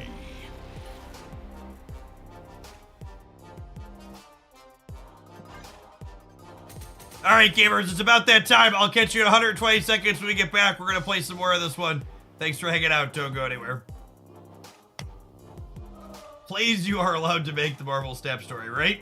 You know what play you're allowed to make if you're watching the YouTube stream? Snapping that like button. Don't forget to. We have like button snaps. If you're looking for some of the sweeter decks that we've played post OTA update, be sure you're checking out both the YouTube channels. We had a sweet Spider-Man 2099 video go up on the Hoaglandia Snap channel this morning. And on the Jeff Hoagland channel yesterday, we posted a Living Tribunal Miss Marvel deck that we used to get to Infinite. It's a great avatar. I like this variant too. Might be a target to try an Infinite border this season. Yeah, I agree, Turf Doctor. The more we spent some time playing Loki while I was trying to climb to Infinite, and I honestly was super underwhelmed. It was like, it's obviously like reasonable and playable, but it's like very far away from the far and away best thing in the format.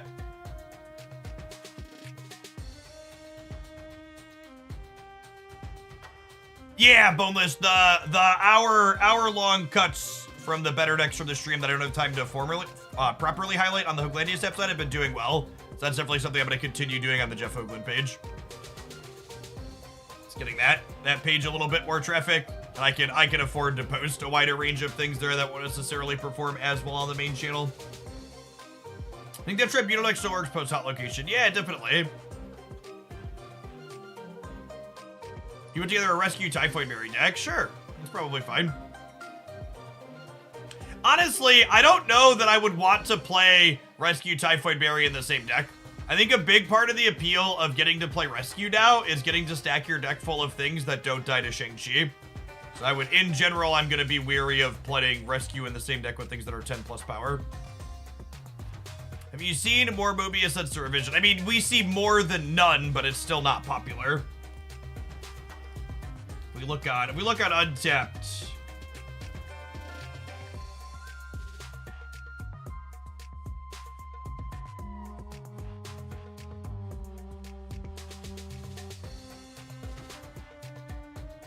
This is actually down from what it was a little bit ago.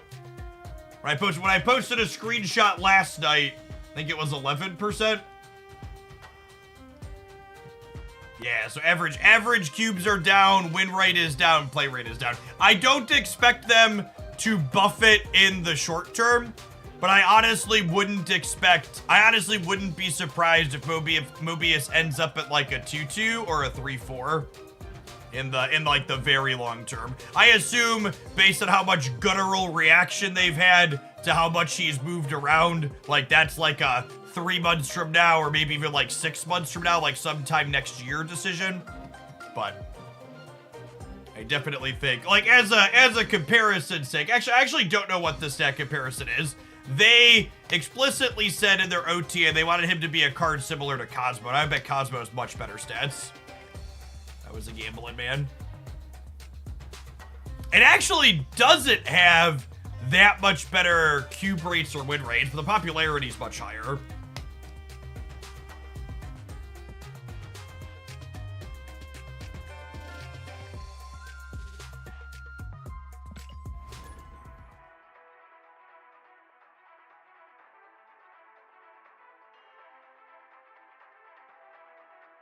We're not in a great Cosmo, but I mean, I think I kind of disagree with that. Cosmo's primary purpose right now is an anti-tech card. Because Cosmo serves two primary purposes, right? He's a tech card against on-reveals that are like trying to do something proactive, but he's also a proactive piece of disruption against people trying to tech card you. So it's a card that not only stops Alioth, but Cosmo's primary function at the moment is stopping things like Enchantress and Rogue from taking your ongoings. He keeps Limbo safe as well. That's a good shout out. I might wait to forge until I can deck in. Let's double that up a little bit.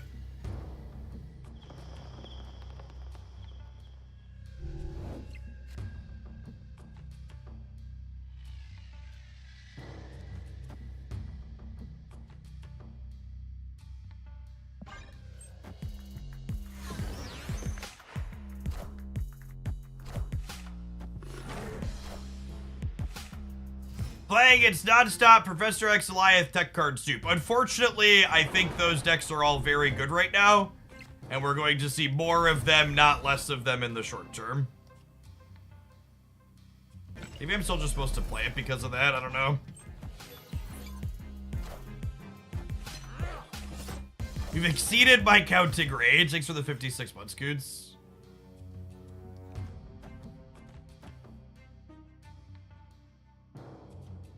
I'm gonna put these here, actually, to try and contest their bishop path if we draw a destroy card.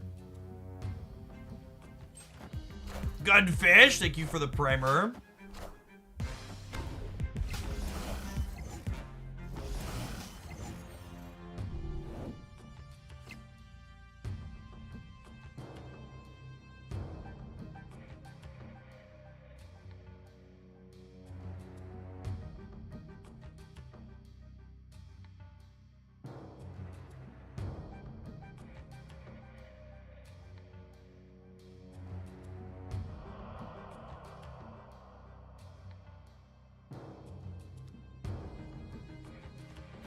I don't know that I can get my hand empty here is the problem.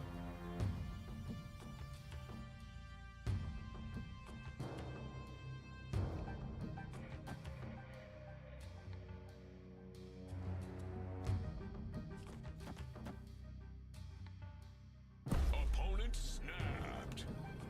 I think I have to leave. Only 50% to be able to do something here.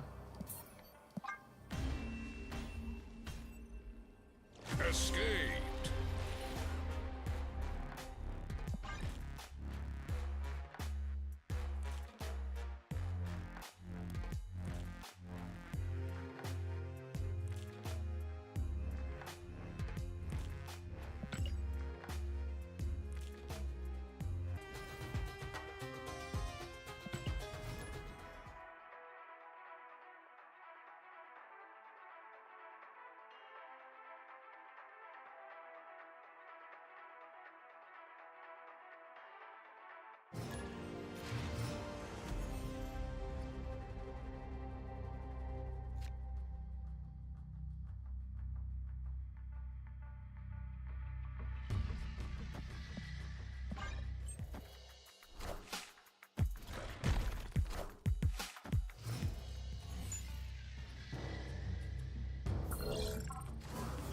Stop putting stuff in my hand, game. Stop it. Stop it. Oh, you know what's fun? I'm gonna put a second one of these into here so that way it flips over and they can't miss Marvel the Oscorp Tower, right? Opponent snapped. Oh, snap. We need a Deathlocker or Carnage again, but this seems fun.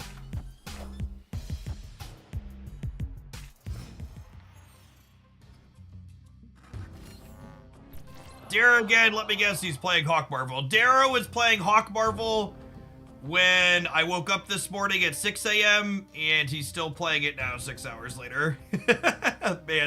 Man's got a type. He knows what he likes, gamers.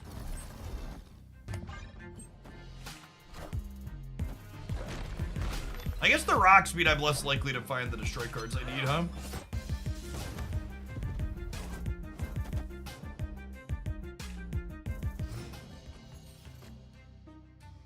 Nailed it.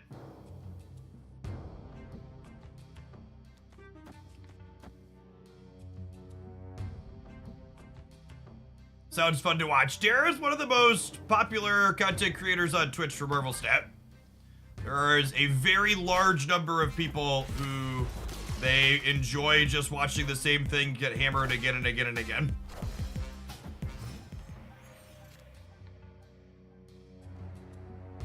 Okay. Think we're dead.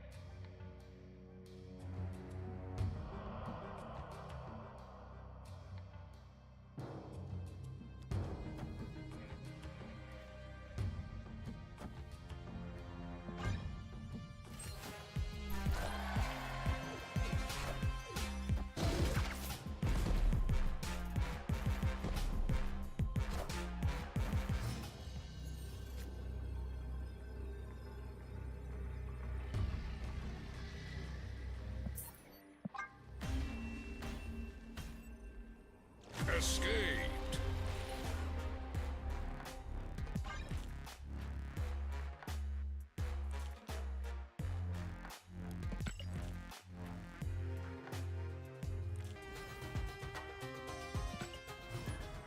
Not being able to play Mobius as a way to have counterplay into Zabu feels pretty bad. It's kind of, there's not been a lot of deck diversity on the ladder this morning. It feels like, I don't know. They gave it back to us as a 3/3, but it definitely feels not great. Games have been kind of mediocre today. I'm glad I'm taking a couple of days off for my normal weekend to see how things shake out, but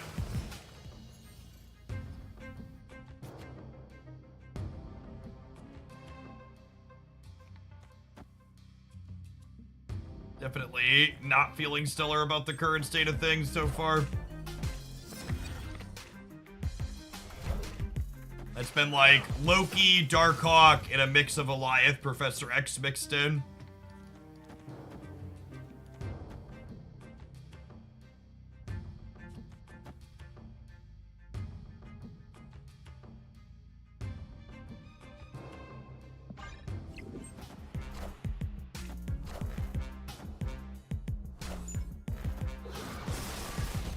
Enough said, bub.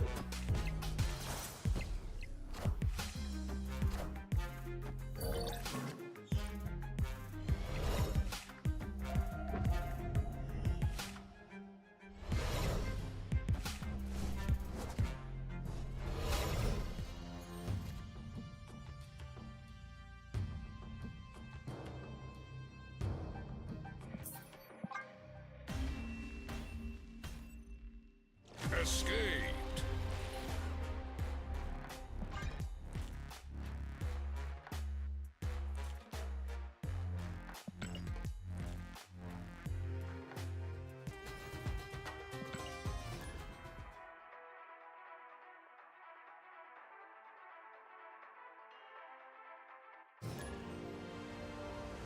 Professor X is relevant. Yeah, I don't know. There hasn't really been that. Honestly, there hasn't been that much Professor X.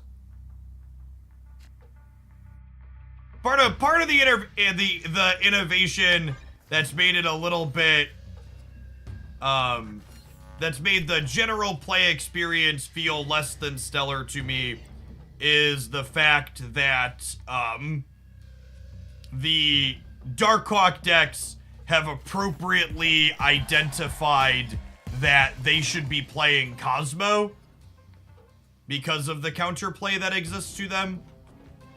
And honestly, the Cosmo is just one of the least interesting cards in Marvel Snap. I thought it was interesting that people complained about Mobius the way that they did, because I think the stuff like what Cosmo does hurts way more cards in a way more direct manner.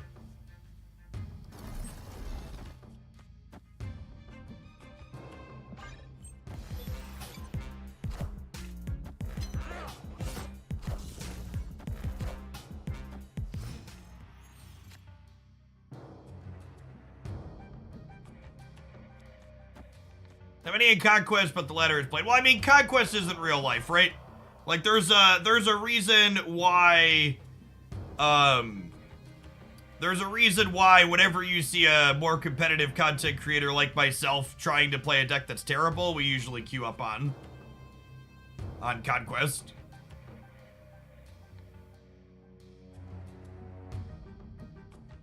Be confident guessing is that Cosmo is perceived easier to play around. Yeah, maybe. When they did the Shang change, I wanted to say, now do Armor and Cosmo. Oh, speak of the devil and he will fuck you.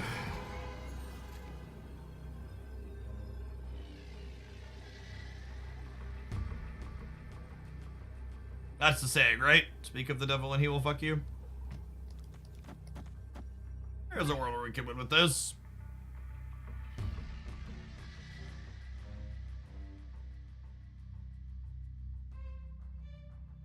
I don't think they play for mid. 11 might cover the left.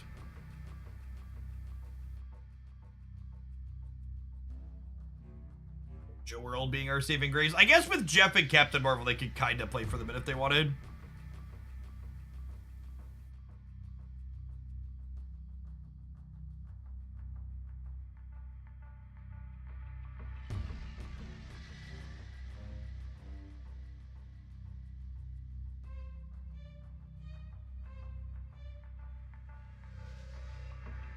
I think, in my mind, one of the big differences between Armor and Cosmo and cards like, what's it called?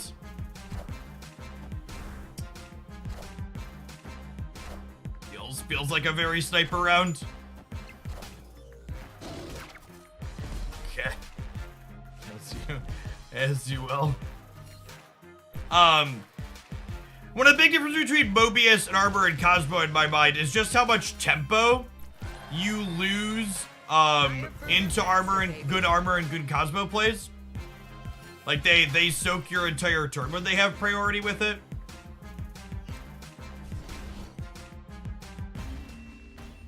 Whereas like Mobius, he does that to a couple of cards if played in a very specific timing window. But usually when Mobius happens, you got some value out of your card still, right? Or you could clean him up and then get value afterwards.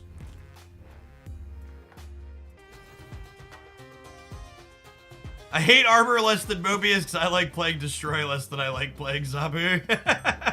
I appreciate gamers that are honest with themselves. I actually think Armor's probably mostly fine.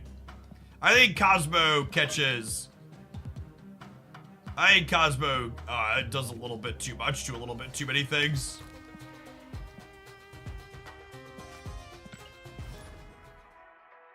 Does Captain Marvel know who the real Mysterio is? No. Depends on, yeah, I guess. Depends on who has played first. Endgame's effects resolve in the order the cards were put onto the board.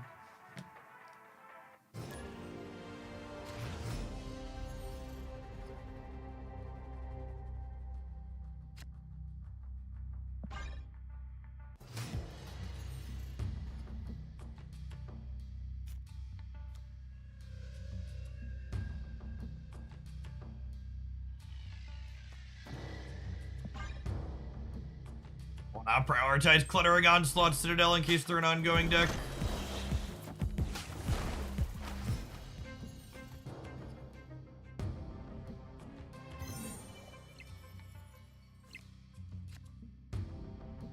Opponent snapped.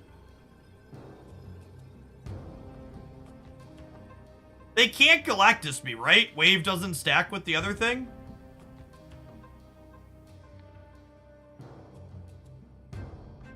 Right? Wave doesn't stack.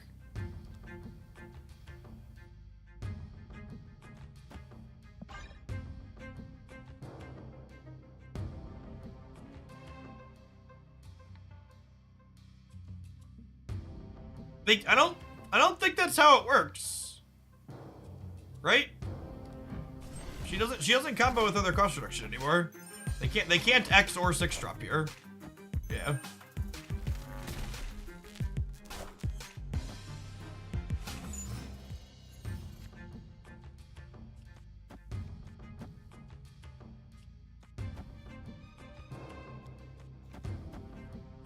I'm playing my cards out in case they are a...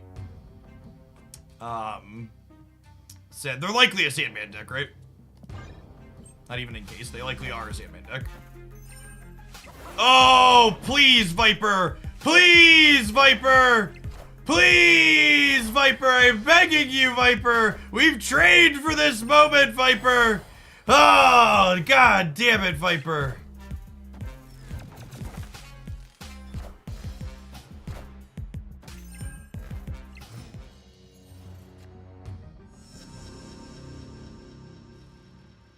That's fine. We'll win there with Sunspot. It'll be okay.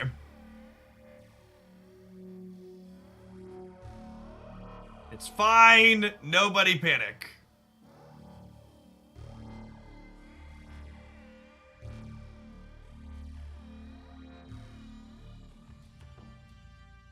Victory. Yeah, we Sunspot here soaks 5 this turn. We go up to 6, 9 here, and they lose 4 on the Lizard.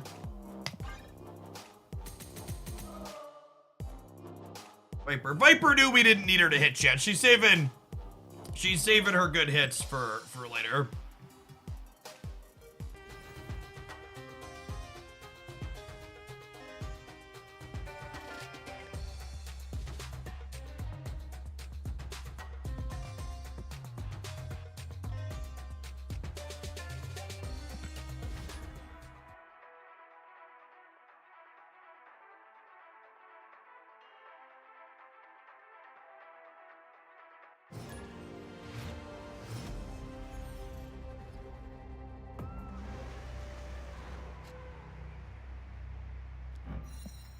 Gorgeous, gamers. She's gorgeous.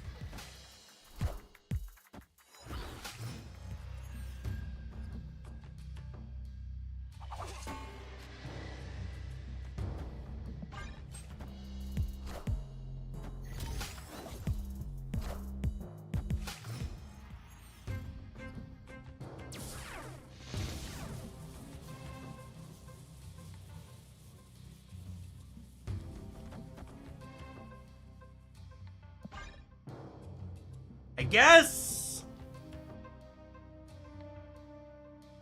Green Goblin Raid suddenly went from very good to very bad. Big rip. Big rip.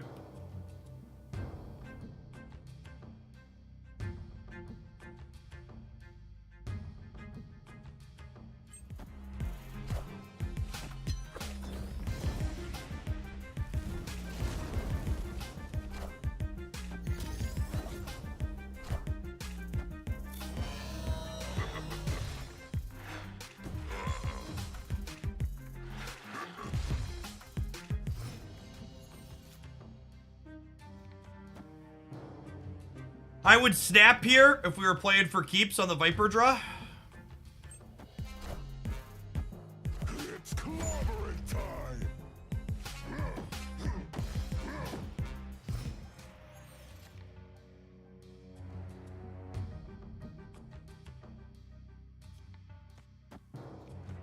Debris is a great pickup too.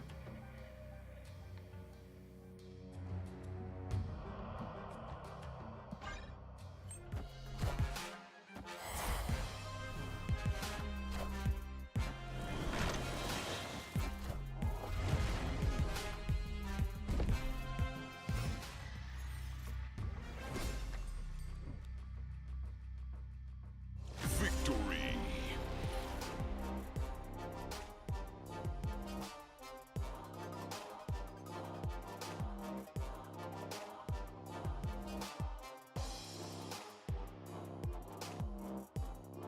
Yes, there is currently a graphical bug with Gamma Lab where it shows the high Evo effect on high Evo decks, even if you don't know they're high Evo. So that's a long-standing one.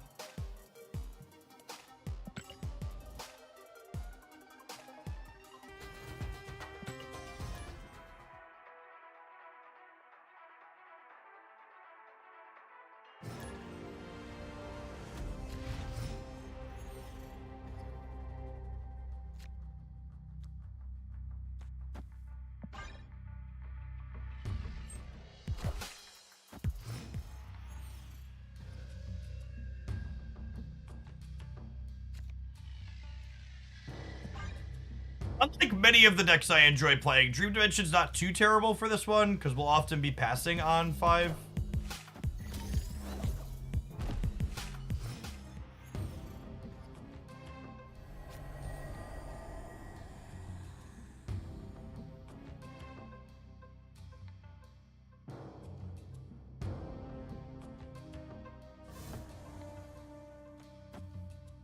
I think I armor this turn because an opposing armor deck, especially one that played to Avengers Compound, could be Shuri, and I want my turn 4 to be Titania Green Goblin, so I can lock them here if they play Shuri here on 4.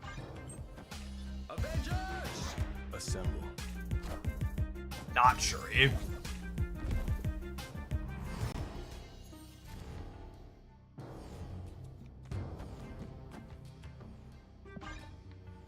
That's fine. I think I'm still doing this.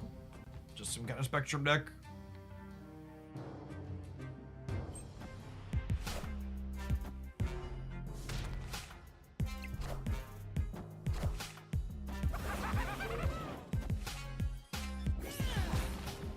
Clear for takeoff.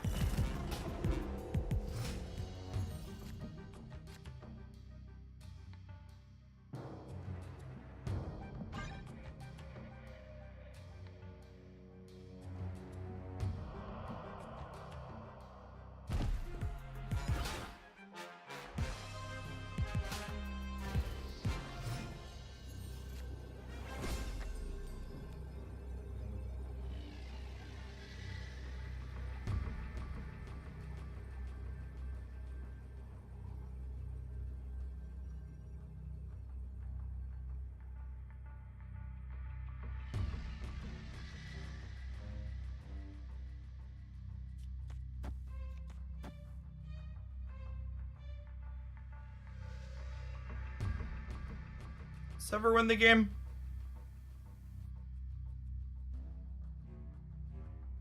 Oh, you know what? I do this actually, because it puts one more on Sunspot, and then this way, if they play a card here, Titania jumps to me, and then I Viper it back, and then she comes back again.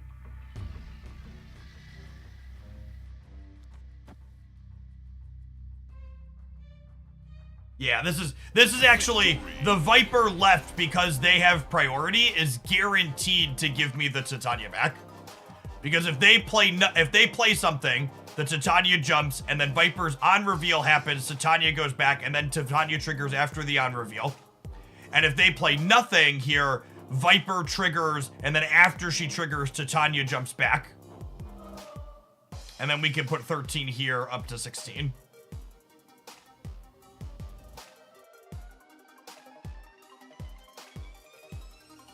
Oh, if I debris, I unlock their Marvel on the right. Yeah, that's a good take. So maybe I shouldn't debris here.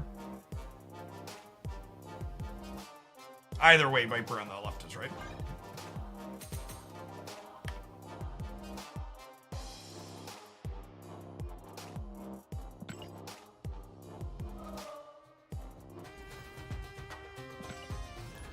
Whether or not you want to pick up a card both determines on the context of your collection, Miker, and what cards you think you would enjoy playing.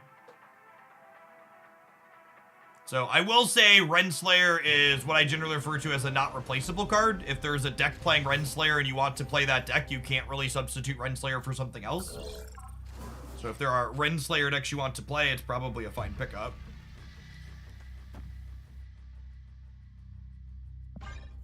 One thing I'm not 100% sure on in this particular deck list is I only have one way, exactly my Viper, to mitigate the downside of my Hood.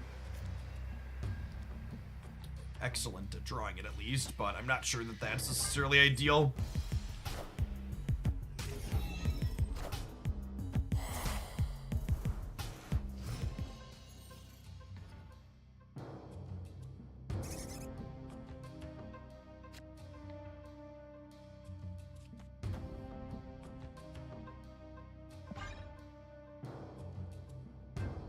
I would snap here if we were snapping.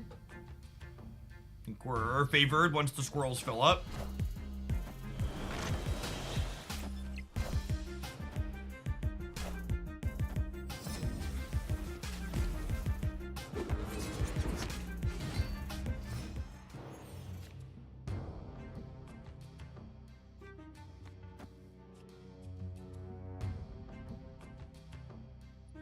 I'm going to Daredevil this turn because Daredevil this turn lets me have information about how I could leverage my Titania next turn, and if I draw Green Goblin, it lets me use it precisely. And I can always Black Widow them next turn.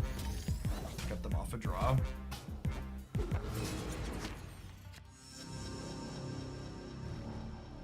Instantly rewarded. Play one card into Warrior Falls for me, bud.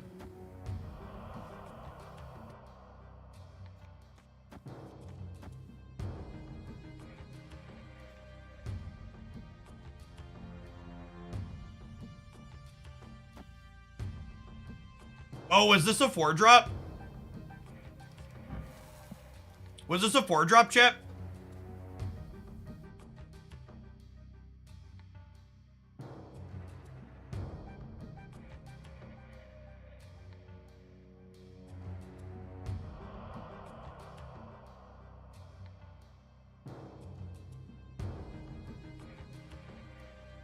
That's fine. I do this here. I do this here, and then White Queen here plus Black Widow here wins the game. Oh, fuck! I messed up.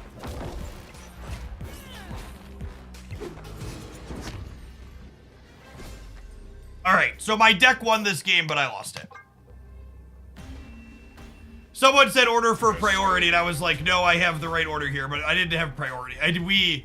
We had priority, which meant I needed to go Green Goblin into Titania. Okay, so if I flip these the other way, what ends up happening is they're locked here, and then this flips up, and they'll gain plus 6 over here. Oh, would I have lost, actually? Well, we still lost to Khazar. The Khazar would have been... Oh yeah, we were dead either way, actually. The priority doesn't matter. If this is Khazar with the blue Marvel, it's 5, 6, 7, and I'm only going to 13 here. And then obviously they're getting +4 over here. Your Titania would still be on your side if played second. No? If I would have gone green Goblin into Titania, the Goblin would go, the Titania was here, the blue Marvel would flip up, the Titania would go across the board. But even if I had gotten that right, we still lose to Khazar and we'd have to leave. Yeah, blue Marvel flips it. So I messed this up, but after proper counting with the blue Marvel, we're actually still dead, so it doesn't matter. I could only get +6 over here, and they're getting +7.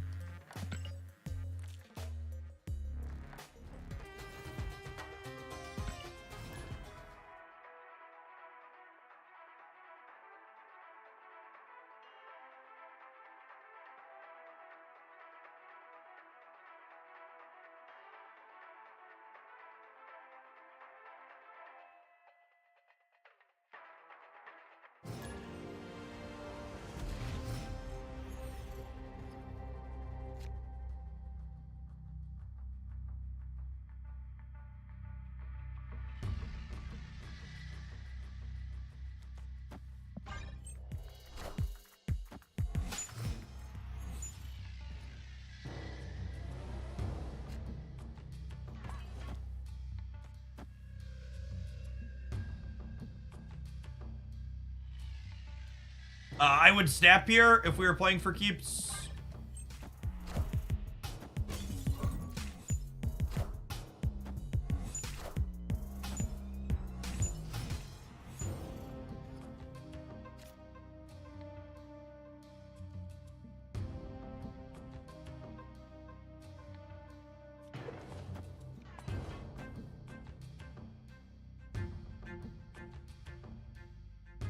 I think the average Goose deck is a Killmonger deck.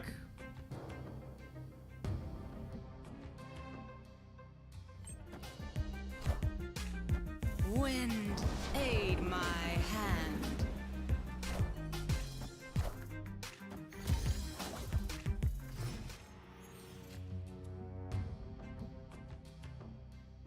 Could be Cerebro too, but it could also be, what's it called?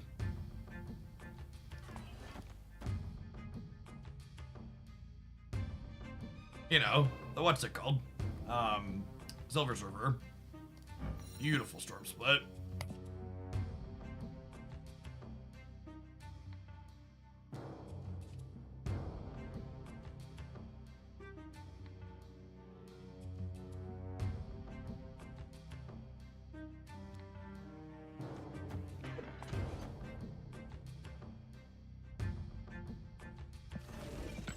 I can't decide if I want to play anything this turn. I think I just want to soak.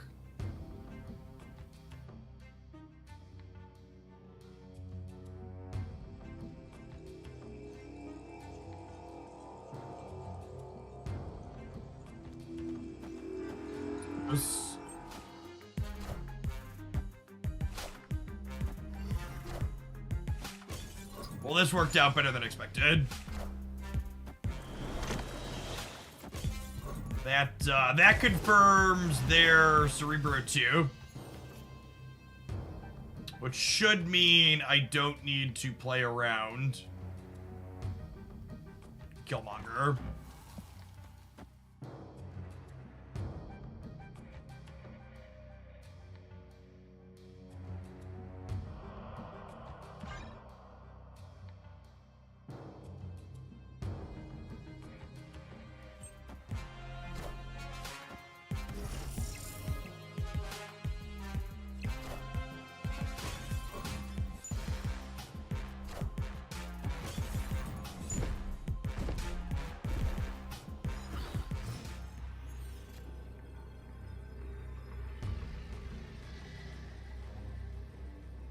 I played the demon to win middle because my hand was full. So what's their best possible here? Their best possible is Nico Minaru into Blue Marvel in the middle, which puts them to 12 on the right and 9 on the left. So if I go this over here, I'm winning all 3.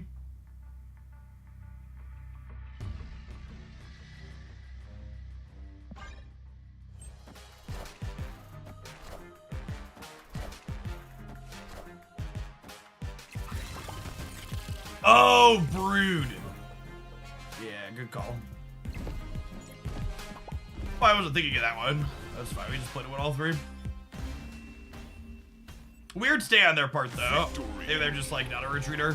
They do we had demons.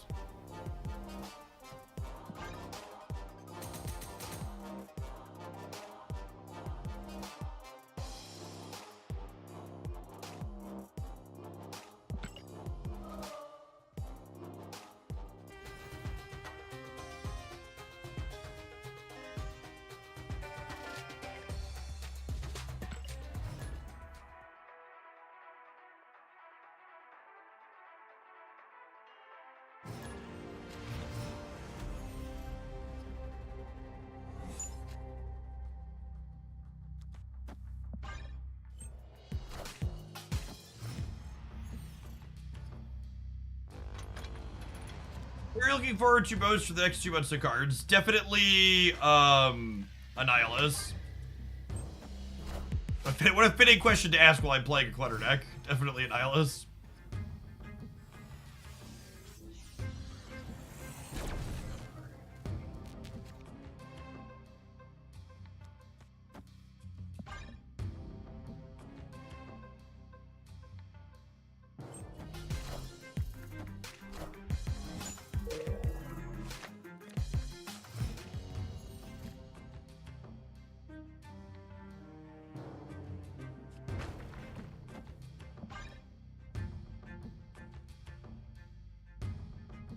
Celine's another good answer, but Celine's another card that's like only good because like Annihilus is coming in a lot of ways. Miker, thanks for the prime, appreciate it.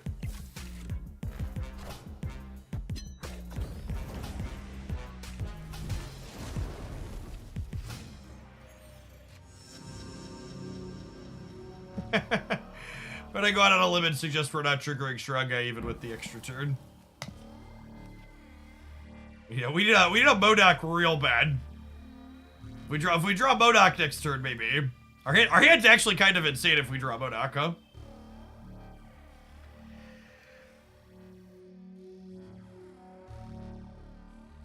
Can I snap them after they play their cards with Daredevil and see if they'll leave?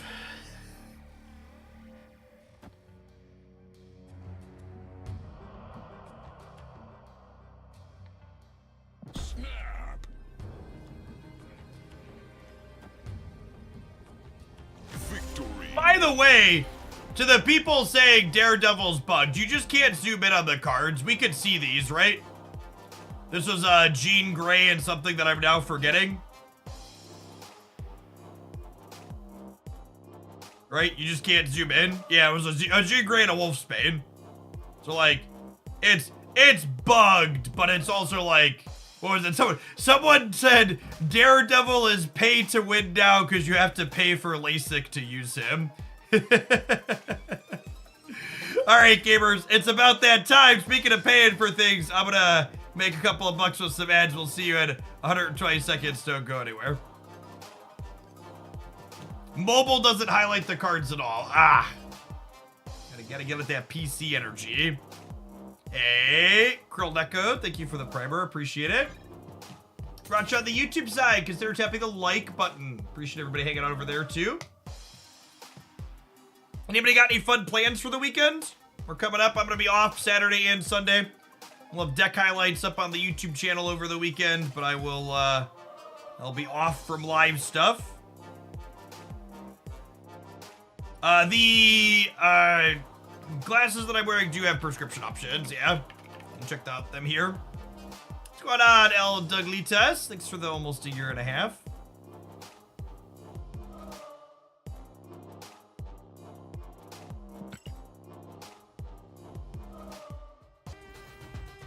Magic pre-release. They have those every other weekend now, right? Magic releases like 26 sets a year. loosely.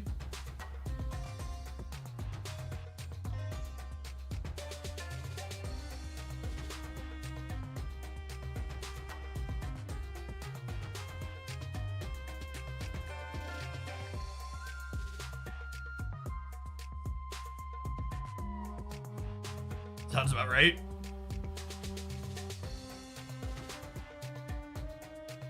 One card a week is so many. To be fair, starting in December, they're going to be releasing more than one card a week.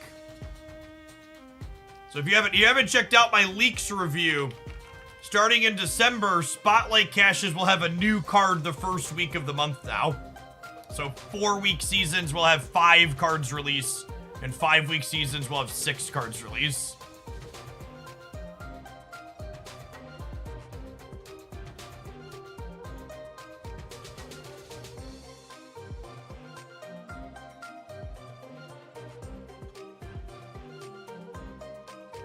Drops are coming again next week. Yeah, thankfully drops are before Thanksgiving week. So drops will kick off on Wednesday on the 15th, and they'll run through the 22nd.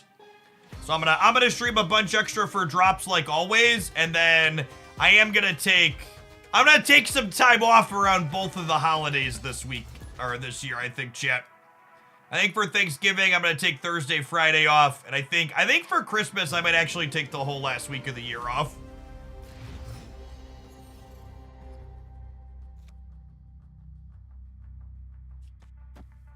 Might go do something with the kids.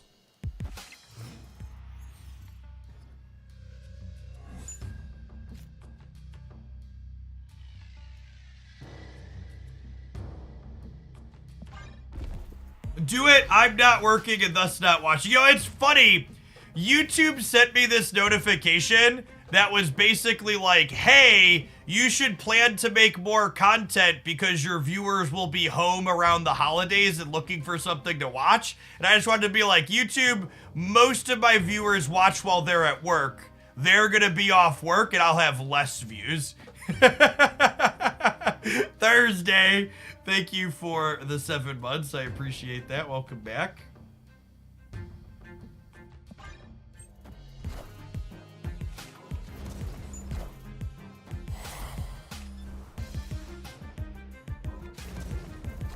All right, 1 rock, 1 regular card.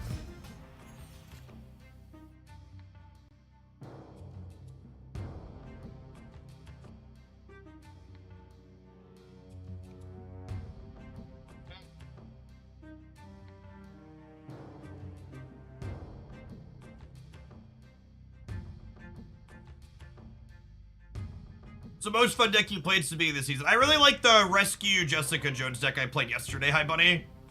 But I also really love both of those cards. I'm a little biased.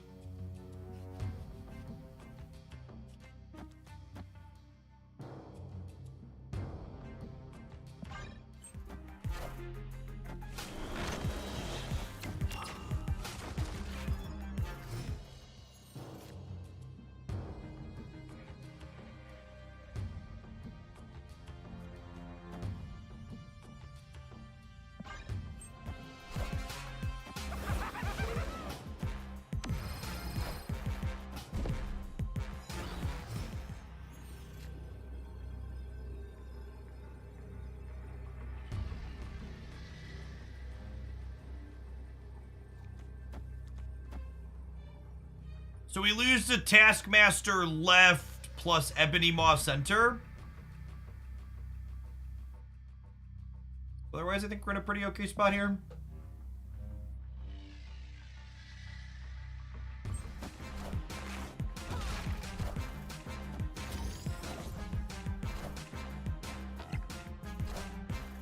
Got him!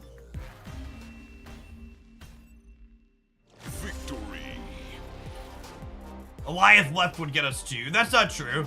Oh, they could Alioth left. No, Alioth left doesn't do it because we would be here, right?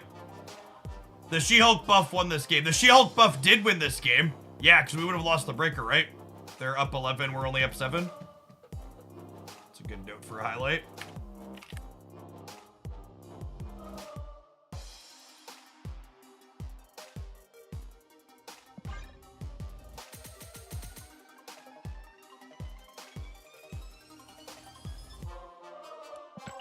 Sure, he doesn't play Alioth usually. I've got a bunch of untapped stats that would disagree with your statement. Alioth's a lot like old leader. It can literally go in everything.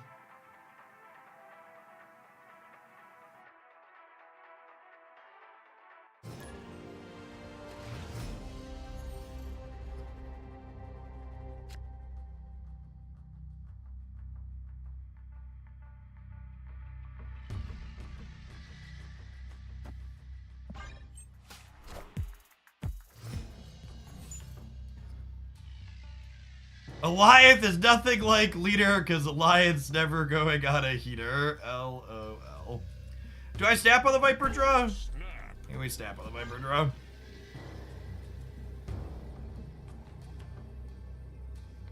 What's the best Loki deck? I would be inclined to recommend whatever Werewolf by Night Loki deck is running around, but I genuinely don't know what's the exact best details on that.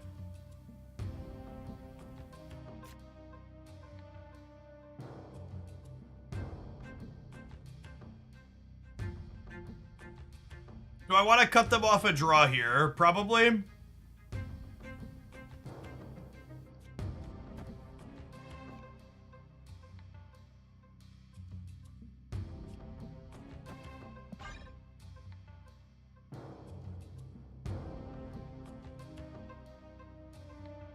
I'm gonna put Black Widow on the Onslaught Citadel to kind of keep them honest, but we have a hard time contesting this location because they could be a Darkhawk deck. Time's up. Oh gosh, they're a Miss Marvel deck too.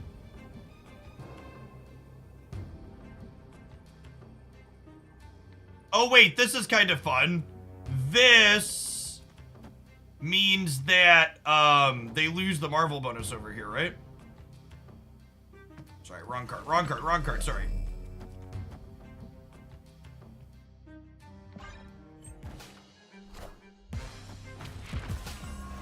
Oh my god, absolutely massacred.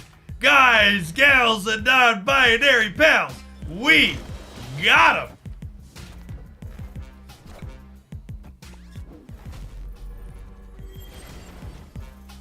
That's the good stuff right there. Victory.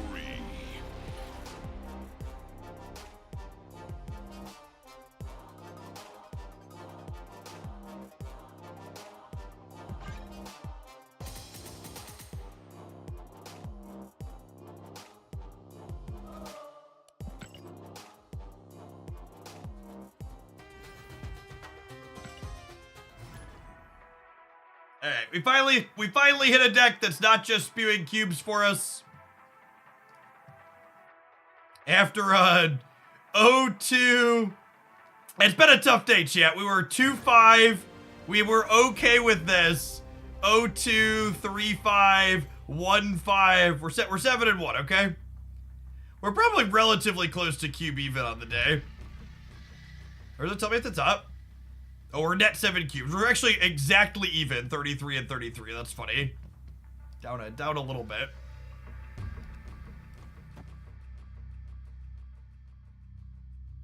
If I was in a snapping mood, I would snap a hand like this. It's also worth noting, we're down cubes on the day with me not snapping at all. Like, I'm literally just not pressing the button because I just want to see how games play out.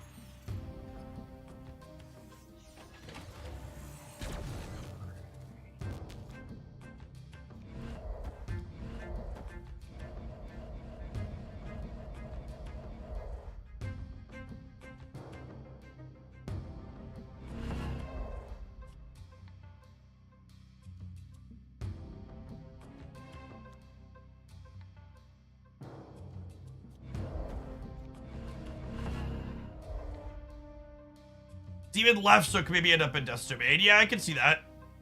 I may or may not want to armor this. Yeah, but if I don't have to armor this, it's ideal. Have you seen much Mobius since the OTA? Nope. Mobius was already falling in play rate before the OTA. Yeah, maybe I should have debreed here to have the highest chance to put rocks, 2 rocks on their board. Wind, aid my hand.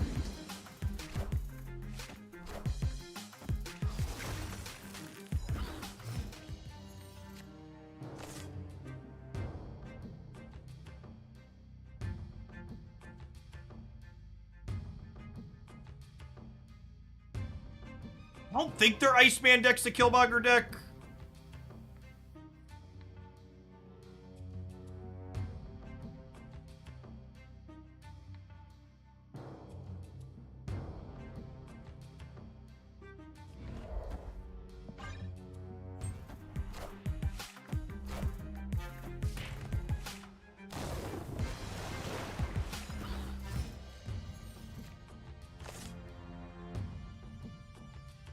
Turn late, Moon Girl.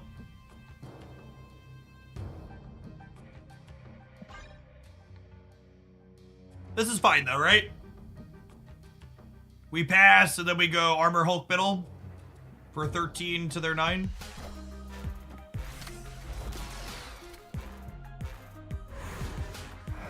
Oh, they didn't believe, chat. They could have beaten us if they would have played that there.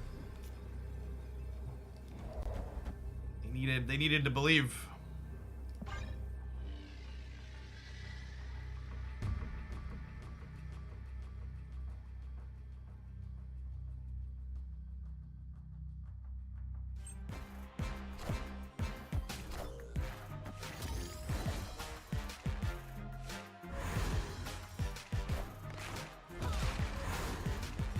Higher, further, faster, baby. That's a good shout. I suppose we did lose to Doom with this line. Maybe I am just supposed to play She-Hulk plus Moon Girl here for 17. That loses to Alioth though, right? It's always damned if you do, damned if you don't.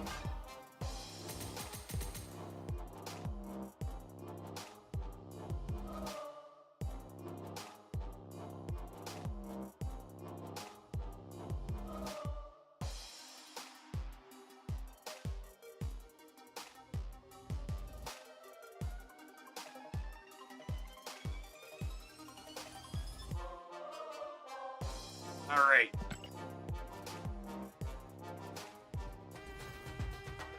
The weekend missions are all the Marvels. Well, I guess we'll start doing some of those then.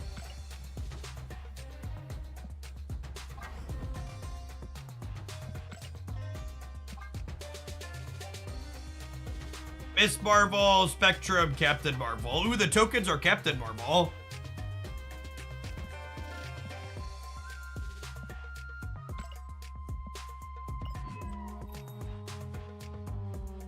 Oh!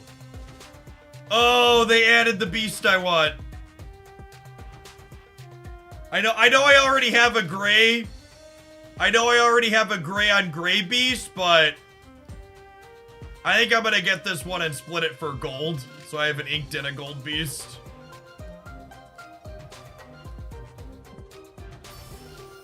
Yeah, I think this is gonna be on cards I really like. I like an inked and a gold. I think we're gonna have to pick him up.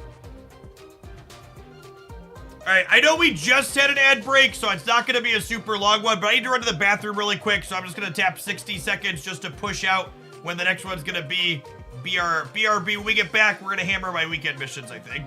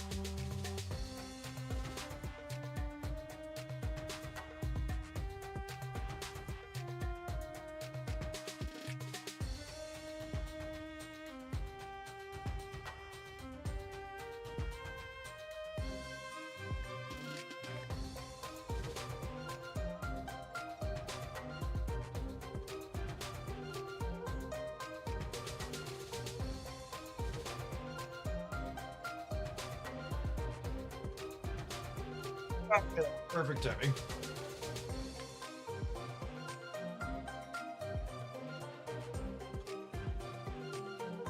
Okay, I'm 43 gold short of the new beast. Once we win 8 games with Miss Marvel, we'll be able to get it.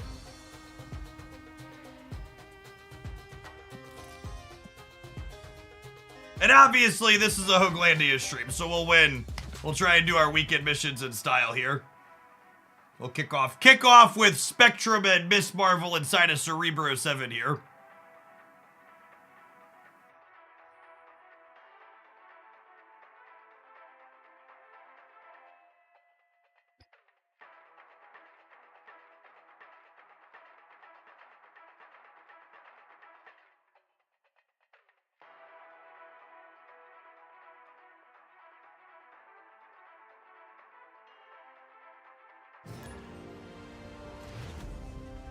We just went 8-1 with the Clutter deck, so we've got cubes. We got cubes to spew at this point.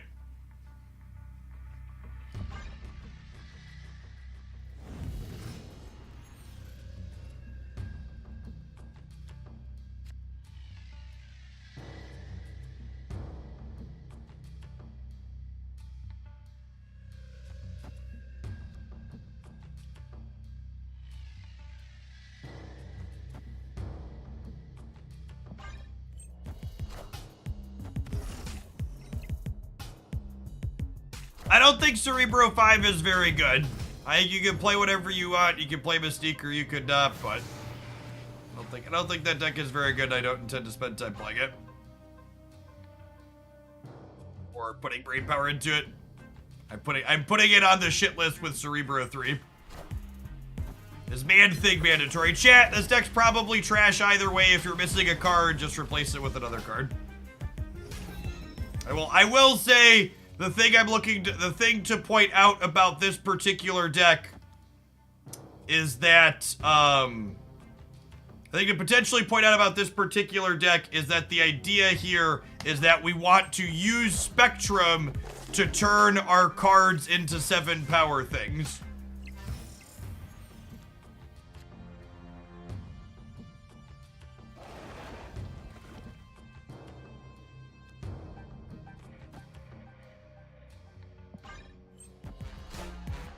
Spectrum will turn our 5 power things into 7 power things.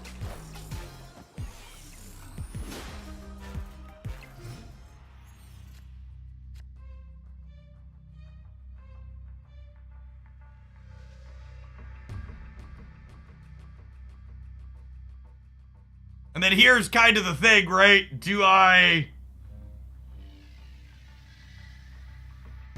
I think we max and hope to draw Spectrum. Well, I guess I don't need to max, right? I can Cosmo here for starters.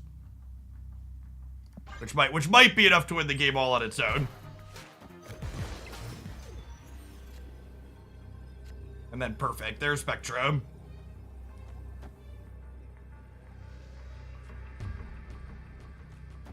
This loses me the Miss Marvel bonus here, but it adds 9, so it's a worthwhile loss.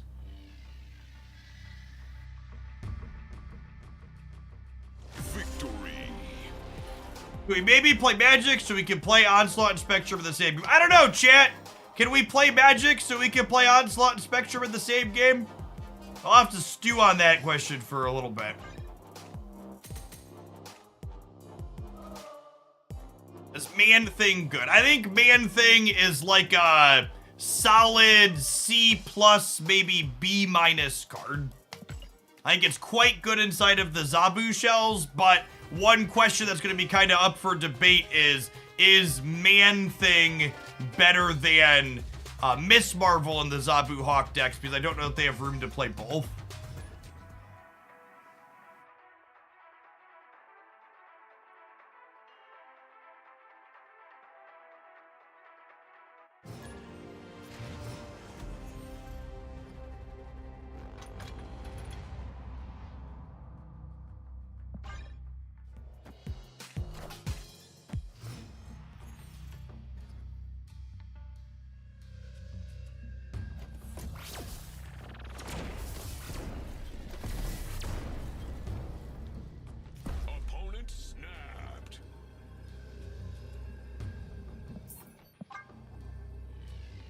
Escaped.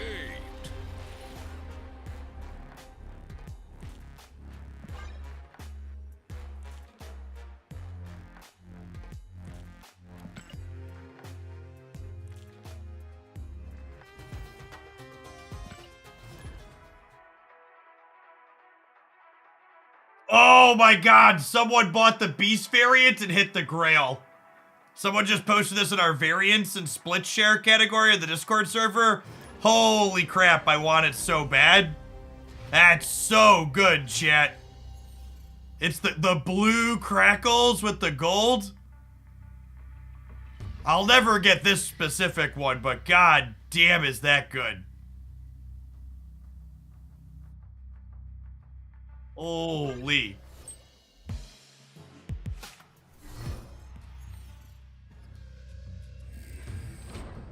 Getting a crackle color that complements... Getting a crackle color that complements your, the name plate is perfection.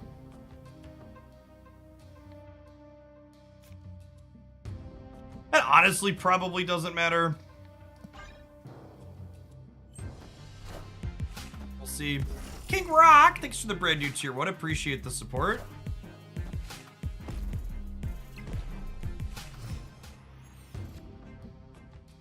Combo Gamer.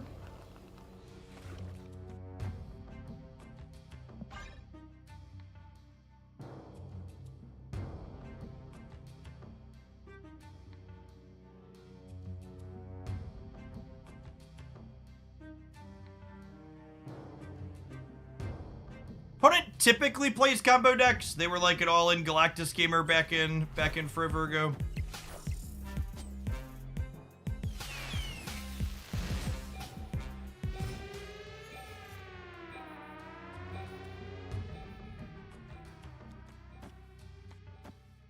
I think we do this. It's only gonna draw them one extra card, and then I Spectrum.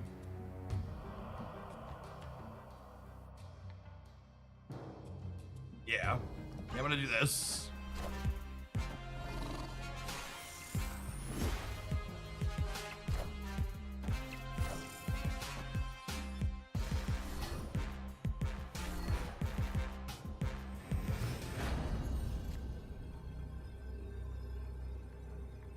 Okay, and then Spectrum adds 8 in the middle. They've discarded Black Cat and Blade.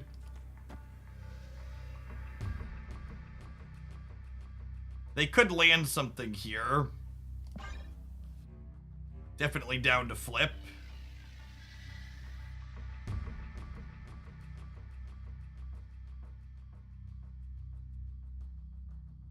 Oh, she adds 2 to Cerebro too. That's a good call. I forgot Cerebro was gonna get the bonus. Dracula's always a 420. They have 6 cards in their hand.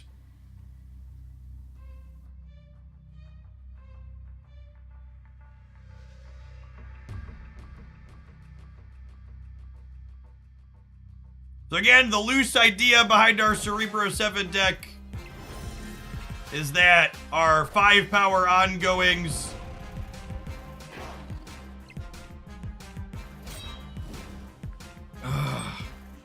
did we get him? We got him. Our 5 power ongoings kick up to 7 powers, then share that Cerebro bonus with our natural 7 power cards like Spectrum and Maximus.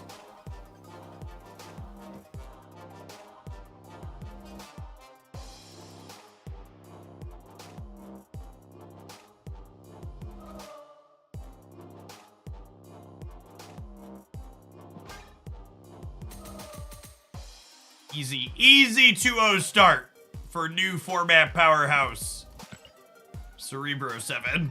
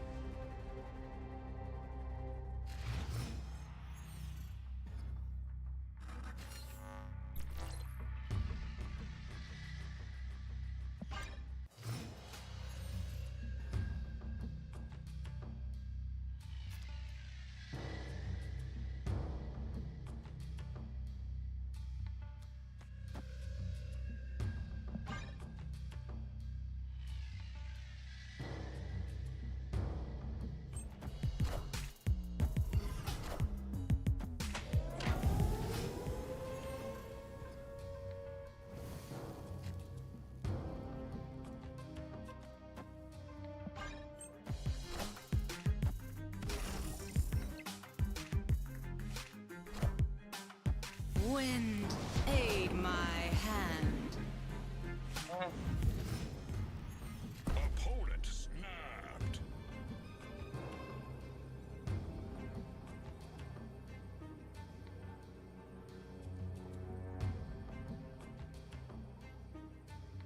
I'm staying because I'm here to spew.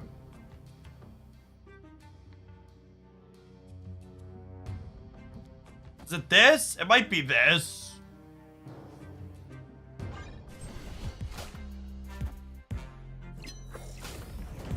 You guys want to keep as many locations open as possible in case they're like, what's it called, deck?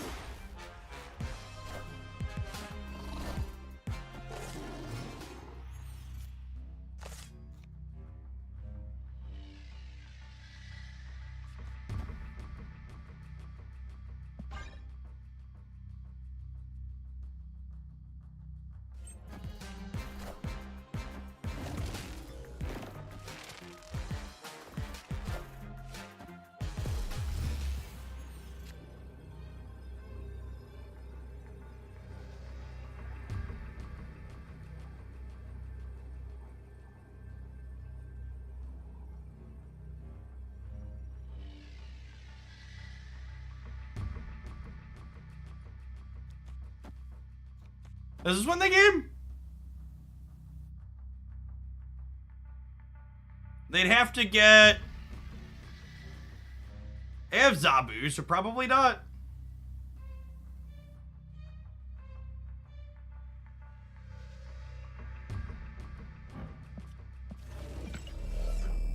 Does this win the game?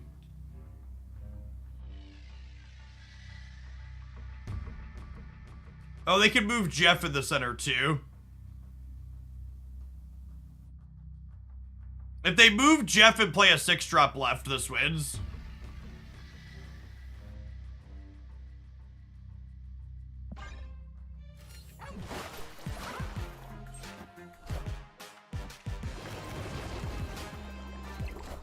Oh, no, I guess I'm only tying there, huh?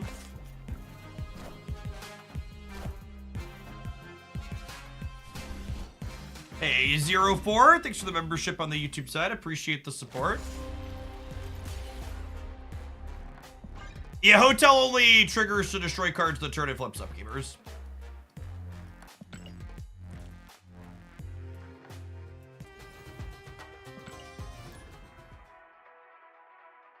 Talked ourselves out of the winning line. Would the Marvel line have won? How many points did they have left? Yeah, I would have won. I would have won left and right, right? I wouldn't have won. But no, I would have won left and right, though, right? Because I would have had 7 plus 5 on the right where they had 10, and I would have had 21 on the left. Yeah, I would have won left and right.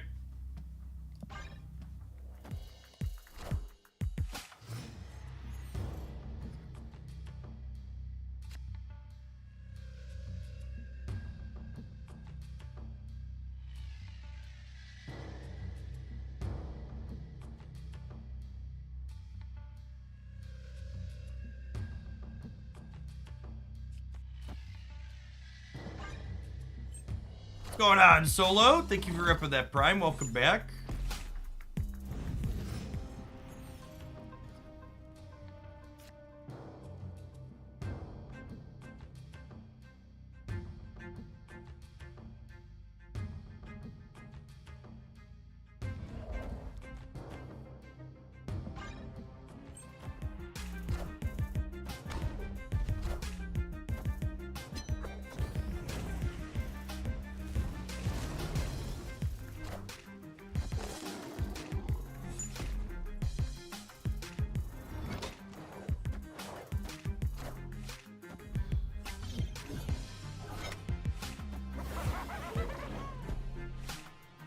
And like a little expansion diff to start the day.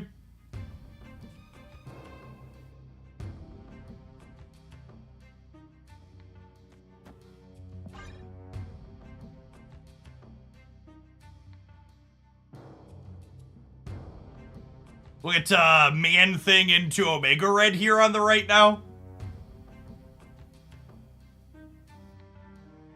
Honestly, creating Limbo kind of looks wrong at this point.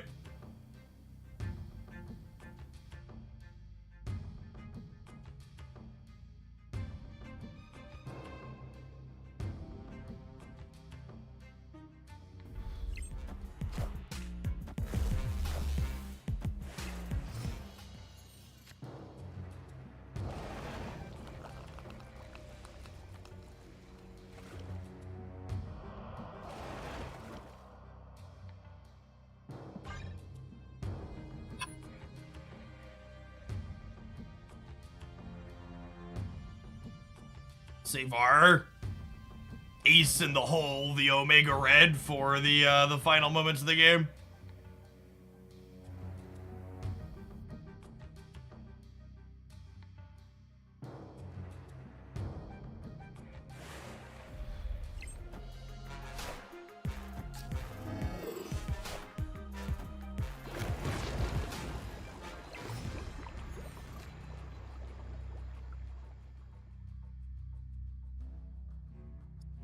He's not actually helpful, right? Because I can't get her into the center.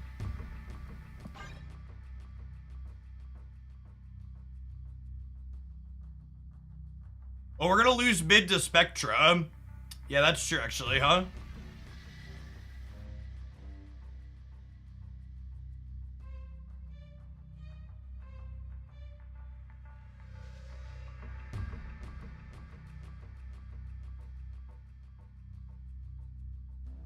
Yeah, we actually do have to leave. My opponent's taking a really long time. I'm just gonna bounce. They're statistically very likely to have their card. Escaped. Even with Omega Red and Cerebro. Because we didn't draw Spectrum, Onslaught's the only one that's gonna get the Cerebro buff. And I'm only going up to 9-17 here, so they'll win here and here. So I'm only gonna get 8 here in the middle with Omega Red. And it's kind of comical how much worse this card is than Miss Marvel. At a minimum, they need to take his bonus and push it up to 5 or 6, but honestly, I might just need a full redesign.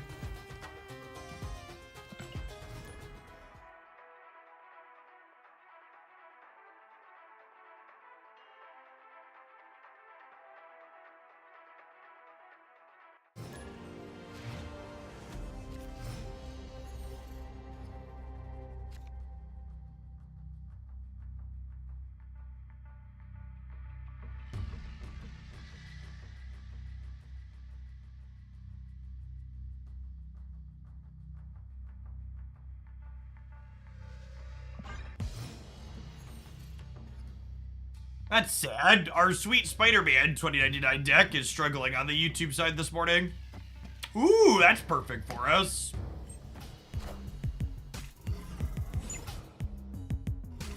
Means it gets the Cerebro 7 bonus with the Spectre buff. Afternoon Beamish.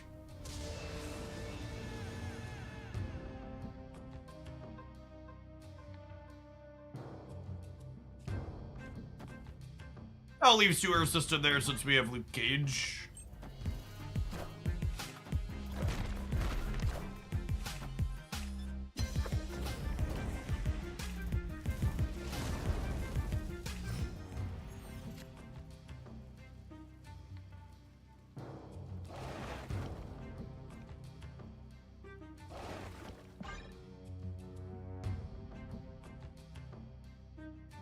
And we'll probably go Zabu Cerebro next turn.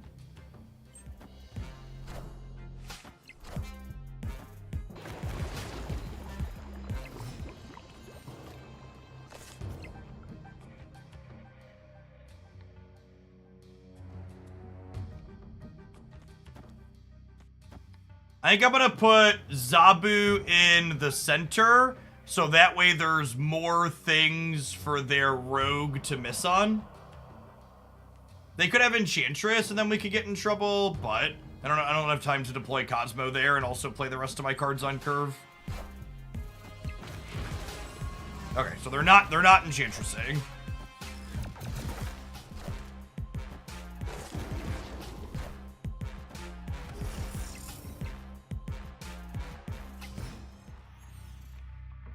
Is it worthwhile for me to play the Widow's Bite? I'm not gonna play anything I could draw next turn, right? Opponent snapped. Or snapping. You think they're gonna rug pull me?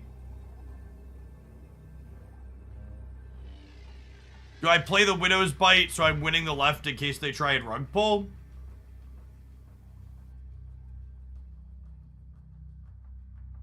I guess it shrinks the Hawk a little bit, but does shrinking the Hawk matter? I'm gonna go to 12 here, and then I'm gonna go to 14 here.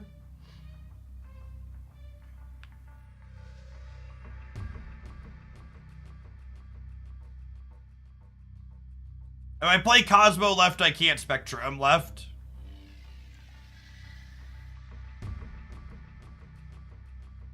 And shrinks the Mystique in the middle too. Yeah, that's fair. I'm definitely playing for the middle, right?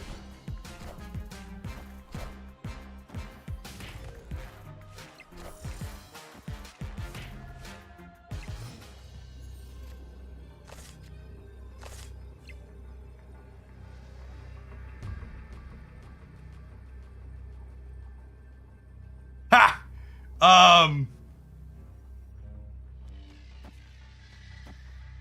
Is it that now? Is that the answer?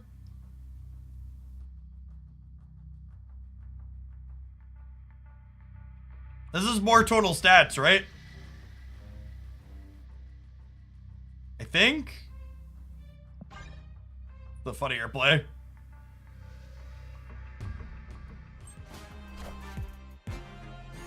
Spectrum Ed's more mid by a very little bit.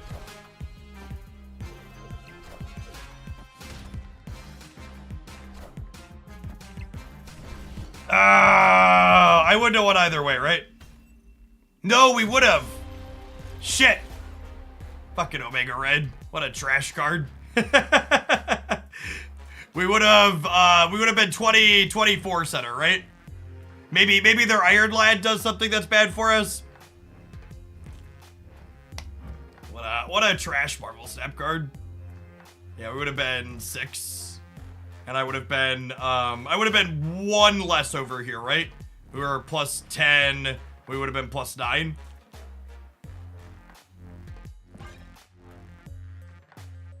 Yeah, Cheeky got punished.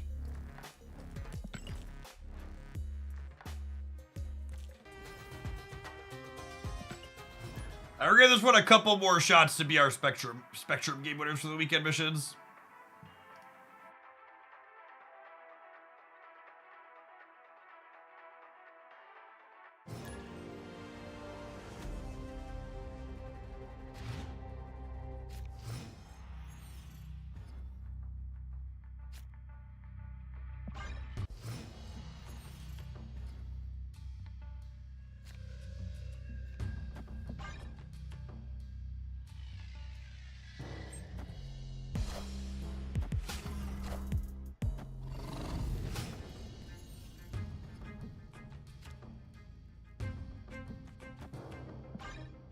Alright, so Man Thing is not useful.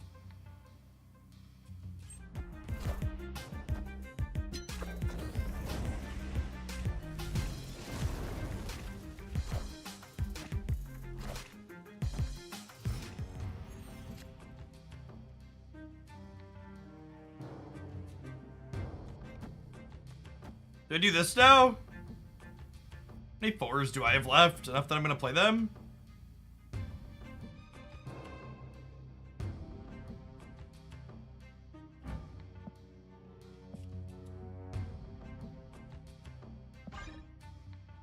Not sure that it's worth playing Zabu here.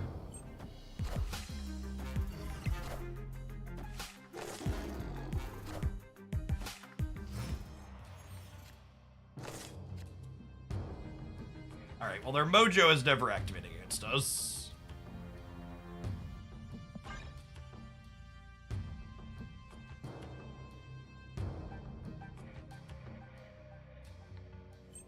Their Jeff is not moved yet, no. I am Iron Man.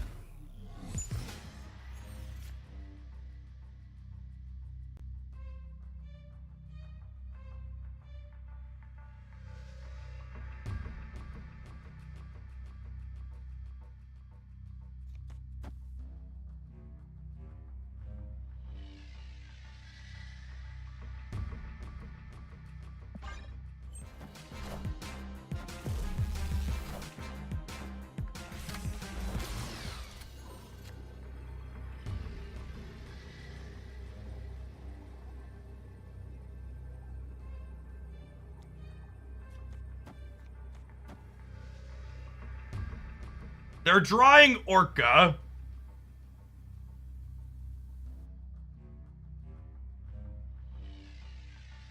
This beats Orca right?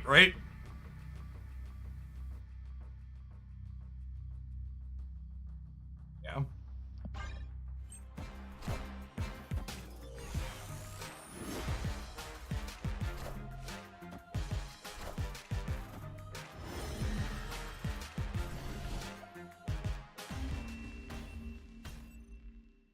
Victory.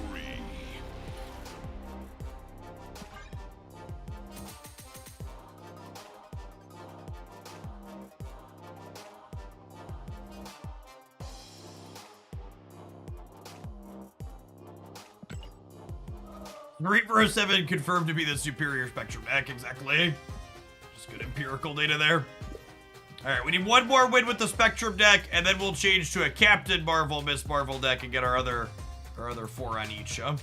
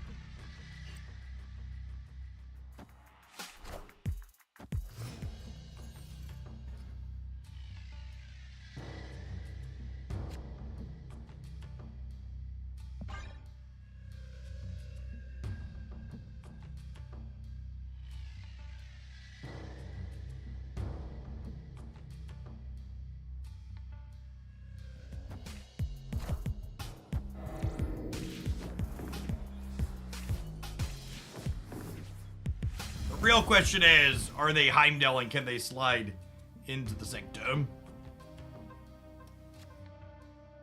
Oh, snap.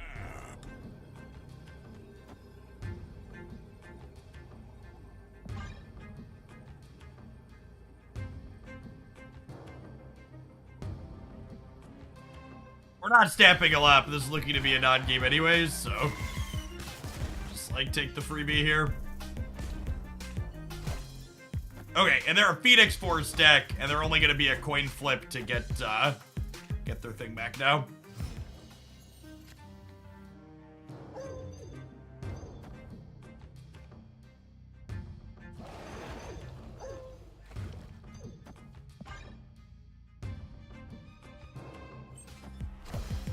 Miss Marvel does not get into Sanctum in this deck, no.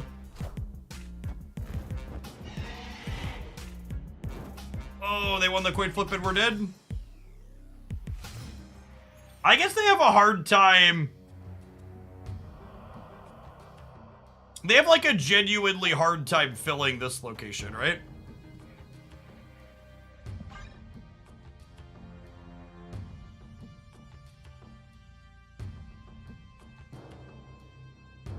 But I like Spectrum the right and she's 9, so I'm at 18 on the right. Because their Human Torch needs to win them center. Yeah, they need a Taskmaster.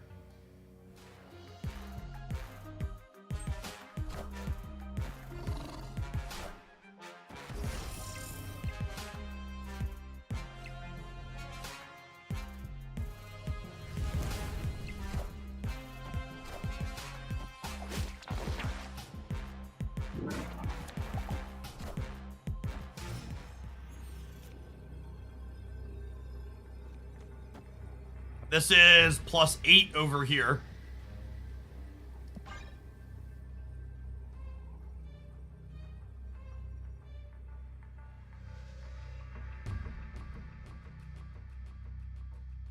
I suppose we still lose though, right? Do I lose the breaker? They move here to 36, 41, 20. Yeah, I actually have to leave. Yeah, they tie break us, right? They move this into here, which gets them to 36, 41. They go to 50. and I'm only at 25, so they're up 25 here. And then over here, I'm only at 14-5. We need them to lose the Phoenix Force 50-50. They did not.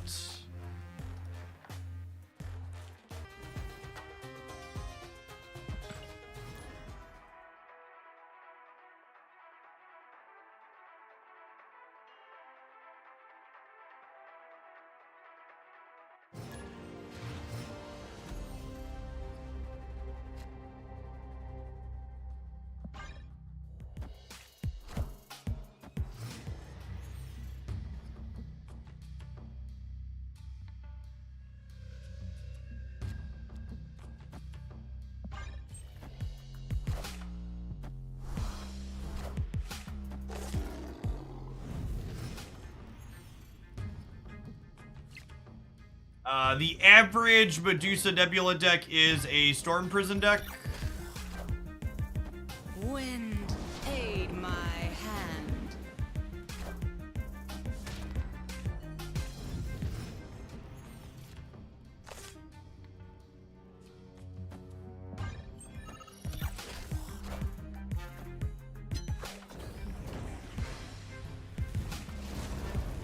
Being able to open that up is a big deal.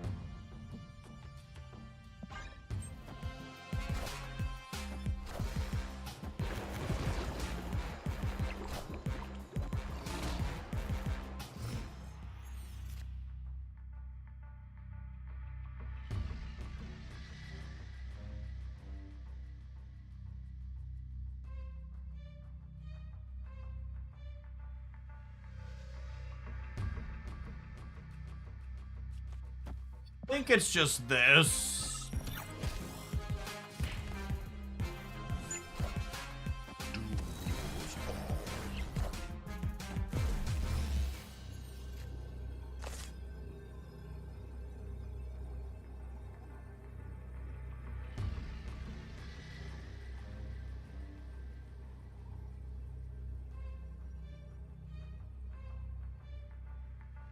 They're locked in the middle, right?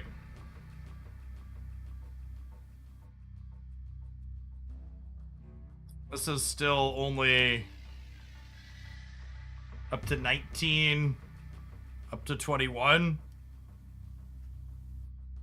Well, to be fair, you get 8 back if you're 10 ahead, but yeah, it's not great, to say the least. Does this ever win the game? This gives me the win in the center. Yeah, we're kind of coin flipping at Alioth, right?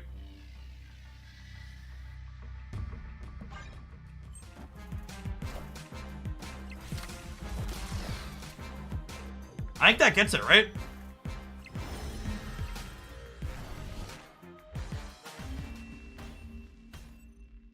Victory.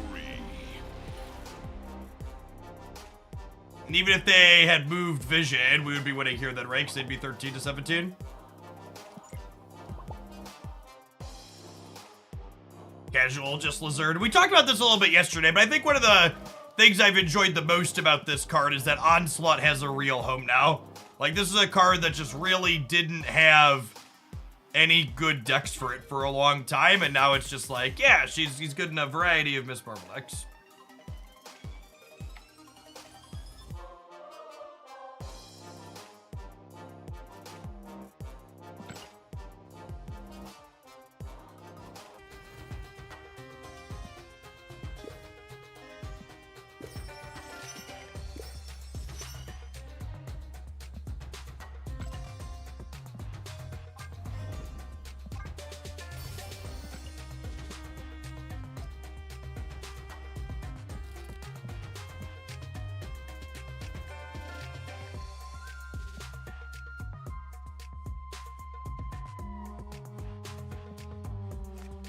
Favorites was not a Miss Marvel deck, right?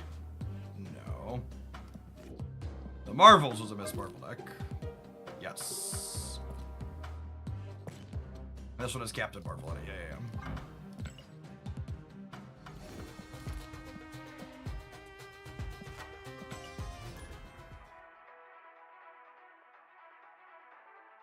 DM Jeff for convincing me cards are useful and thereby obligating me to buy variants for them.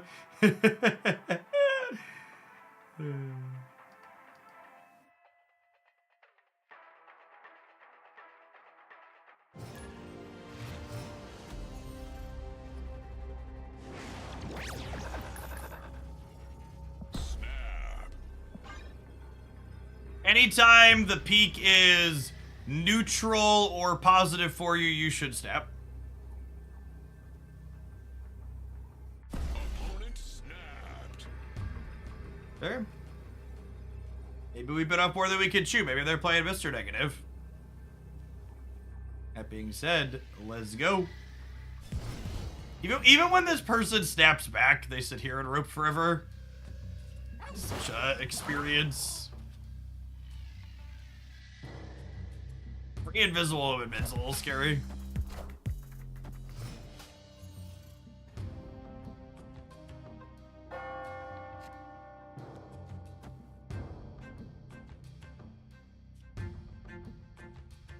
I don't really have any on reveals I want to double, right? I'm just gonna proactively Cosmo the Carmartage. Or a Nebula deck. This is like hedges them playing like Electro here. Is Eva a streamer tag or just random? Eva Zord is a content creator and top ladder grinder. They stream in a non-English language, if I recall correctly. But they're also a very deliberate gamer. They run the rope down in its entirety almost every turn. My kingdom for second dinner to make the clock not incentivize you to do that.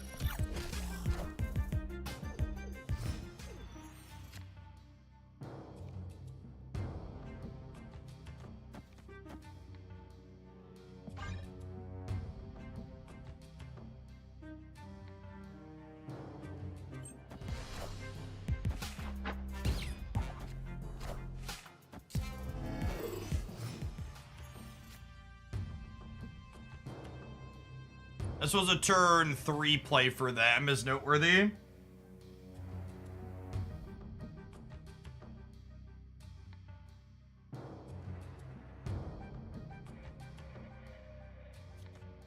Do I want to Iceman and give up the possibility of hitting Miss Marvel next turn? I could also just play it here for stats. I think I was going to play it here for stats.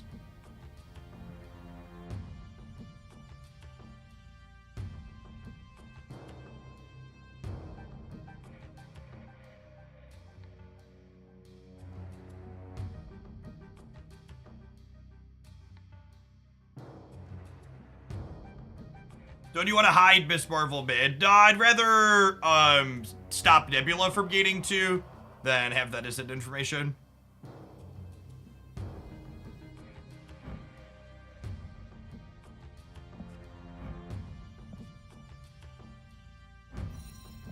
Nebula was not peaked. It was their turn 1 drop.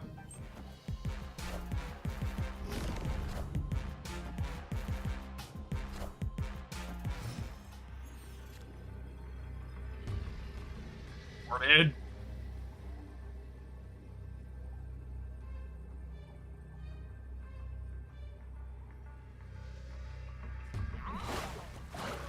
If I do this, I'm going to 10, 11, 12 here only, so I lose.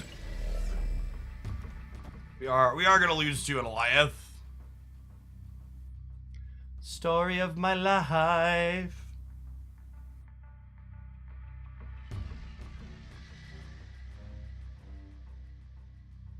We could try and juke Alioth by playing Miss Marvel right, but that loses to like anything else big being played center, as is often the case. Alioth is a frustrating and trash Marvel snap card design because the optimal gameplay patterns mean you should pretend it doesn't exist and hope they don't have it, because playing to beat it generally means you lose to literally anything else.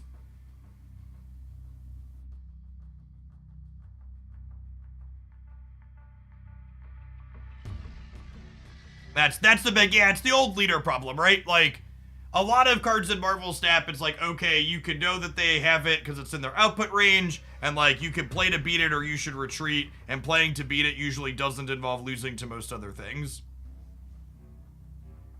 Yes, if they play Alioth Center on the last turn, we will lose to, it will die to Alioth. Oh my god. Okay, wait, we tie the right though, right? No, they haven't Nebulaed yet? I forget, did they Nebulaed, yeah? And we win the breaker by 1? Wow. Sometimes lucky, rubber ducky. Sometimes lucky, rubber ducky.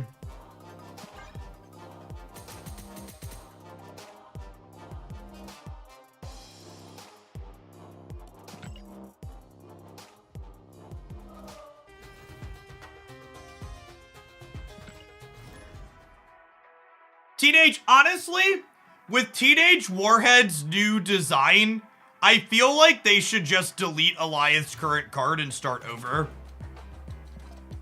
It genuinely feels to me like Teenage Witch's current design is just a way more fair and reasonable version of Alioth, and Alioth should just be taken back to square one and redone.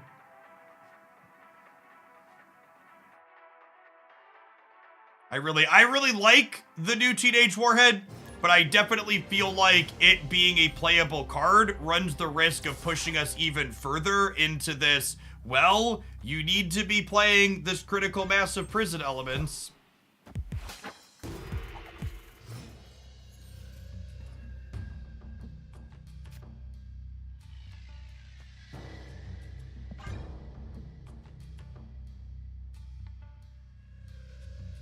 Yeah, exactly. It feels very similar to old Spider-Man plus Professor X. You're like, okay, you're hitting a critical mass of things that probably shouldn't be happening. That's already have both our 1-drops. What are my options to hit with this Iron Lad? I think usually you want to wait to play your Iron Lad. I don't think I want to put another Hulk here. That could be a Shang-Chi deck.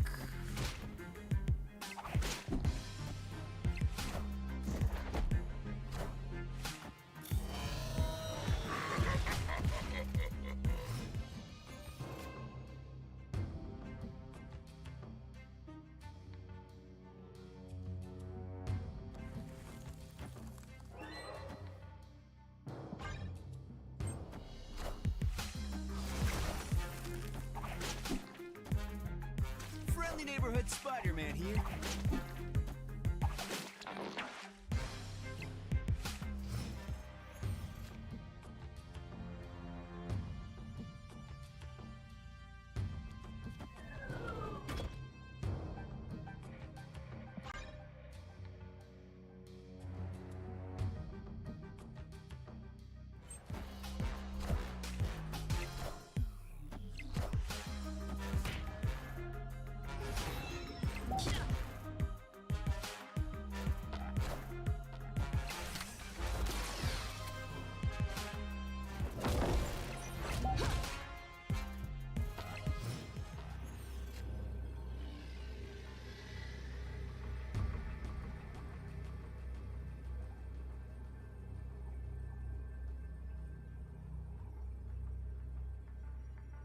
Can they beat +5 over here? So what's that card they're realistically playing that beats just +5 on the right? Because Captain Marvel covers the center too. Or going +2 there. Oh, Captain Marvel doesn't cover the center because Iron Lad and Captain Marvel would give up Miss Marvels. But still, I'm going to +11 there. I'm 11 on the right and 14 in the middle with this.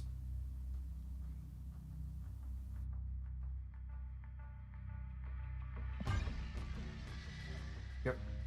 Victory.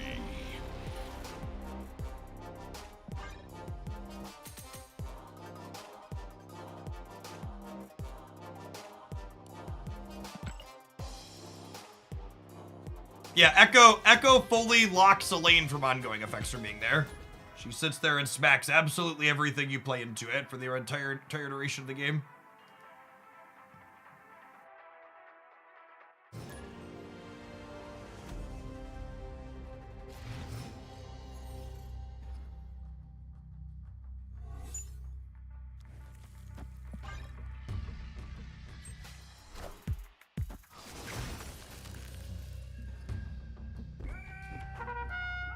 I just played against a Deadpool deck, a Darkhawk deck, a Marvel ongoing deck, and then Professor X Prison, and all 4 of them Alioth me on turn 6.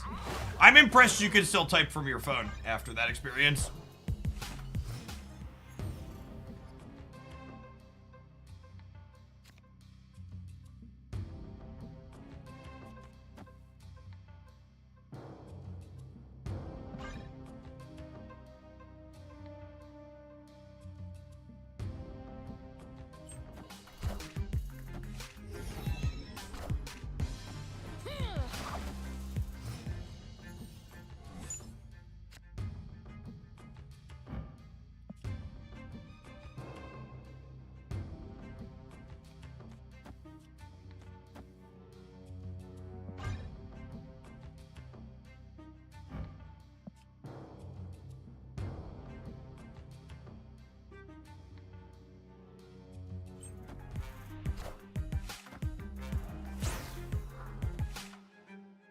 All right, can we win the 50-50 to pull Echo out of the middle?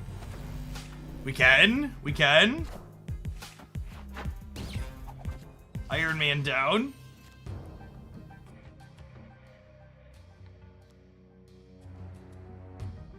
Oh, Echo does have a mouse over effect now. Interesting. I think I'm still just playing this mid. Oh, snap.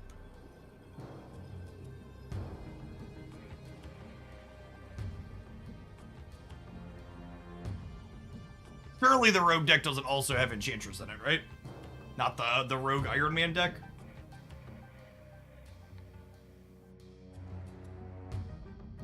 Do they have a second Rogue from the Time Theater? That's a good question, actually. Yeah, that could definitely be a thing.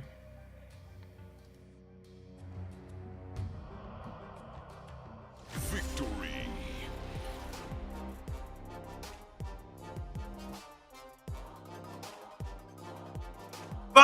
By the way, gamers, it's not you. The purple fart is back. It's not you. The purple fart is definitely back. Is that better or worse than when I make this less ranked?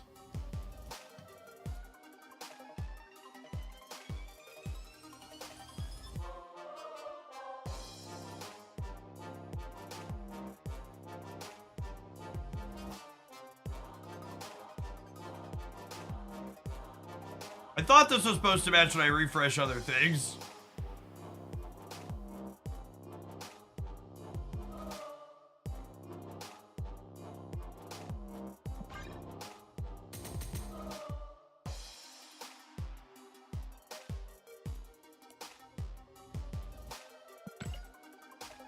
Playing against Fart makes me turn off Snap and play other games for a while. I am not joking when I say this. When you get Alioth, closing the application is the absolute best thing that you can do. One of the things Second Dinner tracks, like most games and apps in general, is what happened to the user when they stopped using our application. So anytime something's toxic as all get out, closing the application immediately after you experience is the #1 best thing you could do.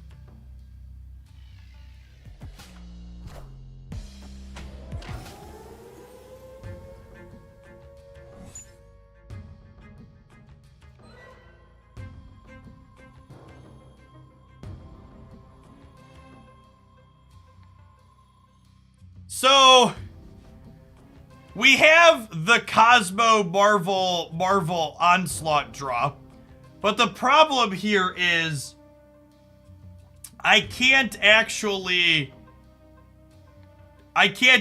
do anything because we didn't draw any of our 1s or 2s to fill the left and right early here.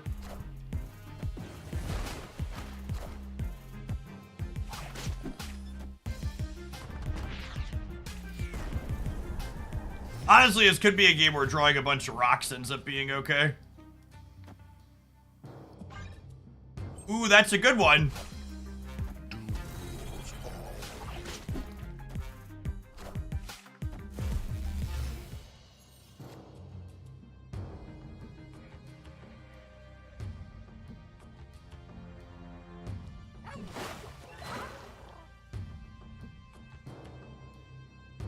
What if we do this and then we go Marvel, Marvel? Seems good, yeah?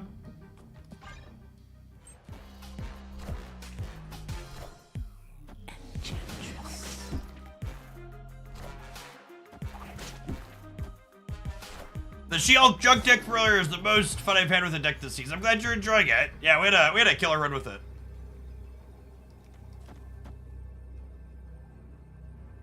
Zabu mid would have let you play 3-4 drops. Yeah, but then Captain Marvel can't cover the mid, right?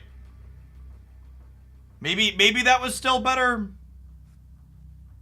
I didn't think about that. It's a good thought.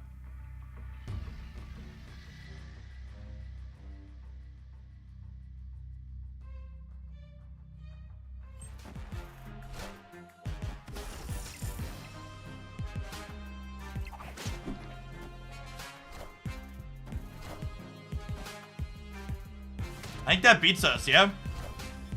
Higher, further, faster, baby. We really needed cards to play early. So we could have gone Blue Marvel. Maybe we get... honestly, the Zabu center line would have gotten there, right? Because they didn't play for the center at all.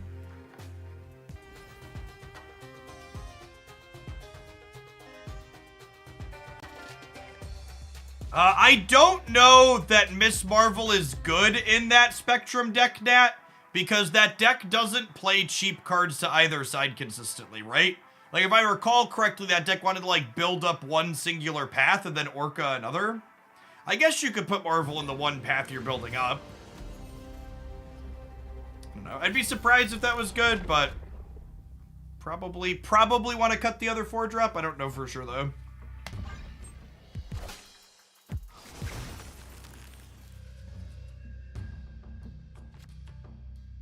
Is there a link to the Hulk junk deck from earlier? You could always come into my chat and type !decks to get a link to all of the decks I've played recently. Something to keep in mind on days not like today is that periodically I will play Conquest, and we'll leave here because they have turn 3 Professor X, and then you'll need to click Conquest at the top. But for reference, the chat commands work even when I'm offline, too. So, like, if you're ever like, oh, where are Jeff's decks at? You're, like, in the evening or a weekend, you could open up my Twitch page and type !decks and grab that URL.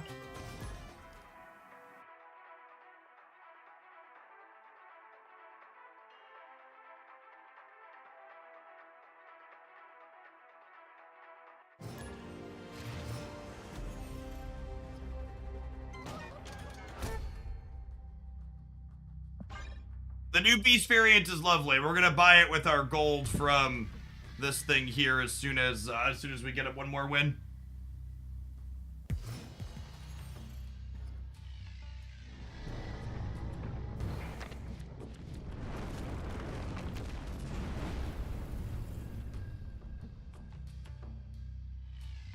Opponent snapped. No Blue Marvel, no Miss Marvel, no thanks. Escape. Onward, onward, upwards, backwards, forwards.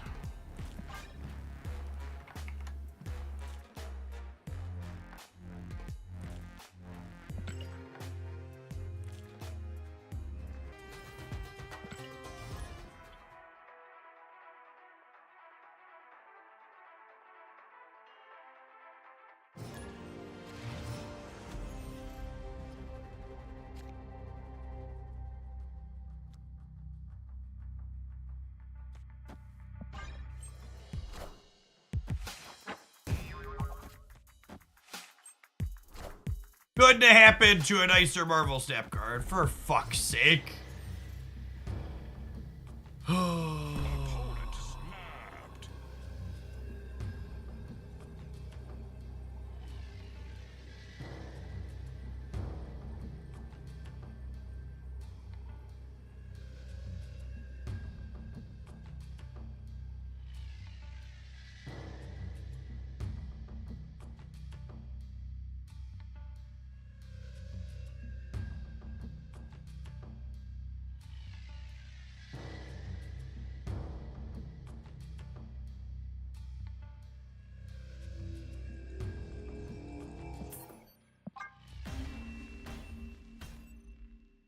escaped.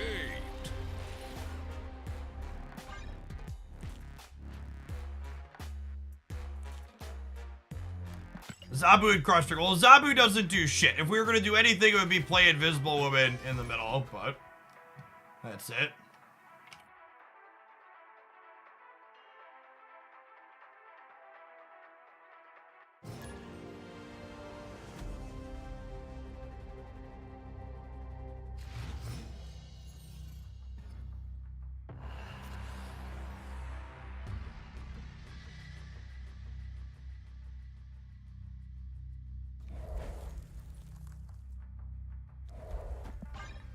Tried the combo discard deck that was in the Discord earlier this week. Yeah, there was a highlight of that up on the YouTube channel on the Hooklandia Step side. You can check that out there. Jeff means that we get to Miss Marvel into here.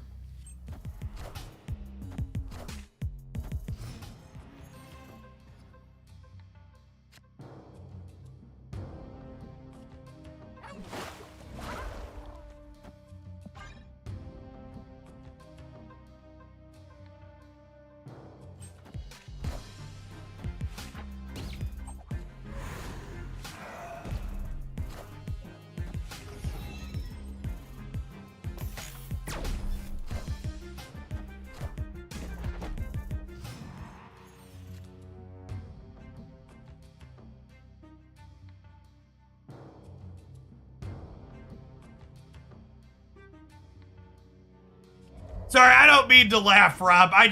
You posted your message about the game changing from a fun casual game to mostly prison decks and toxic emotes. I'm like, and right before you posted that, I sent a message in... Wait, why did I move Jeff in advance? So I'm just talking to quick. I sent a message in the Discord server I'm a part of for Snap stuff saying, hey, my chat is mostly people talking about Alliance sucking shit lately. So I'm right there with you for what it's worth. An incredible number of Marvel Snaps formats basically come around to an incredible number of Marvel Snaps formats basically come around to Professor X decks being in some way, shape, or form the best thing you can be doing. Hey, look, gamers! I get to flip a coin against an Alioth. It's fun and exciting. You could argue, oh, we picked the Alioth? Fuck yeah. Now I just died of Doctor Doom.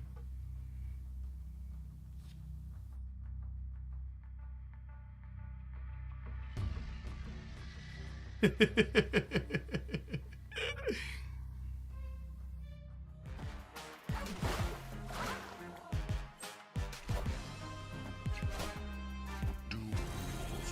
did we beat that? I can't tell if we beat that middle.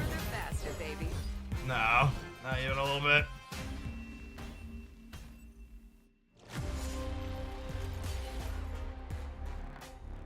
Honestly, chat, I think for a deep cut for the old timers, I would describe Alioth as fun, inviting, replayable, and exciting. Truly a fire card design. You know what else is fire? These 2 minutes of adverbs. We're gonna shake it off, and we'll be back in 120 seconds. Thanks for going. Thanks for hanging out.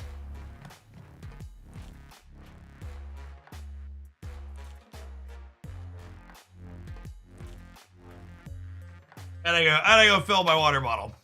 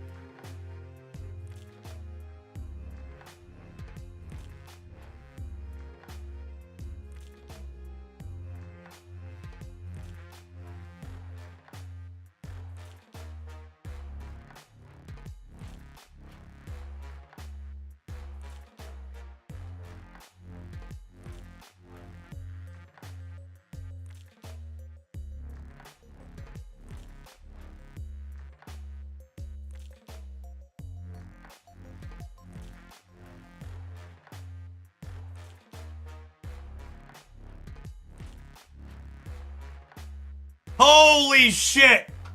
Oh god! What?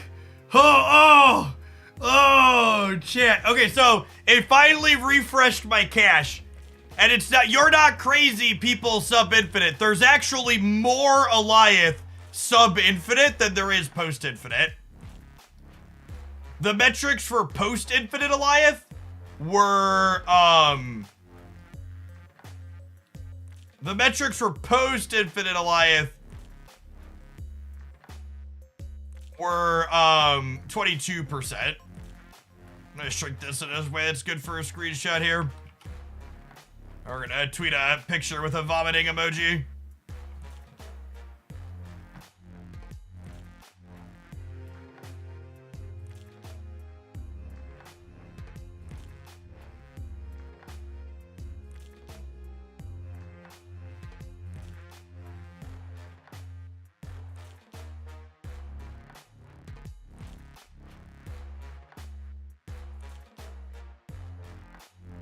Glad I'm out of town this weekend because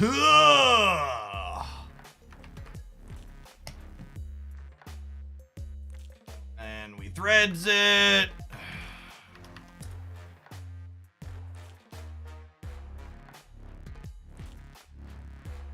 It's not just you gamers, it's the Marvel snap.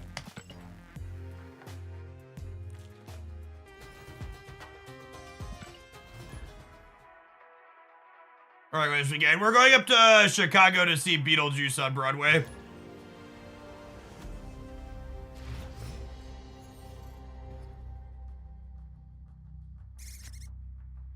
It's so good. That's what I've heard.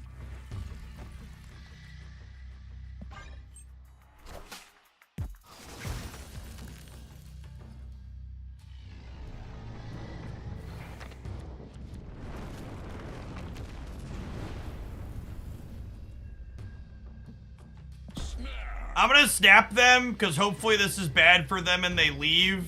Because I just need one more win to be done with my weekend missions. Damn it.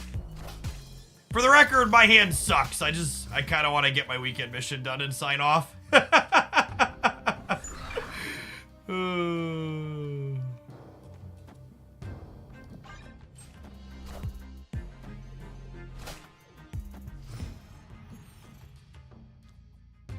The core problem with Alioth stuff is that even if the metagame can appropriately respond to Alioth, the games that Alioth generates are deeply unsatisfying. Like, let's say you have a deck that's like 55% against the best Alioth deck, but the 45% of games you lose involve random flips at the end of them. Like, is that a fun gameplay experience? Is that you walk away from it and you're like, yes, this is good, I hope to play more of this? Or is this, I sign off and go do something else with my time experience?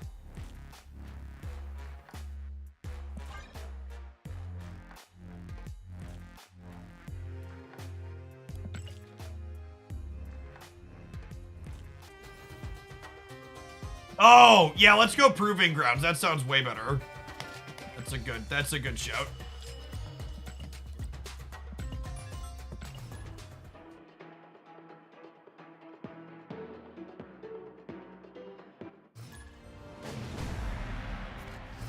Oh, snap.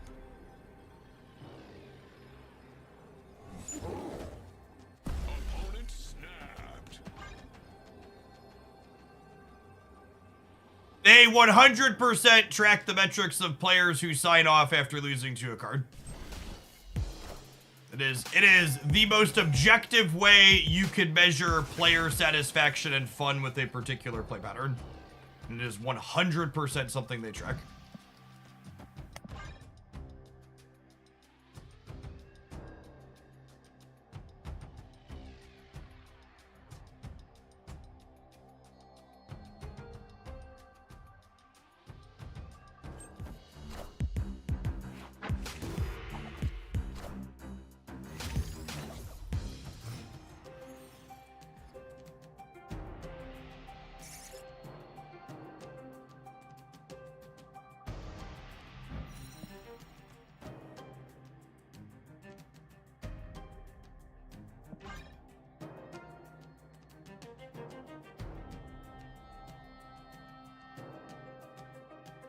The survey actually didn't pop up for everybody.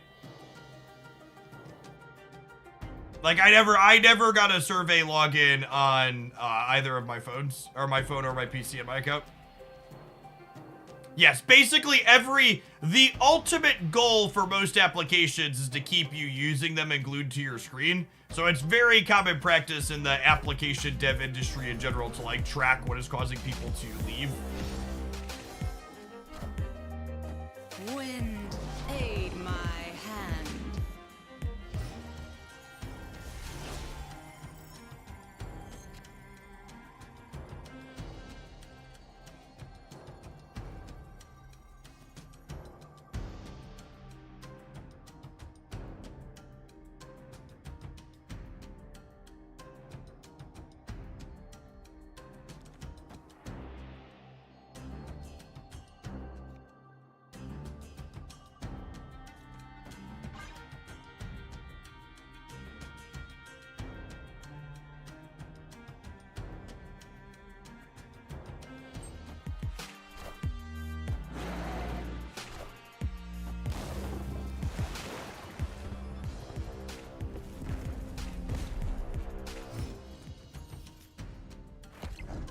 For anybody wondering why I made that play, I felt like I had to make that play because if I didn't make that play and they Professor X the center on turn 4, I lost the game essentially.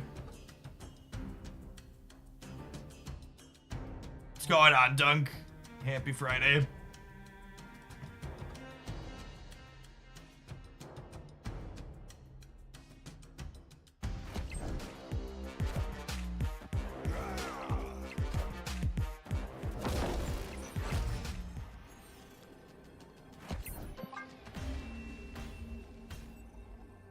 Escaped.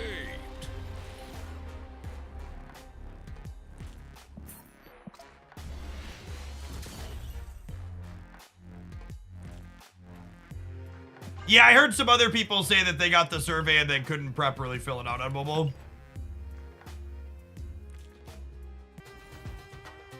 Alright, I'm gonna be honest, I was gonna try and finish this mission today, but I'm just gonna finish it on my phone later.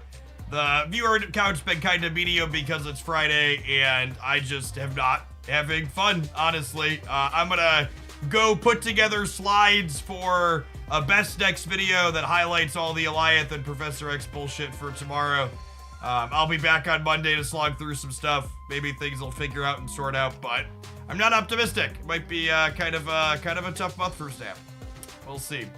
Because there's no, they canceled the OTA on the 24th, so there's no changes until the 28th.